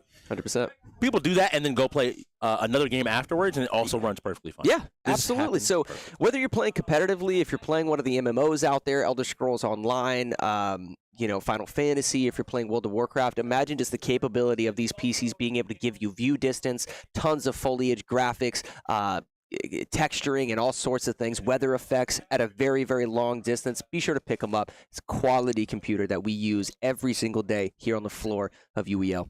And you mentioned quality play. I got to give you credit as a quality caster, recognizing the situation that has now dawned on us in our last hour and 15 minutes. The LA xGODS last timeout has disappeared. Yep. They now have no more mistakes in terms of setup for the rest of the game. Yeah, and the interesting thing is that we have an hour and 13 minutes left. That is well over a handful of games. So we have an hour and 13 minutes of in-game time that is left on the clock. Shogun, realistically, could definitely pick up about like 3. Let's just imagine they pick up 3 more wins and they're sitting at 7. If there's a couple of tech issues from xGODS during their setups and they don't have a timeout, they give a free win, a free forfeit, if you will, over to the Shogun. They're going to be realistically sitting about like 9 wins. Gods are at 11. That's way closer than we thought this was going to be at halftime. I promise you we're going to run into some of those issues later on in the night because it is complicated to set up some of these games. You got to be on top of it. You got to have someone setting up. You got to have somebody submitting the lineup. making sure that the controllers, that all the profiles are signed in at the right time. It takes a team cohesion in order to do that. And some of these teams just don't gel like that. Particularly this moment, xGODS have a brand new roster. This is a newly formed team. You know, pretty much throughout the middle of this season, they had to form a new team.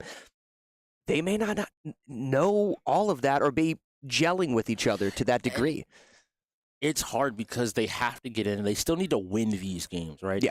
And this is where becoming a player, coach, GM, having that role, it's a lot of mental load where you're trying to plan for the next game and the game you're in and hoping to win. And they're hoping that Raging Cajun is able to take a win here as the killer in Dead by Daylight. I'm interested to see who he ends up playing. He does play a few different killers. I assume he's going to play his strongest just to help ensure his team does maintain strong. You had mentioned Raging Cajun not necessarily performing. Is that the player that you were saying that hasn't been performing necessarily at that tier 1? I was thinking more on Black Diamond. I think Raging's been doing okay. He's had a standout performance in Ragnarok. But that's I think true. Yeah, but I think his bread and butter are shooters and strategy games. Right. So in these next few games, I need to see him excel there. Right. So like, hey, this is why I'm here. On the same side, because I'm looking at Black Diamond, right? And Black Diamond's like not performing in the sports games, which is where I would normally expect. Right, that's true. Now, xGODS actually forfeited Halo Infinite. Rainbow Six is another shooter. If they go to forfeit Rainbow Six, I mean, you're talking about 2 classics between Rainbow Six and Halo. If they forfeit that second game, that is their biggest weakness, right? It would be shooters, undoubtedly.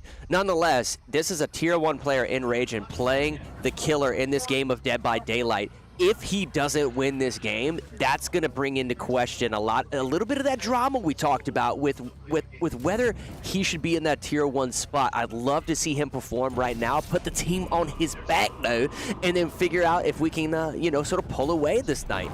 I love the pick of Vecna. He's found 3 of the Shoguns to start off this game. Yeah. And you know what's funny? Downed 1? Yeah, downed 1. Already going to get this early hook in. You know what's funny, man? You actually explained Vecna to me the last time we casted together. This is a really, really creative killer with multiple abilities, sending out sort of these zoning tools, if you will, sometimes in order to find their opponents, using dash abilities like you see here.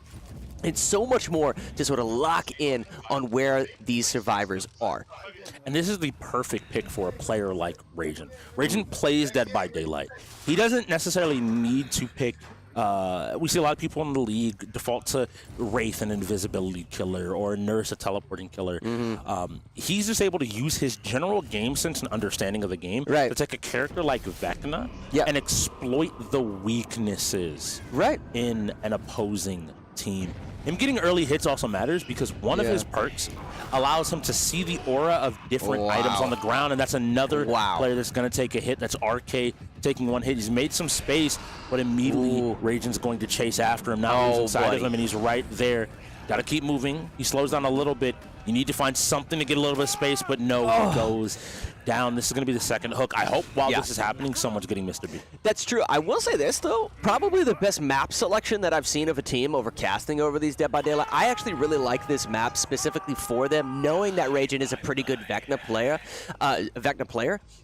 There's a lot of foliage, a lot of fog throughout this map. You also have a rather large structure in the center that you can sort of utilize some elevation, maybe sneak around a little bit, as well as the generators just being, in positions that are hard to see from that medium distance. Now, the fact that he chose Vecna is going to allow him to sort of download that intel a little bit more as he starts to close in on these survivors like you're seeing here. Once he's locked in on somebody, it is going to be almost impossible to get away from Vecna.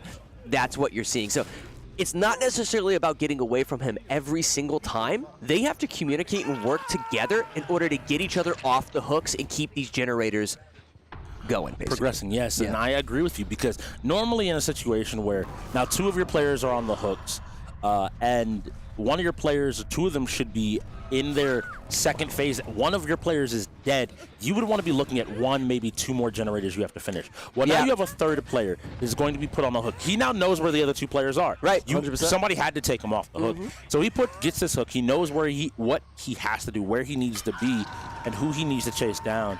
And Yeah, his environmental awareness and sort of game sense, if you will, is really, really good, and that's what we want to see from a Tier 1 player. Listen, if you guys out there are trying to find your favorite players within the UEL, Raging right now is proving as to why he's a Tier 1 player. Every single time he locks in on one, he gets the knock. He's turning towards the second survivor, trying to pick up a double knock here.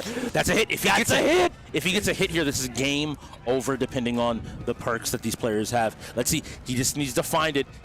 Is that opportunity available? Arbiter's trying to run. He's trying to escape. And Techni uses the hand to hold the pallet to get the hit. Wow. Both players down. Now, depending on the perks that they have, they could potentially still survive. Yes. But, we've seen it before. I don't know if it's going to happen here. Let's see. But the way that Arbiter is leaning back, it makes me think that he doesn't necessarily have one of those perks. That's a good He's point. not as locked in. We know RK is on his third hook. This is going to guarantee kill RK, and that's going to be the game. This is Raging's second killer win of the season. For Dead by Daylight, proving that it is one of those cornerstone games that he controls. The only thing I can say is, Arbiter, I would want you to try to get off the hook. You have nothing to lose at this point. Bro, just go ahead, hit spacebar a couple of times. You either die instantly. Yep, and you basically have a snowball's chance in hell of getting off of that hook, but it is possible. Not going to work, though, right there. A lot of people will say, take the 4% chance. What do you have to lose in taking a 4% chance right now, other than the game ending slightly fast? Can I just note Raging's demeanor right now? Oh, he's vibing. He's locked in with a grin on his face, like the Grinch on Christmas Eve. Just getting ready to plot and scheme. Gotta love it. Feeling super comfortable in that Tier 1 spot, proving why he's there. And that's why I didn't want to, the games today, he's been in sports games. He's been in some of those racing games, I think Lumina Rush. He's been in games that aren't his forte by default. Fighting games even are not Raging's forte. They're games that he's gotten better at, being an in-gamer, being someone that's been in season after season. He's put effort in, a lot of time and work, but his bread and butter are those strategies in those sports games, both of which he has shown, or strategy and shooters, both of which he's shown up for. So we'll have to see. I expect the xGODS will want to play Rainbow Six Siege. Hopefully you go ahead and get that Siege in. The bigger question is going to be the side of the Shoguns. Yeah. I would assume that they're going to. They got to play some shooters, man. They definitely have to play some shooters, and even if they're not sort of experienced within that game, what an opportunity. You're up by 8 wins to actually practice the game. Rainbow Six is one of those titles that we say it all the time, accurate shooting or good gunplay is going to get beat out by solid strategy within Rainbow Six every day of the week. And there's no other better time to sort of implement or practice your strategies than during a live match. They have an 8-win lead right now. They need to play this game. Shoguns, though, I would probably take this risk just knowing how uncomfortable xGODS are. But it's also one of those situations where even if you were to forfeit this game, I mean, they're going to 13 wins. Why not just take the chance? There is an hour left. I get it. But that's what I was starting to get to, is that hour left. If I am the Shogun, I recognize I have 2 games left of this season. Yeah.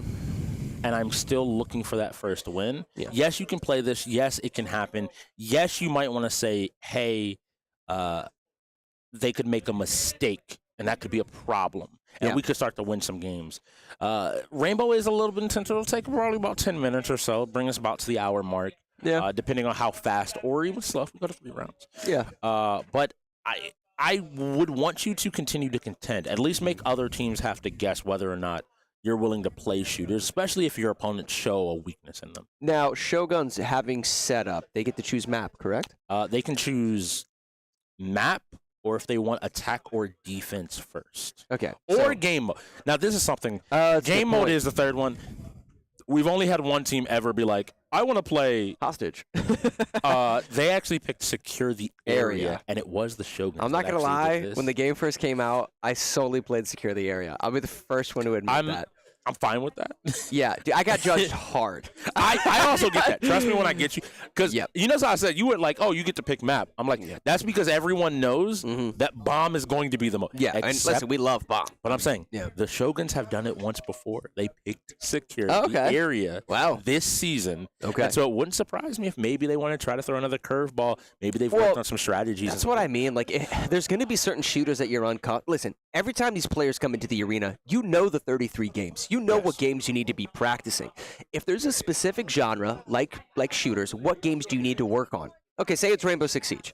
How do you throw opponents for a loop, right, without necessarily outperforming them in a way? A wonky map is a way to do that. So occasionally we do see teams picking maps that aren't necessarily super popular. They're not even in the ranked rotation within ranked matchmaking. Sometimes you'll see that. He's specifically talking about the layer pick. You're specifically talking about the layer pick that has been picked quite a few times now. Miss me with that. What do you? Layer is such a fun map. No. It's so good. It's just rooms and rooms. Exactly. There's just rooms. Look, I'd rather see layer than us going back to Oregon once again.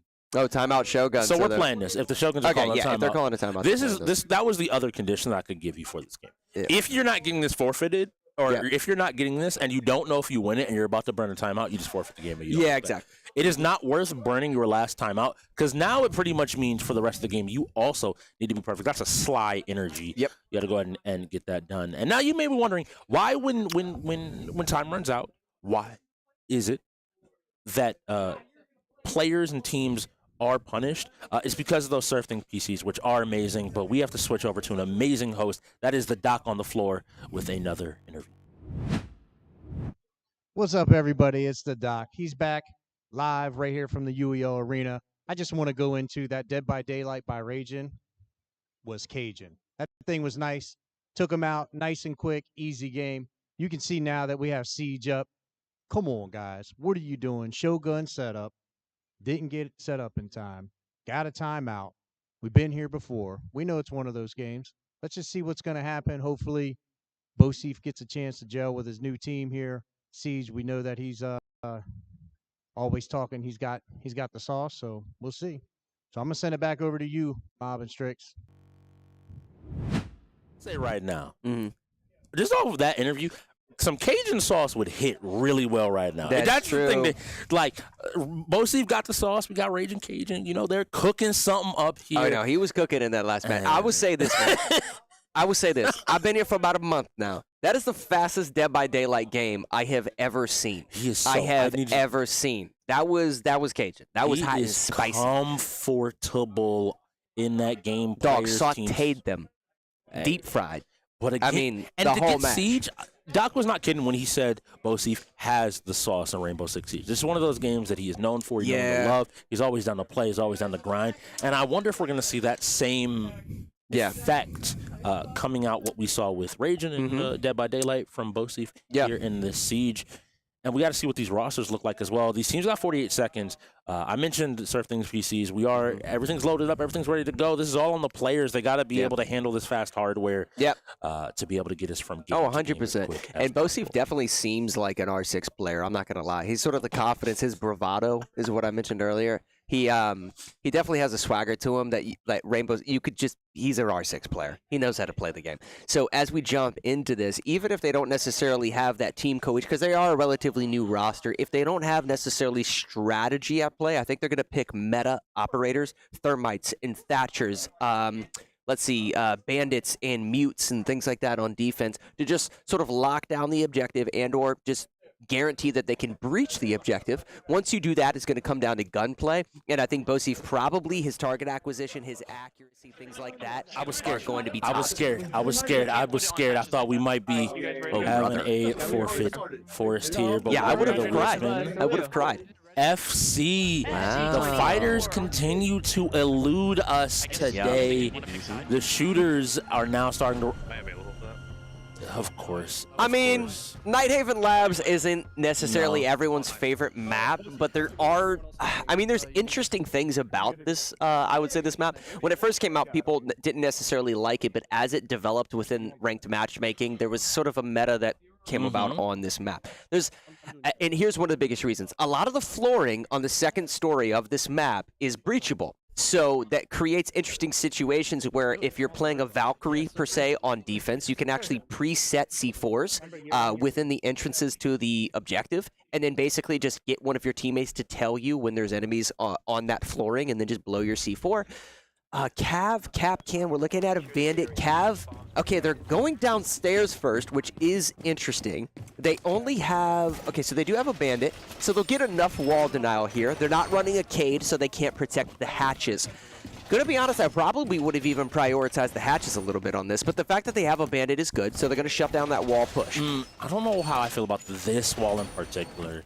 Having an extra sightline, it looks like they're only doing one just to make sure they are able to shoot through the other side and to put a little bit of pressure between these two walls. Now, with these teams, it does look like we have a little bit more of the restricted roster. We don't always play fully open. It does depend on our players. They have their conversations. That can be tactical. Okay. And they are playing bomb, as you mentioned before. I actually prefer servers over this specific. Me too. Just downstairs, you mentioned that second floor and those breachable floors. If someone has a ram or any type of destruction, all of a sudden you're in a box and you're just looking up through the different slats to try to fight. And it looks like Bosif instead playing offside here on this Echo. Here's what I guarantee. Well, I don't want to guarantee because I don't necessarily know how well Shogun plays at Rainbow Six. The fact that Bosif is rotating out of OBJ here, as well as the Caveira, that leaves only 3 of your teammates that are in the objective. They most likely have a Thermite. They most likely have a Thatcher. So they're going to break into this objective in some way, shape, or form. Once that happens, if one of their team gets taken out, this is going to spell a world of trouble for the xGODS. It just really depends on Bosif's pressure with these cameras and his ability to rotate back to the objective if he has to. But again, it comes down to shots. If they're able to sort of shut down those shots, it's going to be super important. And it's going to be big here because my question more than anything is, it looks like he's pinging the locations, maybe helping out his cat. Oh, and he's got intel on 2 of them, including the Habana, who's going to look to take out that hatch. The reason why, okay, there's 3 of them. The reason why, so we get an early pick. That's Mr. B with the pick. I was going to say Mr. B and Arbiter, who I'm looking at from the side of the Shoguns. That's the roamer. That's a roamer, so they don't have necessarily as much pressure collapsing on top of the objective as they push in here. Here's what's interesting. That breachable wall right there at the bottom of the stairs, had they shot out footholes in that wall, they can actually go prone from the opposing room and shut down that stairway push completely. But they're clearly not doing that, so they're going to begin rotating around stairs. Now, this is the backside of the objective. So I'm going to say it. I'm already a little bit nervous. They pick up a second kill this time on the Havoc to your face, and there's that Arbiter. As I was mentioning, Arbiter is very strong at this game. But I mentioned that for one reason. They have a minute left to get in on the site. They have to start executing and start taking some more space to hopefully find a win. Bosif picked up a kill on to that player on PC3, and now the entire team is turning around. Y'all continue have to make forward progress. Yeah, and now this is definitely where aggression comes into play. They need to completely. I would completely forget about the Echo, especially the fact that this Echo's outside OBJ. You only have a Bandit inside the objective. Get your Ying to throw the flashbangs behind you and rush the objective. Get intel as to where this player is, and do not give him time to reload. Exactly. That's a situation where the Echo. Wilson picks up a double headshot through that back hallway, playing out of his mind with an impact grenade. Able to secure that double kill as he pushes towards the bomb. Is he going to be able to defuse it in time? Arbiter's gone. It's a 1v2 situation now. It's a 1v2, and is that the Ying player? It is the Ying. Oh, goodness gracious. So what the Ying could have potentially had done right there, that would have been... Oh, did he actually not get the defusal off? Okay, he got it. Yeah. Okay, I was about to say. Scared there for a second. Yeah, scared me. But in that type of situation, you have the ability to shut down one of those pushes in a 1v2. You throw your flashbang grenade with that Ying ability at one of the players, and then you force the other, right? If you had the intel as to who Bosif was playing, I would probably flash him, push the other player, and then force a play out of Bosif to defuse the bomb. That's just higher, like, that's, you know, that's a third-person perspective being able to cast over it. But during that situation, regardless of who he chose, he should have thrown that Ying flashbang at one of the players and then forced a play on the other. And do not adjust your browsers. You are looking at this correctly. We do play a best of 3 in this game. Once on attack, once on defense, and overtime it'll flip back to our original setup. And it looks like not picking the same bomb site as their opponents, which is pretty interesting. Yeah. Okay, so this one's interesting because they need to reinforce the hatch above. Typically speaking, there's a hatch that's actually outside a window, so one of your players has to run upstairs in sort of a board meeting room, if you will, jump out of a window at the start of the round, and then reinforce a hatch. It doesn't look like any of these players have that specific intel, so they're not going to do that. That's going to make the freezer super easy to drop into, as well as just cause slews of problems. Now, if they're able to identify where this objective is, the most useful operator on this point, they have selected, and it's going to be the fuse. There is a fuse operator being chosen on offense right now by the gods who is going to wreak havoc. Basically a hellstorm is going to rain down on top of this objective because the entire ceiling of this objective is breachable. So that fuse is going to have a field day. How do you counter that? You have to have someone roaming upstairs in order to shut it down. Let's see if Fuse is able to get in here. Solid drone economy. You've got, yep, see, Fuse is already blowing the hatch. We just talked about that. It's behind that yellow one. Yep, there we go. Yep, now play number 2 is going to be... You're a little wide. Yeah, oh, snap. I don't know if I guess the Twitch drone might not actually... Twitch drone, little big body. Got to drink a Slim Fast and get in there. Nonetheless, okay, Fuse is in. The Twitch player is giving him intel. He's telling him that no one's there. The Fuse is now fusing the objective. Now let's see how hard they are anchoring that site. Yep. They have to be ready to move around to get out of position because this is going to be a ton. 100%. Oh, okay. And we're back on Raven now on defense, holding, and he realizes that these explosives are coming in. He takes a little bit of damage. Maybe not realizing that was a fuse. Yes. So not only is one player down, but another player was injured. So that's the power of the fuse play right there. They're basically just a toe shot away from death. And now they're in a slew of hurt. The other thing that the fuse could do is he does have a breach charge left. Not only did he breach the hatch, but he can put. Oh, this is another fuse charge. Oh, RK goes down. Yep. Bubbles lands a headshot on RK. Arbiter kills Bubbles, and they have control of if they all move to this objective and are able to hold it, they might be good, but that's Mr. B going down as well. Wow. What a shot. Oh my gosh, on the Dokkaebi, able to actually secure 2 single shots with that slug round shotgun. I love the Boss G. The Boss G, villain approved. Havoc going for a simple revive here. Oh, in front of me. Oh, Arbiter able to hold it down with the Frost play. They got to be careful of Frost Bats. A solid Frost player can lay some cheeky Frost Bats here over top of... Oh, never mind. They're just trolling. some tactical squatting there. Yeah, just a little bit. It's one of those games that Siege is a team game. We mentioned the strategy, but there's such a team portion there that once you lose 1 or 2 players, you have to make a play, kind of like we saw Bosif getting that double kill in that first round to get his team and even those numbers back up. Well, you talked about it's just strategy. They clearly know that map pretty well. The fact that they brought the fuse, a lot of people just don't know about that. And or if you're not bringing a fuse, bringing a sledge, something that's going to allow you to play vertically on top of the objective and just open that entire ceiling up. The fact that when they started pushing the actual objective, 2 of their players were one shot. That's tough. It makes your life so much more difficult to just be able to play any game. And I want to highlight, kind of going back to our conversation at the beginning, I think Nighthaven falls into a similar category of layer. If you didn't stick with ranked Siege long good point. enough, then it's just a map that you're less familiar with. You may not necessarily know the standard procedure to hold a site. Kind of like you mentioned, you highlighted, hey, you need...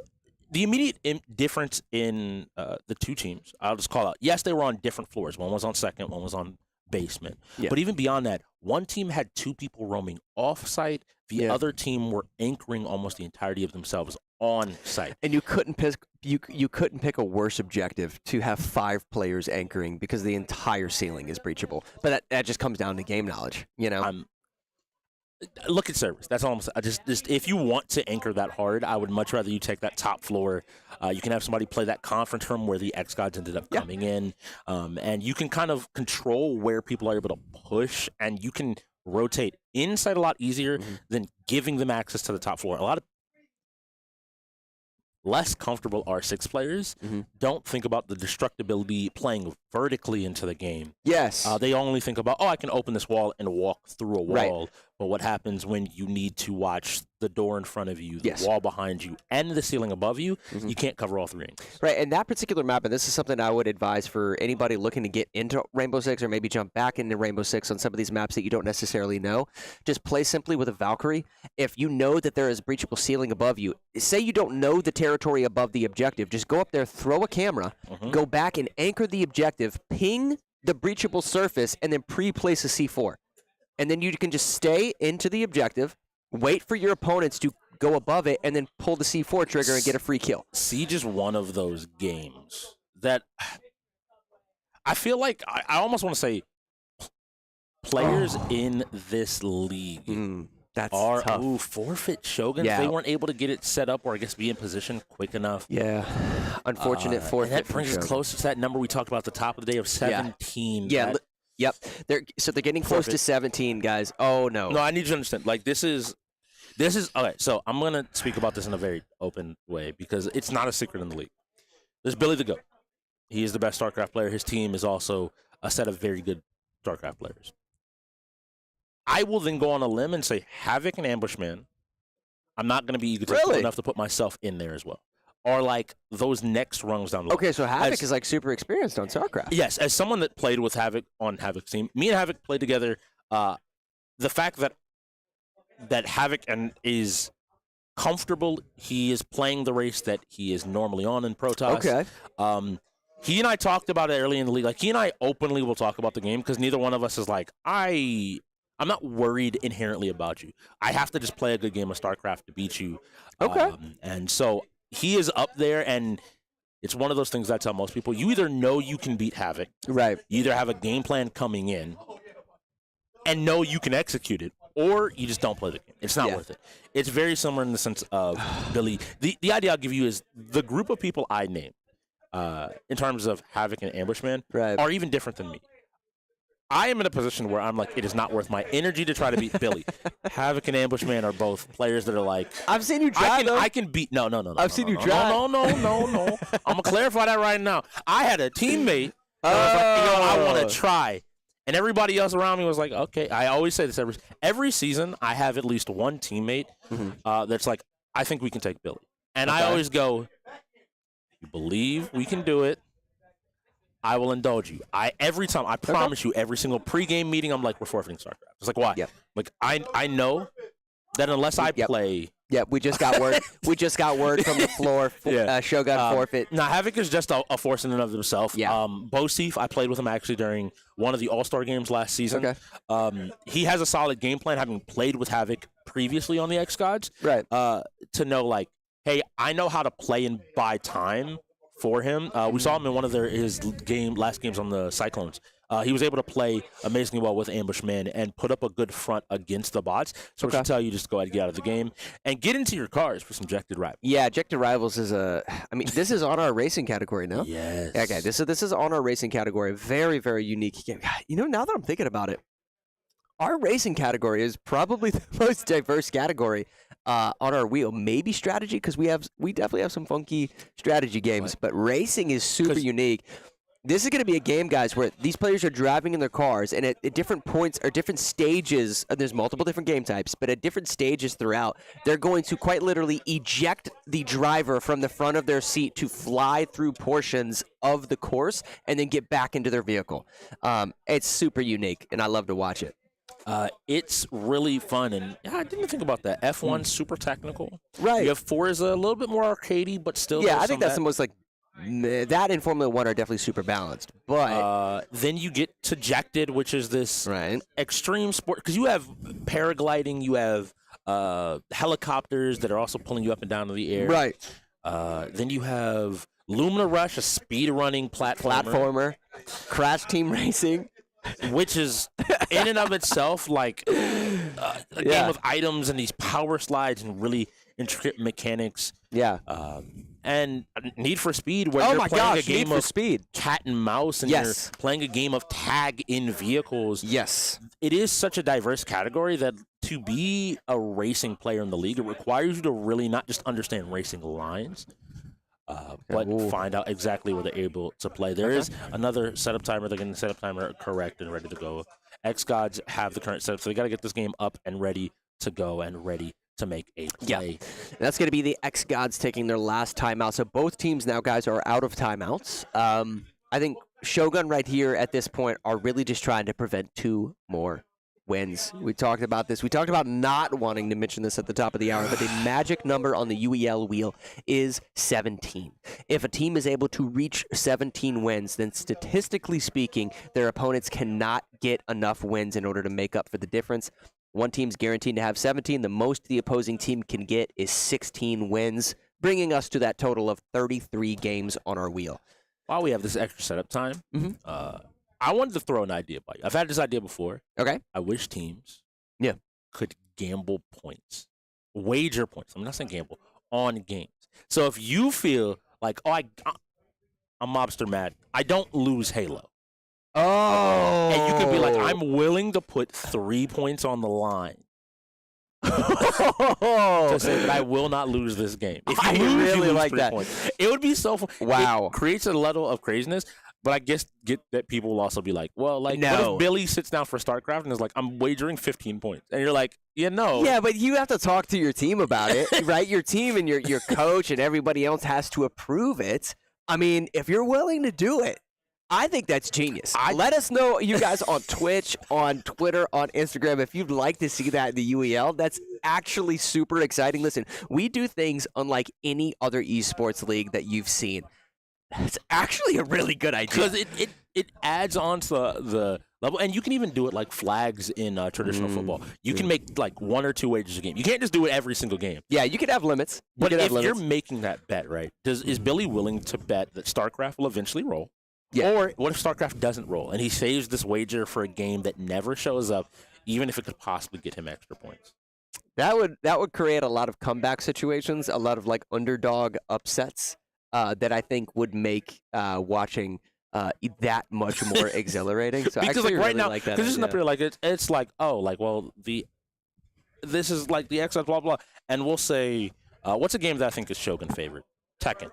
I think Tekken rolls, right? And the Shogun are willing to say, we'll bet all 4 of our points. And they win Tekken, and now they're at 8 of 15. Yeah.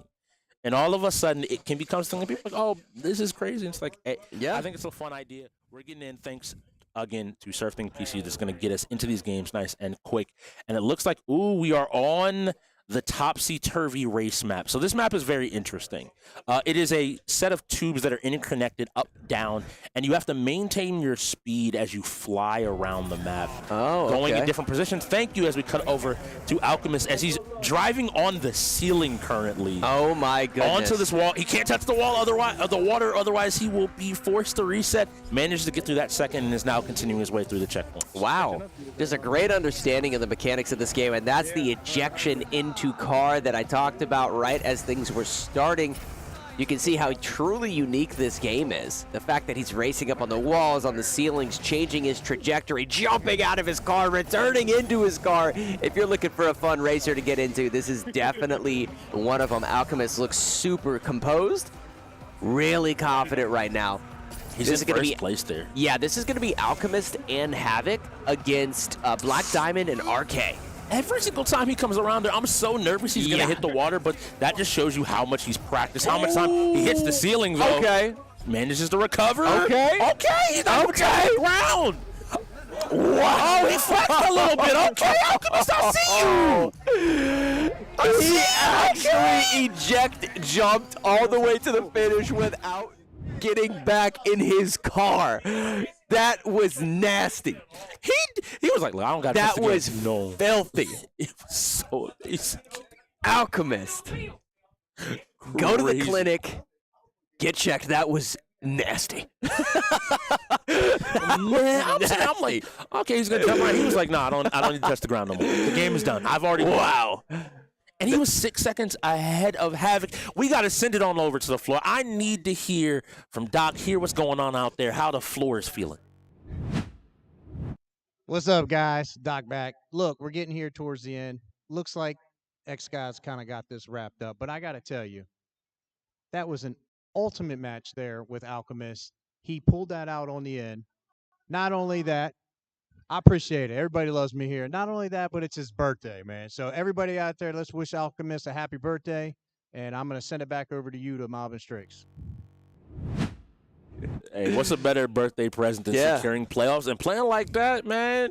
Every day might just be his birthday when it comes to Check the Rival. Yeah, absolutely. Happy birthday to Alchemist. Show me love in the chat, guys. Nonetheless, they're one win away from that magic number as we're getting ready to jump into Midnight Ghost Hunt. And Midnight is an interesting game. Halloween is past, but the ghosts are still afoot. It's a game of hide and seek, but in a game mode called Prop Hunt. So I know there are a lot of people at home. Younger viewers, you might be familiar, but for those that don't know, you get to turn into different objects around your room. So let's look around your light, your computer, even that can of Sly right there could in fact be a ghost. And so the ghosts are going to go ahead and hide. And if they manage to survive this 4 minutes of hiding and avoiding these 4 hunters chasing them, the 4 ghosts will see and hear the clock strike midnight and be able to fight back. They become the hunters. Yes. And their opponents need to survive 4 minutes of their own. Yes. So at midnight, the ghosts, like you said, become the hunters. It is still very difficult, but they do have the opportunity. They're a little bit more powerful at that point. They have the opportunity to swing at the hunters, basically just kind of smacking them, if you will, but they also have the ability to use the objects in which they jump into to fling themselves at the actual hunters, causing massive damage. Now, if you jump into a Sly can and throw yourself at a hunter, you're not going to do nearly as much damage as if you jump into a forklift and you send yourself at a hunter. The problem there is some of the corridors on these maps, and they're beautifully designed maps. It's a really nice looking game, but the problem there is if they're in tight corridors, sometimes if you're flinging a big object at your opponent, it doesn't necessarily connect. You might kind of mess up your trajectory of the throw because part of that forklift hits the walls in some way, shape, or form. So they got to find good objects while also sort of staying alive because they can still be shot, they can still be damaged. It's still pretty difficult. You hit on the head what I want. I want somebody to play a forklift, and we haven't seen it yet in the league. Yeah. There is headshot damage. So if you manage to land a headshot with a forklift, okay. Let me go ahead. Just at home right now, you might be sitting on your couch, your bed. Just imagine that flying at you. And I'm like, right now, I'm like, no, I'm good. I'm good. That's enough. Yeah. I'll go ahead and it's November now. I'm ready for good food. Yeah, and there is interesting mechanics within the game too. We've seen ghosts jump into a vending machine, and then you can actually shoot soda cans out of the vending machine to cause basically like range damage. Yes, right. There's a lot of interesting things. It definitely takes getting to know the game, but at a fundamental level, sort of, there's mind games involved of not just surviving, but then also just being able to get that damage output that you'll see sort of on display as we get into it. But what would you say is probably something to look out for the ghost prior to hitting midnight? What's a strategy that you see players using? Movement. Okay, movement. So there's 3 major categories I will highlight for players. So there's movement. These are the players that are just trying to evade the hunters completely. You're never going to see me. You're never going to find me. Number 2 is traps. Wow. And the Shoguns have run out of timeouts, and the game was set up incorrectly. Wow. Which leads to another forfeit and our magical number being hit. You got to know which buttons to check and which ones. It's all in there in the rules. 100%. Just make sure, do a little reference in Valorant. Yeah, Valorant, we're getting ready to jump into. Valorant might be fun. Valorant might be fun between these 2 rosters. Yeah, and it might. This is like an opportunity, I think, for both for both teams to start. I would play every single game that comes up, regardless of whether or not you're comfortable with it, just to get a little bit of experience and start working on that cohesion between you and your teammates. So this is, I think you hit it on the head. Yeah. This, with 17 wins, has solidified the xGODS place in the playoffs. Their position. Isn't that wild? Play. It's crazy. It shows what having a strong start to your season, what it can do. But that doesn't change the fact that they play a few more games after this. This is still only game number 7 for them. They have at least 3 more games under their belt that they have to play. And they need to be prepared for that, especially with a new roster going in the playoffs. On the other side of the Shogun, your season's over. But you need to be figuring out what next season looks like for your team. Yes, and I definitely would advise for a lot of you guys watching right now, like not just becoming fans of the particular teams, but becoming fans of specific players. You're going to see these players potentially shift to other teams, moving into next season as they can, as we develop our drafting process and what have you. You're definitely going to see them on other teams, and they're sort of fighting for their own sort of prowess, if you will. Like brand, right, is sort of a lot of things within the UEL. You have to not just work well as an individual player, but you also have to showcase the ability to work well on a team, and you have to continue to do that throughout the season so that you're more likely to get drafted, show up, be a higher tier player, make a little bit more money, right, and continue developing. I think you hit it on the head. One thing that I will point out, because I will also agree, become fans of players. Yeah. Everybody this season, because what we're doing is a little bit new, you know. You pay per game, win or loss. Yeah. We are different. Everybody's signed to one season contract. So how you perform, how you're able to show, there are going to be teams that care about box scores. There's going to be teams that care about the players that are able to maybe market themselves and show how good or how strong they are. This doesn't need to be the end of your story. And coming from someone that's been in the GM position before, there is nothing better than finding a player that was underperforming on a team that everyone else underlooked. Because you have to recognize, is it the team situation, is it the player, is it the group? Right. There's so many different things that can cause it. And on the flip side, look at Black Diamond, look at the Shogun. You know they're going to be building a roster. Yes, and 100%. maybe you can come in and say, hey, this is what I bring to the table. This is how I'm able to develop. Okay, so we have 1 minute and 30 seconds to find out if RK's Valorant and if the client is fast enough to go ahead and update and get in the lobby. Yeah. Because the game was unfortunately not updated earlier. Yes. We actually saw that happening earlier. It's just unfortunate that it's coming from RK on the Shoguns, as well as, I believe it was Black Diamond who didn't have his Fortnite updated, correct? So just a little, that's the type of stuff coming into today that we've actually witnessed from them in prior matches. I was hoping a lot of those tech issues would be on the xGODS so that they could make a little bit of a comeback tonight. But I will note, we came into some poor setups by these teams. I think this is 4 times now.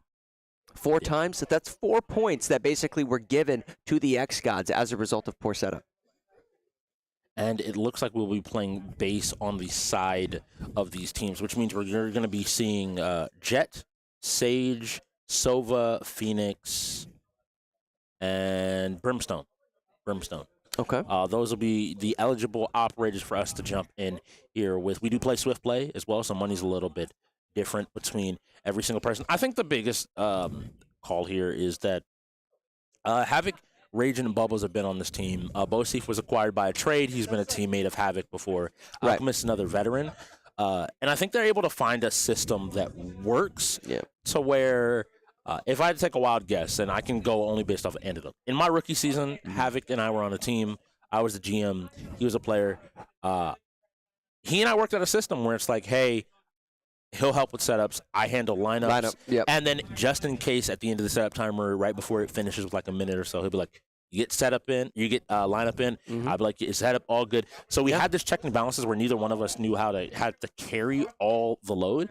And so I think for these players, they're able to find a system and put something together to where we know we need to get setup done. We're going to make mistakes. The UEL is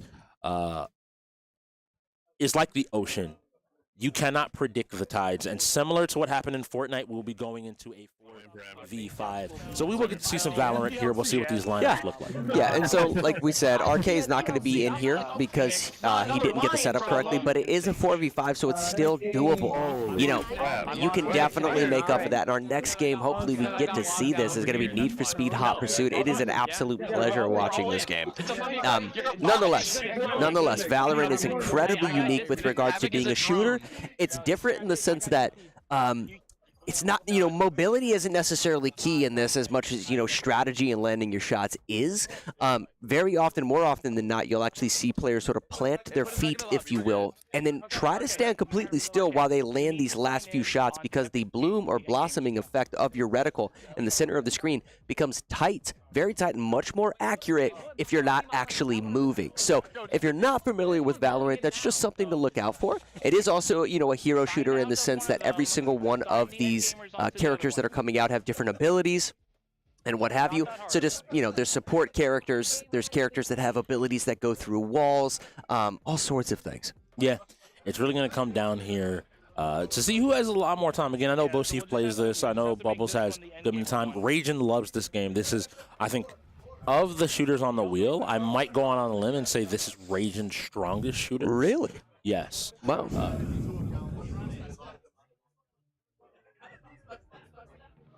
We're getting some word from the floor. We're trying to finish setting this thing up here. A couple of issues, maybe even potentially from both sides. Wow, and we might just be moving on without necessarily even a forfeit, just because. No, I think because this is players, the fault of the players. I'd be surprised. Oh my goodness gracious! Sounds like we're just moving on. I think that we asked for the mental for both these teams to be forfeit strong. from Shoguns because it was a situation. Essentially, the players were signing into the same account on multiple PCs, knocking each other in and out of the lobby, and so the Shogun players end up having to cause forfeit, which means we're just going to go directly into Need for Speed. Listen, that is something I could expect from like a relatively new player. But I think both of these teams have players that have been studying the UEL, that have been playing a lot in the UEL. Is there anybody that you could see maybe having this happen to? RK is the only person. RK is still a rookie. He's been around. Okay, the so that's league. He's understandable. watched, but he has not. I think this is his second or third, maybe third game of the season that he's played so far. We've seen some of our younger players. I think it was And he's Flying younger. Kittens. I've seen Flying Kittens make a button check error where he accidentally attacked during a button check, which basically eliminated him from the game. So we've seen some of that from the younger players. It's always frustrating, though, when you see vets coming in and just kind of losing focus sometimes, and maybe that happening. It ends up being a pretty big deal. On the other side, everyone else on teams, I think once you get past RK, Mr. B, Bubbles, and Ragin and Havoc are the next youngest players. Okay. All of us being, myself included, because I came in with their class, being in our third season. We all came in season 7. We played season 8. Now we're playing season 9. So they're all 3 seasons, different games. They've experienced the ups and the downs. Okay. So I still have the expectation that they should know kind of what's 100%. happening here. There's not a world, and that's ignoring the fact that some of these players have been playing already now for 8 games this season. You know setup has to be done. You know this has to be done. You know your games need to be updated. And if not, it's why I'm not going to ever put it on a rookie that maybe hasn't been starting as recently. Even Alchemist is kind of coming back, and he hasn't played formally this season. And so the idea, though, is that he's still on point, and that's on management and players to be like, hey, do this. Brother, you talk about management. Black Diamond, majority owner, correct? Yes. A majority owner in Shogun didn't have his game updated today.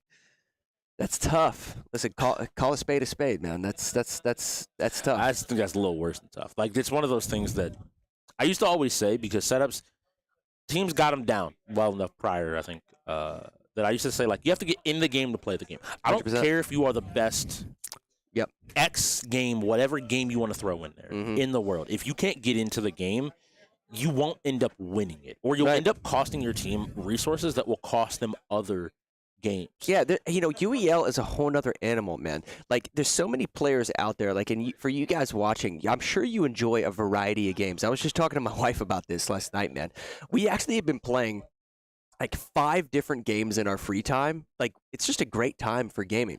We're playing Ubisoft Skull and Bones. We're playing X Defiant. We're playing new Black Ops, Call of Duty Black Ops 6. We're playing the new Pokemon TCG Pocket that just came out. Downloaded right, really Pokemon Unite on our Switch. That's 5. Oh, and then the Crew Motorfest from Ubisoft as well. We're playing like 6 different games, and I'm sure a lot of you guys watching right now are also doing that. You might feel like you're excelling in a lot of those games, but maybe you don't feel like you have a place within esports because you're not like just focusing and drilling all of your time on one place. You know where your place is?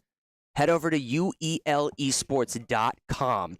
Get some information on this league, potentially apply to be a player within our next season. I promise you, you don't have to be the best at every single game, but if you're a really well-rounded player, like he was talking about, you can make hundreds, if not thousands of dollars every time you show up to play. It's about how well-rounded you are, but then also how well you complement and sort of synergize with your team. Are you helping your team set up? Are you sort of emerging as a leader? That's not, like you said, not necessarily in tier 1 or tier 2 positioning, perhaps you just help everybody stay focused. You keep a positive energy. You give good talks during halftime. Listen, we see people in the cafeteria here that are sort of motivating their team, if you will, to jump back in and take the second half of these matchups. Yes. And if that's you, I highly suggest that you guys jump into the league for next season. It's going to be going down. And if you are looking to also get prepared for next season, I'm going to once again recommend you our PC sponsor of SurfThing PCs. Grab you them. Regardless of what ends up on the wheel, I know you will be prepared and able to play. Street Fighter is coming up next, but to get to that Street Fighter, Havoc to your face is going to have to escape as the most wanted in our game of chase. All right. These two teams. All right. I love this. Havoc. Street Fighter 6. So that does mean the cops are the Shoguns. We're looking at Mr. B. Arbiter, RK, Black Diamond, and a correction, Ragin is I was like, interesting. Where's Havoc? most wanted player here. Havoc's not in. I think he said that Havoc's. Exactly. There we go. Yeah. All right, cool. Good job. I love the idea that he fixed it, make sure it's all ready, good to go, and got in. So this game, they got to escape. They have abilities. Yep. And I would like to note that this game is actually on Game Pass. So if you guys own Xbox Game Pass or Game Pass Ultimate, give it a download. This is Need for Speed Most Wanted Hot Pursuit Remastered. Most Wanted is the game type. Really subtle here, but I got to give Raging credit. He's matching his vehicle. Yeah, he's swagged out. He has a little bit of red on his shirt, red on the tail lights. He's feeling himself.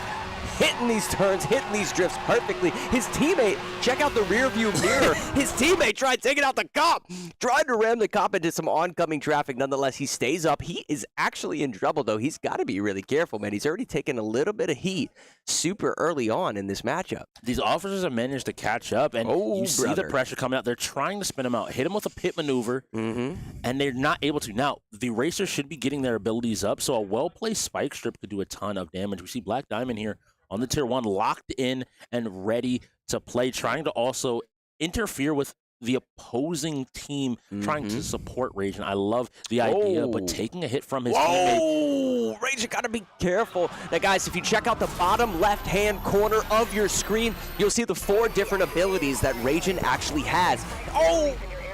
Getting hit pretty badly right there. EMP there, that's a ton of damage. You can see in the bottom right, that red bar next to his speed gauge is his health. It's already at 25%. Oh, Spike my gosh. A spike strips knocks him backwards. He has only a fraction of health. Can they finish this thing out? I hear people yelling night night on the floor right now, but Raging is not yet out. Maybe they celebrated a little early. Nothing like some humble pie to be served up on the floor of the arena right now if Raging is able to pull this thing out. He currently has a little bit of the lead, but this is Arbiter coming up on his 6 o'clock right now. Let's see if they can pull this. There's 2 cops on his 6 o'clock. I don't know if he has a spike strip. Oh, he slams on his brakes right around that. Oh, he hit the dodge! He just dodged 3 players, though, by utilizing that sword. Oh, almost got away. So he hit the wall. The other 2 players went around. He just was not able to get enough speed to head back the other direction. That is the 5th win. Listen, I don't know if that was an accident. I don't know if he actually hit the wall. It felt like because there was a slight turn there. I thought he was trying to turn around and then go back up the street to make all of the cops sort of crash in front of him and then him go. That could have been the biggest brain IQ play I've ever seen on Need for Speed, but it didn't work out.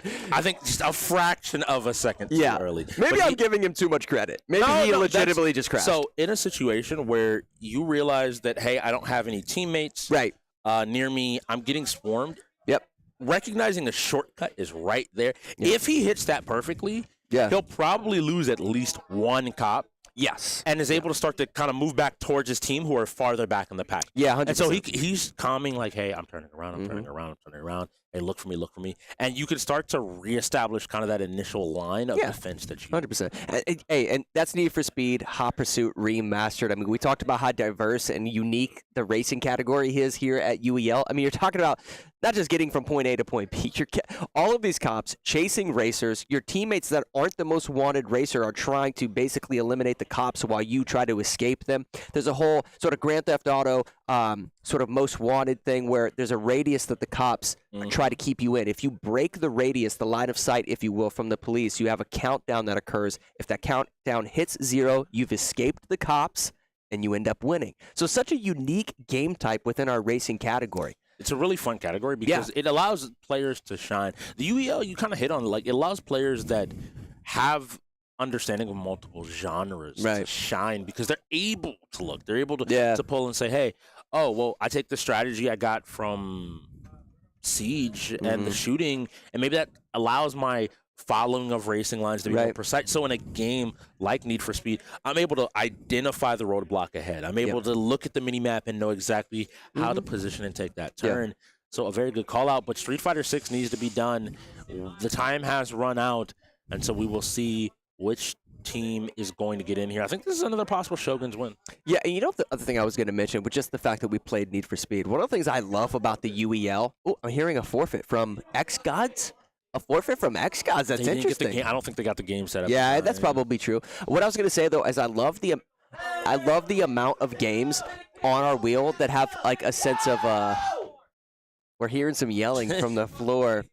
Shogun potentially celebrating another win. CTR. Crash Team Racing. You asked for the racers, and they are all up here. Let's go. Crash I love Team it. Racing. I want to know who plays Crash Team on these teams, actually. Yeah, it's interesting, you know, because if you're not very experienced in Crash Team Racing, it's shown. Like, you definitely know the players that just decide to jump on there and just play a little bit, maintaining their boost speeds. 100% Strix is one of our best players. Huh? Whoa. No. That first statement, we're going back to that first one. I'm not saying I'm bad at the game, but I do actually think that, like, it's a game that, compared to a lot of the other racers, technical skill is really on display by our best players. Because, look, some of the best players in this game, they will play an entire map without ever touching a wall. And I just look at them and I'm like...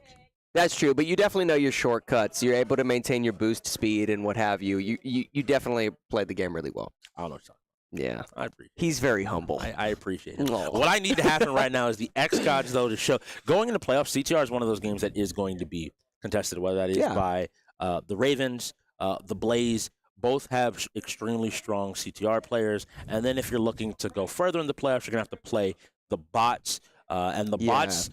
Blaze, Hollywood on Blaze is real good at CTR. Herb, by that same token, is also extremely good on the Ravens. I know for a fact that this is not a game. Either you recognize we're giving this up, go ahead and put that over there. Oh, 100%. Or you know that you need to be grinding. Listen, it's like Mario Kart. Everyone out there has played Mario Kart at some point. It's an arcade racer. It's a kart racer, for instance. Listen, if you've never played Mario Kart and you step on the track with my wife, you're getting burnt. Okay? She clowns everybody.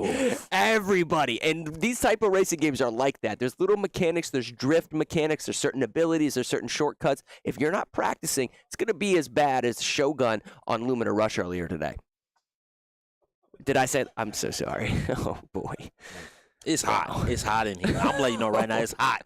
Oh no, it's spicy, but in a good way. I think that this is the showing that the xGODS kind of wanted to put on. Yeah, they want to show that while the players might not be the same, the team's approach, mentality, and ability to perform is still there. CTR though, we have 1 minute and 20 seconds. This is a Shogun setup.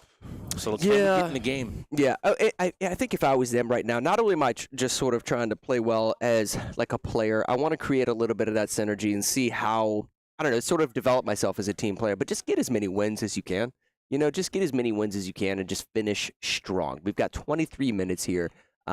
Potentially some games left on the wheel that you're not super experienced with. So what a great opportunity to, you know, start to get some skill in there. Yeah, I'm interested to see. And the xGODS, you know, they have another game next week. So I know that they are kind of locking in as well and figuring out exactly what they need to do. We still have 23 minutes here. They're only, four forfeits, so we're not done just yet. You know, the irony behind this is GODS are sitting at 18 wins right now. If you take away the 5 or 6 forfeits of this, and if they were to go into Shoguns, it'd be 12-12 right now. It's one of the... So this is something that's really interesting about the UEL. The UEL, people a lot of times just look at the score, but you have to remember the big difference here. We played 24 games, so an even split is 12-12, as you said. Every win you get is also a point that your opponent cannot get. So every game almost acts as a 2-point swing score. 100%. And so, like, the moment you start saying, like, well, okay, they didn't win this. Oh, well, now it's 8-16. Now it's halfway. Oh, it's 10-14.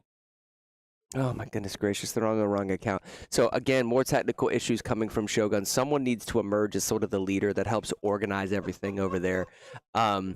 Nonetheless, guys, if you were to take away some of these technical issues, if they could get the games that they practice every week set up, they actually play really well. So like just a few of these tech issues that are like probably 4 games. If you were to take those away, maybe say the xGODS are at 14, it'd put Shogun at 10. There's games like Crash Team Racing and Lethal League Blaze. We only have 20 minutes left. Both of those games are like a few minutes long. Yeah, we do one race in Crash Team Racing. One race. And Lethal League Blaze is 60 seconds, and it's over. If 60 so seconds. you could get 2 wins in, well, okay, setup time takes a little bit, but realistically, you get like 2 wins within 5 minutes. Yeah. You know? So if you get it set up, funnily enough, if you get it set up, this is something that's really specific about these 2 teams without timeouts. But if you were able to get 2 teams to have the game set up correctly, what essentially would happen is if you very clearly set up the game and your opponent was the person slow playing, and time ran out, the forfeit might go to them because like I did everything right, the game was ready to go. They chose to sit there. Yeah. If you have timeouts, it doesn't matter as much because you can kind of play the game, but not having it. The xGODS are kind of incentivized to get the game set up quickly, so it's not on them if something. That's true. You could set up a game against the bots. And Billy the Goat running everywhere trying to find his controller. And then next thing you know, free win, free dub. Billy's pink controller will forever live in infamy. Yeah. He legitimately Did he burned find it? Yes. Okay. It was in his bag. Oh, it was in his backpack right next to him. Apparently, bit of a Where's Waldo I believe situation. the story was, now first and foremost, for those who don't know, the story went, he burned, first of all, like 2 or 3 timeouts. So that's roughly 10 to 12 minutes to go ahead, because he included the original setup. Oh, my God. He burned it. He immediately went up to his opponents. I just heard something on the... No, okay, well, all right. So I'm just going to run down this. They had the wrong account. Something was messing up. They found out that we plugged no! Not the my controller dog, man! into the PC. Raven's the guy I've been talking up. It always happens. I promise you. On the commentary desk, it will happen. Come on. Roller Champions, another sports game coming out here. I lost my train of thought. Listen. It was plugged into the... All right. Roller Champs is on PC. Plug your controller into your PC at your station, just in case you're watching at home. I mean, you could also play Roller Champions on console, right? I play it on Xbox. I'm not saying you're wrong, but somebody out there is gonna sit down at that console and try to play Roller Champions and get a timeout call. Oh, that's true. That's true. Yeah, no, that's very true.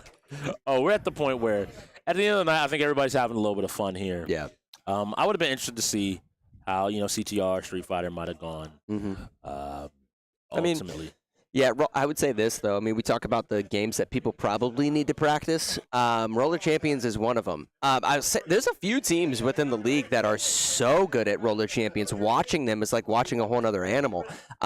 Whether one of these teams is, pretty experienced with that, who knows? But I do see Roller Champions as a game that not a lot of people are practicing, and it's super noticeable. Just casting over the game sometimes, just not using really fundamental basic mechanics, working together as a team to advance around the ring and what have you. I feel like Roller Champions is a game with a high skill floor and ceiling. Okay. But to find out what's going on under our ceiling, we have to take it on over to Doc.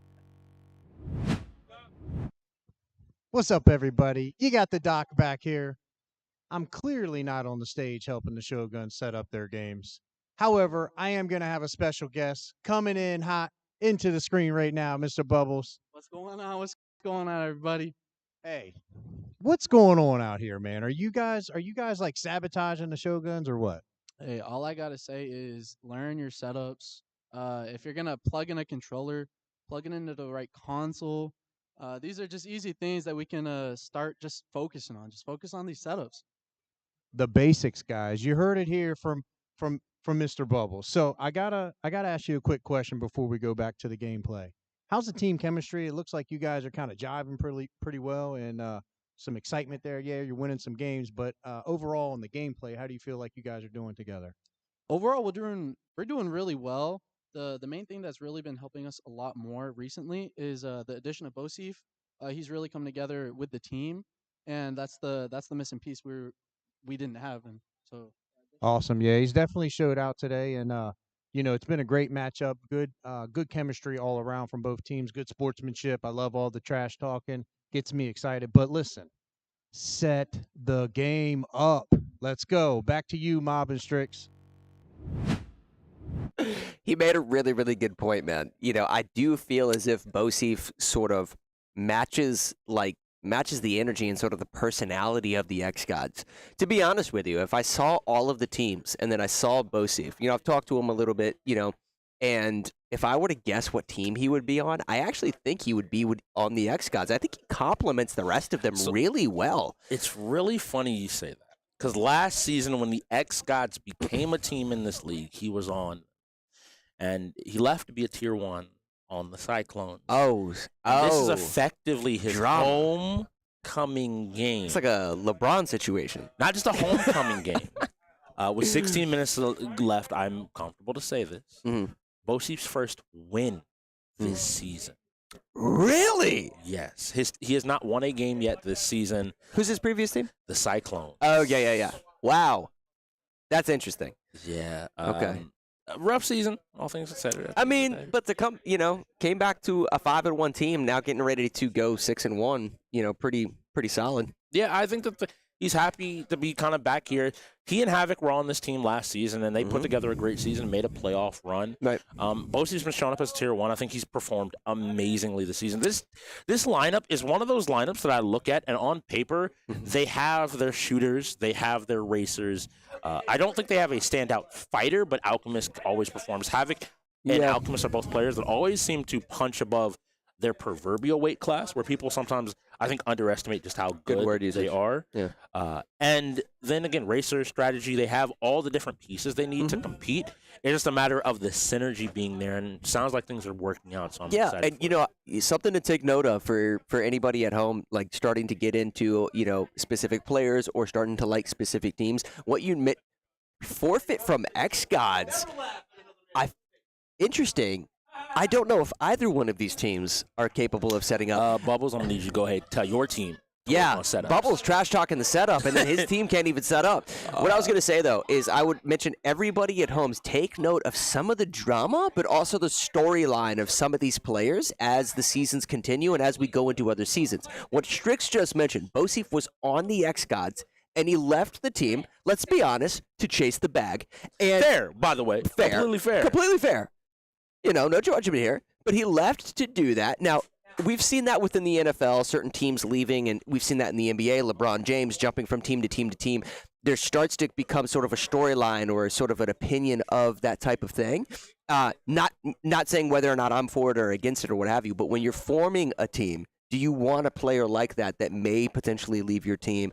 Do you want to look at the players that are more well-rounded, players that can potentially enable the setups of some of these games and so much more? There's a lot of things that are involved within the UEL that you may not think about when you're just sitting there, watching these players game after game after game. I want to give a lot of credit to Bosif because he did make that transition, but I think it's because in our tier system, he felt like he was being undervalued. He 100%. went to a team, became a tier 1, and at the beginning of the season, the storyline was, is Bosif a tier 1? And by 3 or 4 games in, everyone had stopped that conversation and been like, he is performing. He is able to hold that tier spot. He is able to play so many games across so many categories that now him coming back, we see him immediately sliding into the 2. There wasn't 100%. a question of him being lower on the tier list or where it's going on. It's like, no, he's been performing as a 1. Yes, maybe today Rage, I know, has stepped up and taken some of those leadership responsibilities alongside Havoc and gets his spot. But Bosif, by that same logic, though, has proven himself as a player of a caliber. And sometimes you got to leave and let them miss you to realize when they come back to value you correctly. So I want to give Bosif a big shout out for that. Yeah, no, and I like that. It's just the only reason I mention it is it's an aspect of the UEL that's so different from like the rest of esports that people see. That was legitimately the conversation as well. You are correct, because that was the conversation that so many people had this season. And I think so many teams had to relearn that. Yeah. So the Reapers are different. They're a championship team. The Bots are different. They stayed together. They're a team that's very well knit. They had a championship caliber team. Right.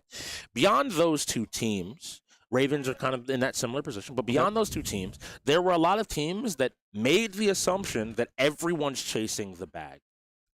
Like, we are chasing these buttons. Oh, wow. Lethal League. It took me a second to realize that we are yeah. hearing the ball fly back and forth. Yep, and the xGODS are actually playing the yellow team from what we're seeing. And what I want to just mention to everybody watching right now, just look at the stocks underneath each of the names. Think of it as Super Smash Brothers, where they only have a certain amount of lives. This ball that's flying back and forth is essentially the item at which you take your opponent's health away. Each of these teams have to hit that ball back and forth, gradually picking up momentum and potentially hitting your opponent to drain their health and knock off one of their lives. And it matters a ton here because we saw there, even being down, the Raptor on red team, one of the Shogun was able to find a victory by virtue of just staying alive and getting that speed up and getting his hit. Yeah, 100%. Now he died, unfortunately, this round, so it's going to be on his teammate to find an opportunity, and that teammate swinging away. Right? It's a 1v1. Who's going to take it? Wow, interestingly enough, the xGODS not doing what they probably should do in that situation in a 2v1, but they end up getting the win regardless. A lot of times in a 2v1, you'll see one of the players on the doubles team push their opponent and potentially get an instant ricochet the moment that they actually hit the ball. Instead, they decided to stay near each other, just making sure that they could hit the ball in the opposing direction, and it ended up working out for them. A little bit of health, getting knocked off here from two of these players. Both on yellow, so yellow is sitting really low right now, not only in a 2v1 situation, xGODS potential. Oh! We are in a 1v1. Oh! And now it's a 1v1 situation, but 2 lives on the side of Raptor. The Shogun seem in a position to take this win. The first hit already takes some of that life bar down. Another hit. This is going to go through the wall. Gets hit, though. This is big. If he gets touched again, he dies. Yep. And it and from he the does. ceiling. It's so difficult, and I'll tell you why that's difficult, because he hit it at a diagonal direction. When it's going back and forth in like horizontal movement, it's a lot easier to read the trajectory of the ball. When it's going diagonally like this, it is so difficult to position yourself correctly. Nonetheless, xGODS maybe. No! He took it! He had 1 hit left and he found the hit! Shogun ends up actually stealing that game. They're sitting at 8 wins, man. This game could, in a world of infinite timeouts, this is a different game. You could not have said it better. I was telling so many people that I was excited about this match today, and they're like, why? It's 5-1 team against 0-7. Strix just nailed it on the head. If in a world of infinite timeouts where they could just take all the time in the world to set up these games, this is a tie matchup right now. I truly believe. I don't think I understand the amount of games that I think could be back wild. Is so many. We have, and somehow, again, we started also at the first half with 9 games played. Yeah. We are now at 25. I don't know how we played almost 20 games. Yeah. In these last 2 hours, which, by the way, to any team out there that's like, we can't come back. Yeah. 20 games. in 2 No, hours. absolutely. Yes, That's why I mentioned it, because the last time we casted over a Shogun's match, they had a lot of technical issues. Now, this is a pattern of behavior that's super worrisome, especially Black Diamond being owner of the team. He needs to really, really work on that for them. But nonetheless, I knew that there was going to be tech issues. I sort of thought going into this that, say a team in the NFL, right? If Brady is your quarterback, if you guys make a ton of mistakes, you can guarantee that they're going to try to do everything within their power to not make that mistake in the next game, because it's something that sort of strikes at sort of the vibe of your team, right? You can't continue to make those mistakes. Eventually down the line, especially at this point in the season, it's going to hurt sort of the attitude of your players coming into all of these games. I thought that they were going to sort of corner correct on that. Come into today, xGODS being relatively new roster, we're going to sort of fall behind on that. We talked about Bosif complementing the team really well. They didn't know Bosif coming into today, hadn't really practiced him with him all that much, but instead they sort of have, like we talked about in NHL, helped sort of enable his prowess as a player through finding that synergy. I really thought xGODS were going to make a ton of mistakes, and this score wasn't necessarily going to be flopped, but I thought that it was going to be relatively close coming into the midnight hour. Yeah, it looks like they've figured something out. A lot of teams have the question of, are they going to make playoffs? And people are like, well, they got to win one more game. Yeah. They got to win one more game. Are they going to do it? And it looks like they found that Overwatch should be the next game coming up. And I want to see, this is another game that, to me, talks about synergy. Right. What are different people's roles? How are people able to play? And how comfortable are they with playing the game? That's true. Let's see what ends up being chosen Die here. by the blade. That's RK wanted interesting. it. RK wanted it, but they got to get through this Overwatch with 6 minutes. 6 minutes left. So that's actually a game. If you guys weren't here at the top of the hour, RK said that that was a game that they were guaranteed to win. Nothing like a little bit of humble pie served up for dessert after this feast of a day that the xGODS have had throughout the evening. So it'd be interesting to see if we can actually see that game and if RK can perform in a way that his sort of confidence would suggest. Nonetheless, we're going to jump into a little bit of Overwatch here. Typically speaking, you will see like a 3-tank, setup, 3-tank sort of setup within 3-tank and then dual healers. So we'll see what they're running here. Definitely not the case. See a Soldier 76 and Diva already. A little bit more traditional, looks like line. They're probably going 2 tanks, 8 DPS, and 2 healers. Yes. We do see the Kiriko, and there's a Moira there. So a little bit more traditional of a lineup here. Already using his teleport here. So we have to see what Mr. B is able to do here. Kiriko's a really interesting healer because she has the ability to cleanse a lot of those stuns and negative effects with well-timed abilities. So clears out the debuffs, if you will? Yes, but also she has the ability to deal a ton of DPS if you hit these. It's almost like a different version of a Moira in a sense, a support but also a damage player. So here we go, we're playing push on Coliseum. So a lot of this comes down to teams playing together and finding their openings and their windows to attack the opposing backline. We see Soldier taking a ton of damage, and we see each team kind of peeking out. They're trying to find an opening for them to make a play, but they have to be worried about this bot, and Arbiter has gone down. That's the front line gone. Wow. And it looks like in-gamer PC8 there came in for a quick kill as well, and this is where it becomes a problem. I think, a big issue throughout that team fight right there was that Mr. B didn't realize or have the communication that his teammate was starting to sort of initiate the push and push into the front line, and he wasn't able to sort of aid that player in a sense, and as a result, the player just dove into a bunch of DPS, got wiped, and then the rest of the team sort of fell apart. Now, right now, you're watching Rage, and he's the one that ended up landing that shoulder charge that we just saw. Doesn't surprise me whatsoever. That's a tier 1 player on the side of the xGODS throwing out these fire strikes, getting some solid DPS with each of these fire strikes. Shield about to break, so he's going to go ahead and dive the bottom. Oh, he caught somebody. He actually had somebody pinned, trying to finish the kill. That's on the Reaper, and he does. That was RK? Yeah, wow, that was RK. That's interesting. I didn't even see the Reaper there. He actually dove him with a call out from his teammate. The ability to sort of like have that game sense, pivot his Reinhardt in that direction and then land the shoulder charge. His headset was back. He literally just turned around his headset and realized that he had things in the wrong direction. Now, they don't have a Reinhardt. They don't have anything to really stop this shatter. So if he sees the opportunity, he may just be able to get a fight. Looks like they're backing up. They realize they might be wiped here. Trying to get away is unable to charge out. Right.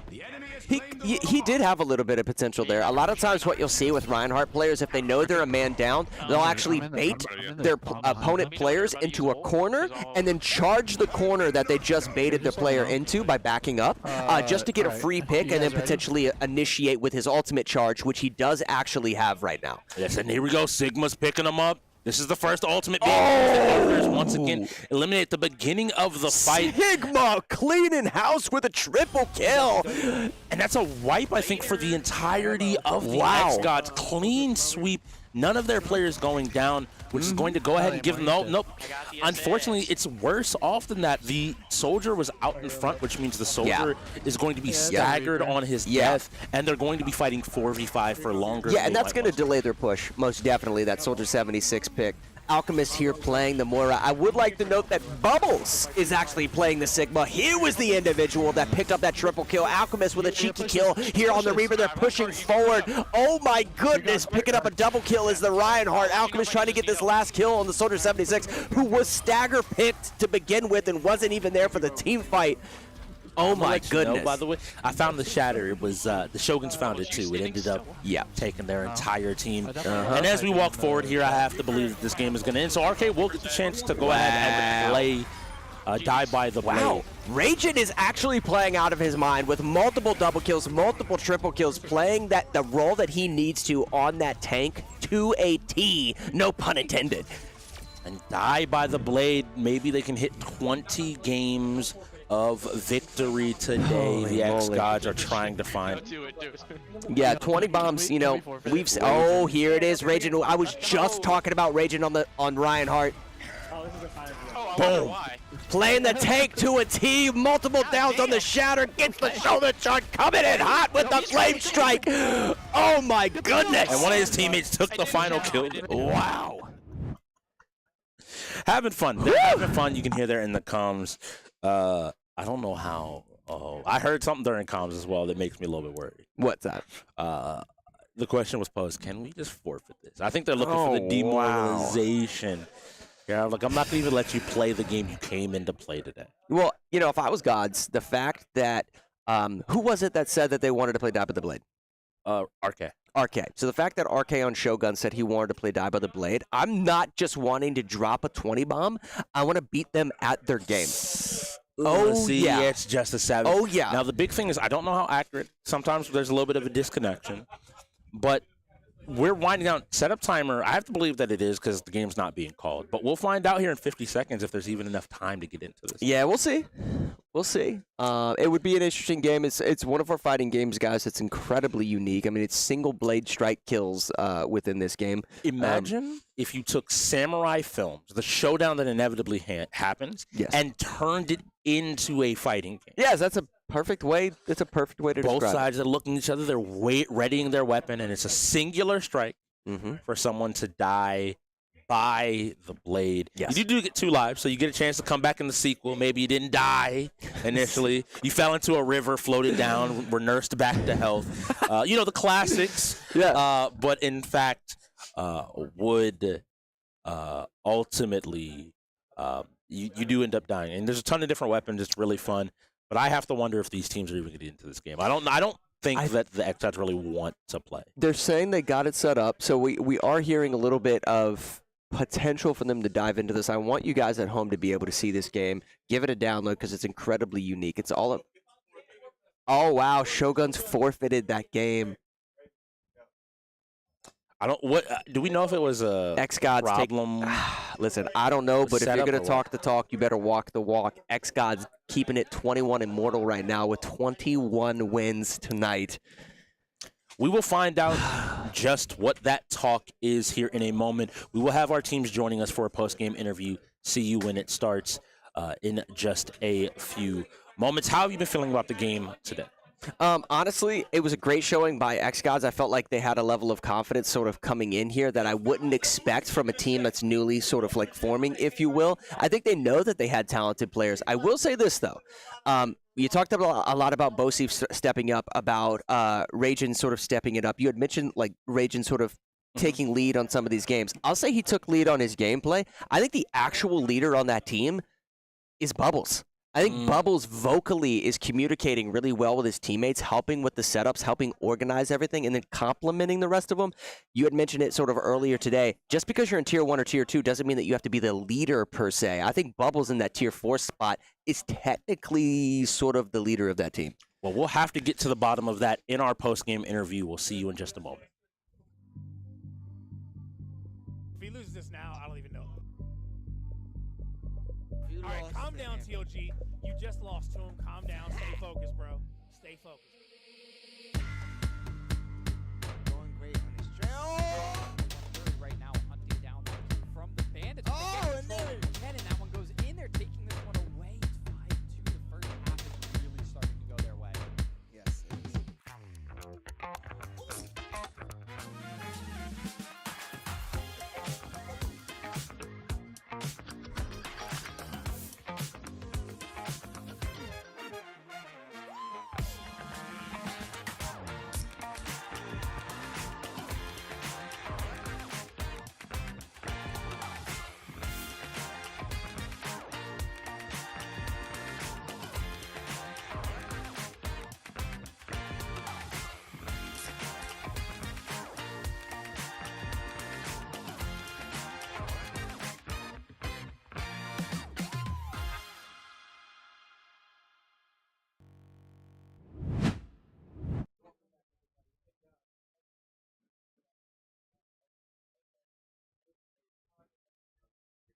But I will say this. There was a ton of tech issues that sort of developed throughout the night. I get it. I would love to see you guys improve upon that. But something that I was talking about with Strix, if you took away all of those forfeits, and like forced forfeits, if you will, because of the setup and because of some of those tech issues, I think you see a game that's much more indicative of a potential tie because you guys actually play really well. How do you sort of clean up some of these tech issues that have sort of developed throughout tonight? You want to answer that? Yeah, I can answer it. Really, it's just team focus and attention. We were shorthanded going into today. I mean, me playing is kind of indicative of that, right? Like I've been saying. So I really just think at the end of the day, it was just too many hands and diversified attention. We're used to people coming in and out and having an extra hand or two to get setups going, and you know, maybe one or two other people to also handle the lineup. So it's just an adjustment. Okay. It has been something that's gone throughout the season, but at the same time, the team and roster is switched up for a multitude of reasons, and I mean, we're here, so. Yeah, no doubt. No doubt. And I don't want to, like, you know, basically, like, I don't want to stick too much to sort of the negative energy. You guys know that there's certain things that you want to improve upon and what have you. So that being said, what was one of the highlights, the positive things that you felt about today? Is there something that stands out as a potential great moment for you guys, a game that you excelled in, something along those lines? Honestly, and on my behalf, I'm going to say that's a really tough one, to be really honest, with everything that went down so wrong, you know, like so many forfeits and so many timeouts, you know. Like, yeah, understandable. It's kind of hard to focus on one thing that went right. Like, I mean, Maelstrom went pretty smooth for us, but, like, it's such a minuscule thing compared to everything else that overshadows that one small little victory. You know what I mean? Right. So Yeah, absolutely. It's just a lot of things that we need to work on. You know what I mean? Okay. All right.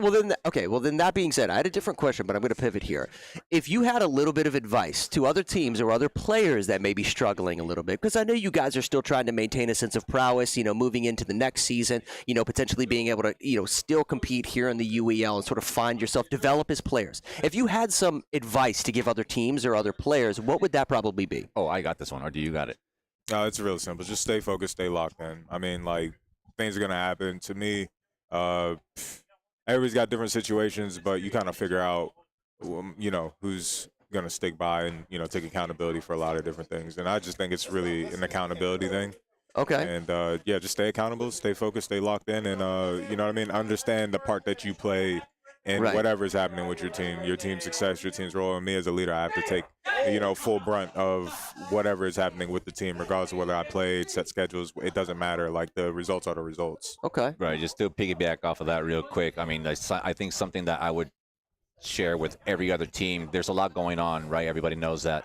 But I think one of the most important things right now would be to keep motivation going. You know what I mean? Like, there's a lot that is preventing motivation to keep progressing, but you got to break that barrier of the lack of motivation, the lack of wanting to do certain things. You know, like, even though it's not going your way in the entire season, you have to keep pushing, because if not, you're just not in the right place. Absolutely. I like that. Well, listen, guys, thank you so much for sitting down, spending a little bit of time with us. Best of luck in your next matchup. I know you're trying to get that first win, but keep your head up, man. I actually think you guys have a ton of talent. Like I said, I think this game, with the exception of some of those tech issues, I think you're very close to tying a team that is now 6-1. So you have the talent. Hey, man, best of luck to you moving forward. Thank you so much. Appreciate it. Absolutely. If he loses this now, I don't even know. All right, calm down, TOG. You just lost to him. Calm down. Stay focused, bro. Stay focused. Going great on his trail. Right now, hunting down from the bandits. Oh, and there and that one goes in there, taking this one away. It's 5-2. The first half is really starting to go their way. Yes, it is. This could be. Did you know poor posture while gaming can cause serious neck and shoulder pain? Meet the Volare Pillow. This pillow is designed specifically for gamers. It gives your neck and shoulders the support they need, reduces strain, and helps you sit comfortably for hours. It's extra comfy, and hey, you can even pick your style. It comes in rare, legendary, and epic levels. Match it with your setup by choosing from a variety of colors and designs. Don't wait for the next ache to hit. Level up your comfort with Volare. Use code UEL15 at checkout for 15% off your order. Grab yours today and feel the difference in your next gaming session.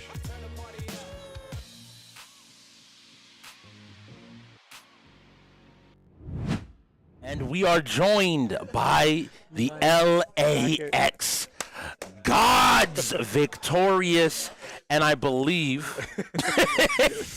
believe, they have gone ahead and taken and confirmed playoffs. I believe y'all are in the playoffs now. A great performance today. I think I want to highlight. I know this team trade happened this week. How did everything come together? And I think something we had on the desk is who's leading the team? How does the leadership structure work? Leadership? Havoc. Yeah, Havoc. It's all Havoc.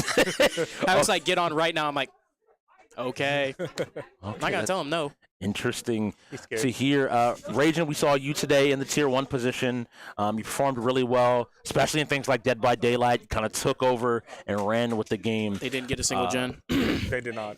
No. How does it feel playing with the LAX God squad? Well, now that we've had more than 2 hours of practice, it's pretty nice. And then Bo has been an absolute amazing grab. I tried. Because we wanted to try to round out our team with me and Havoc. So picking up Bo was like the ultimate goal, and it's worked out really well. And we've actually got the time to practice, so it worked out well. That's great to hear. Great to hear. Now turning to Bo Seif. A little bit of a homecoming for you, not just a homecoming. 4 seasons in a row on the same team. You managed to come home and you found a win this season. What has changed with this team versus your previous team? Sorry, I didn't mean to laugh.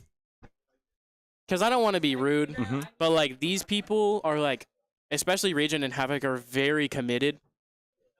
Like they don't really care about anything but winning.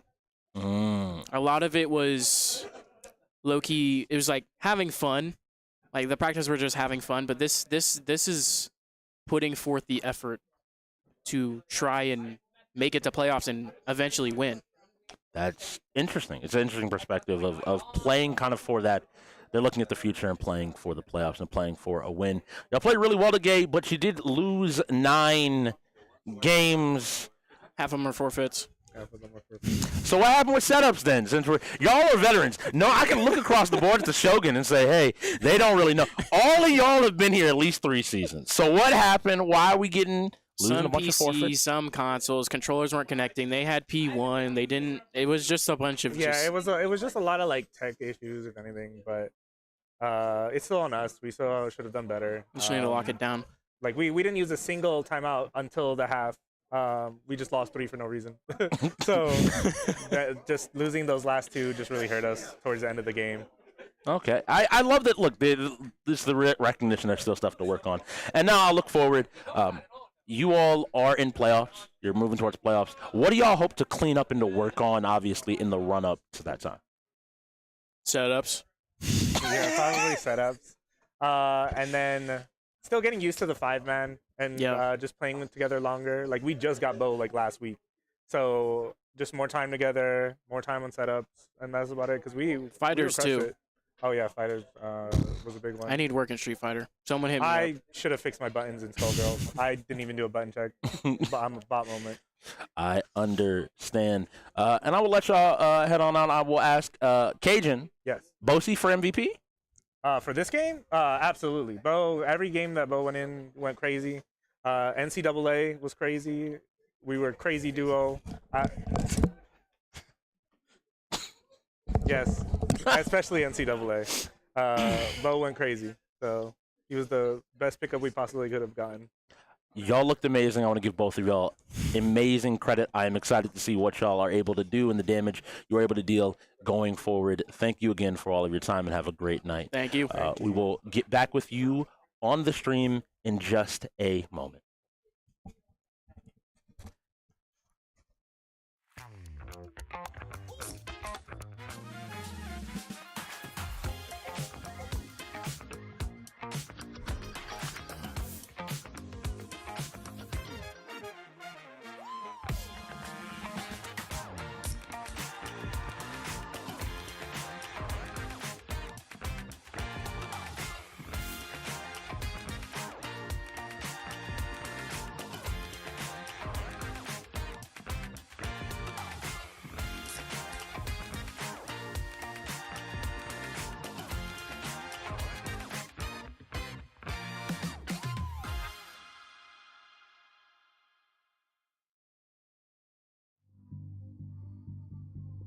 If he loses this now, I don't even know. All right, calm down, TOG. You just lost to him. Calm down. Stay focused, bro. Stay focused. Going great on his trail. Right now, hunting down that kill from the bandits. Oh, and there and that one goes in there, taking this one away. It's 5-2. The first half is really starting to go their way. Yes, it definitely is. This could be a runaway, like you're saying.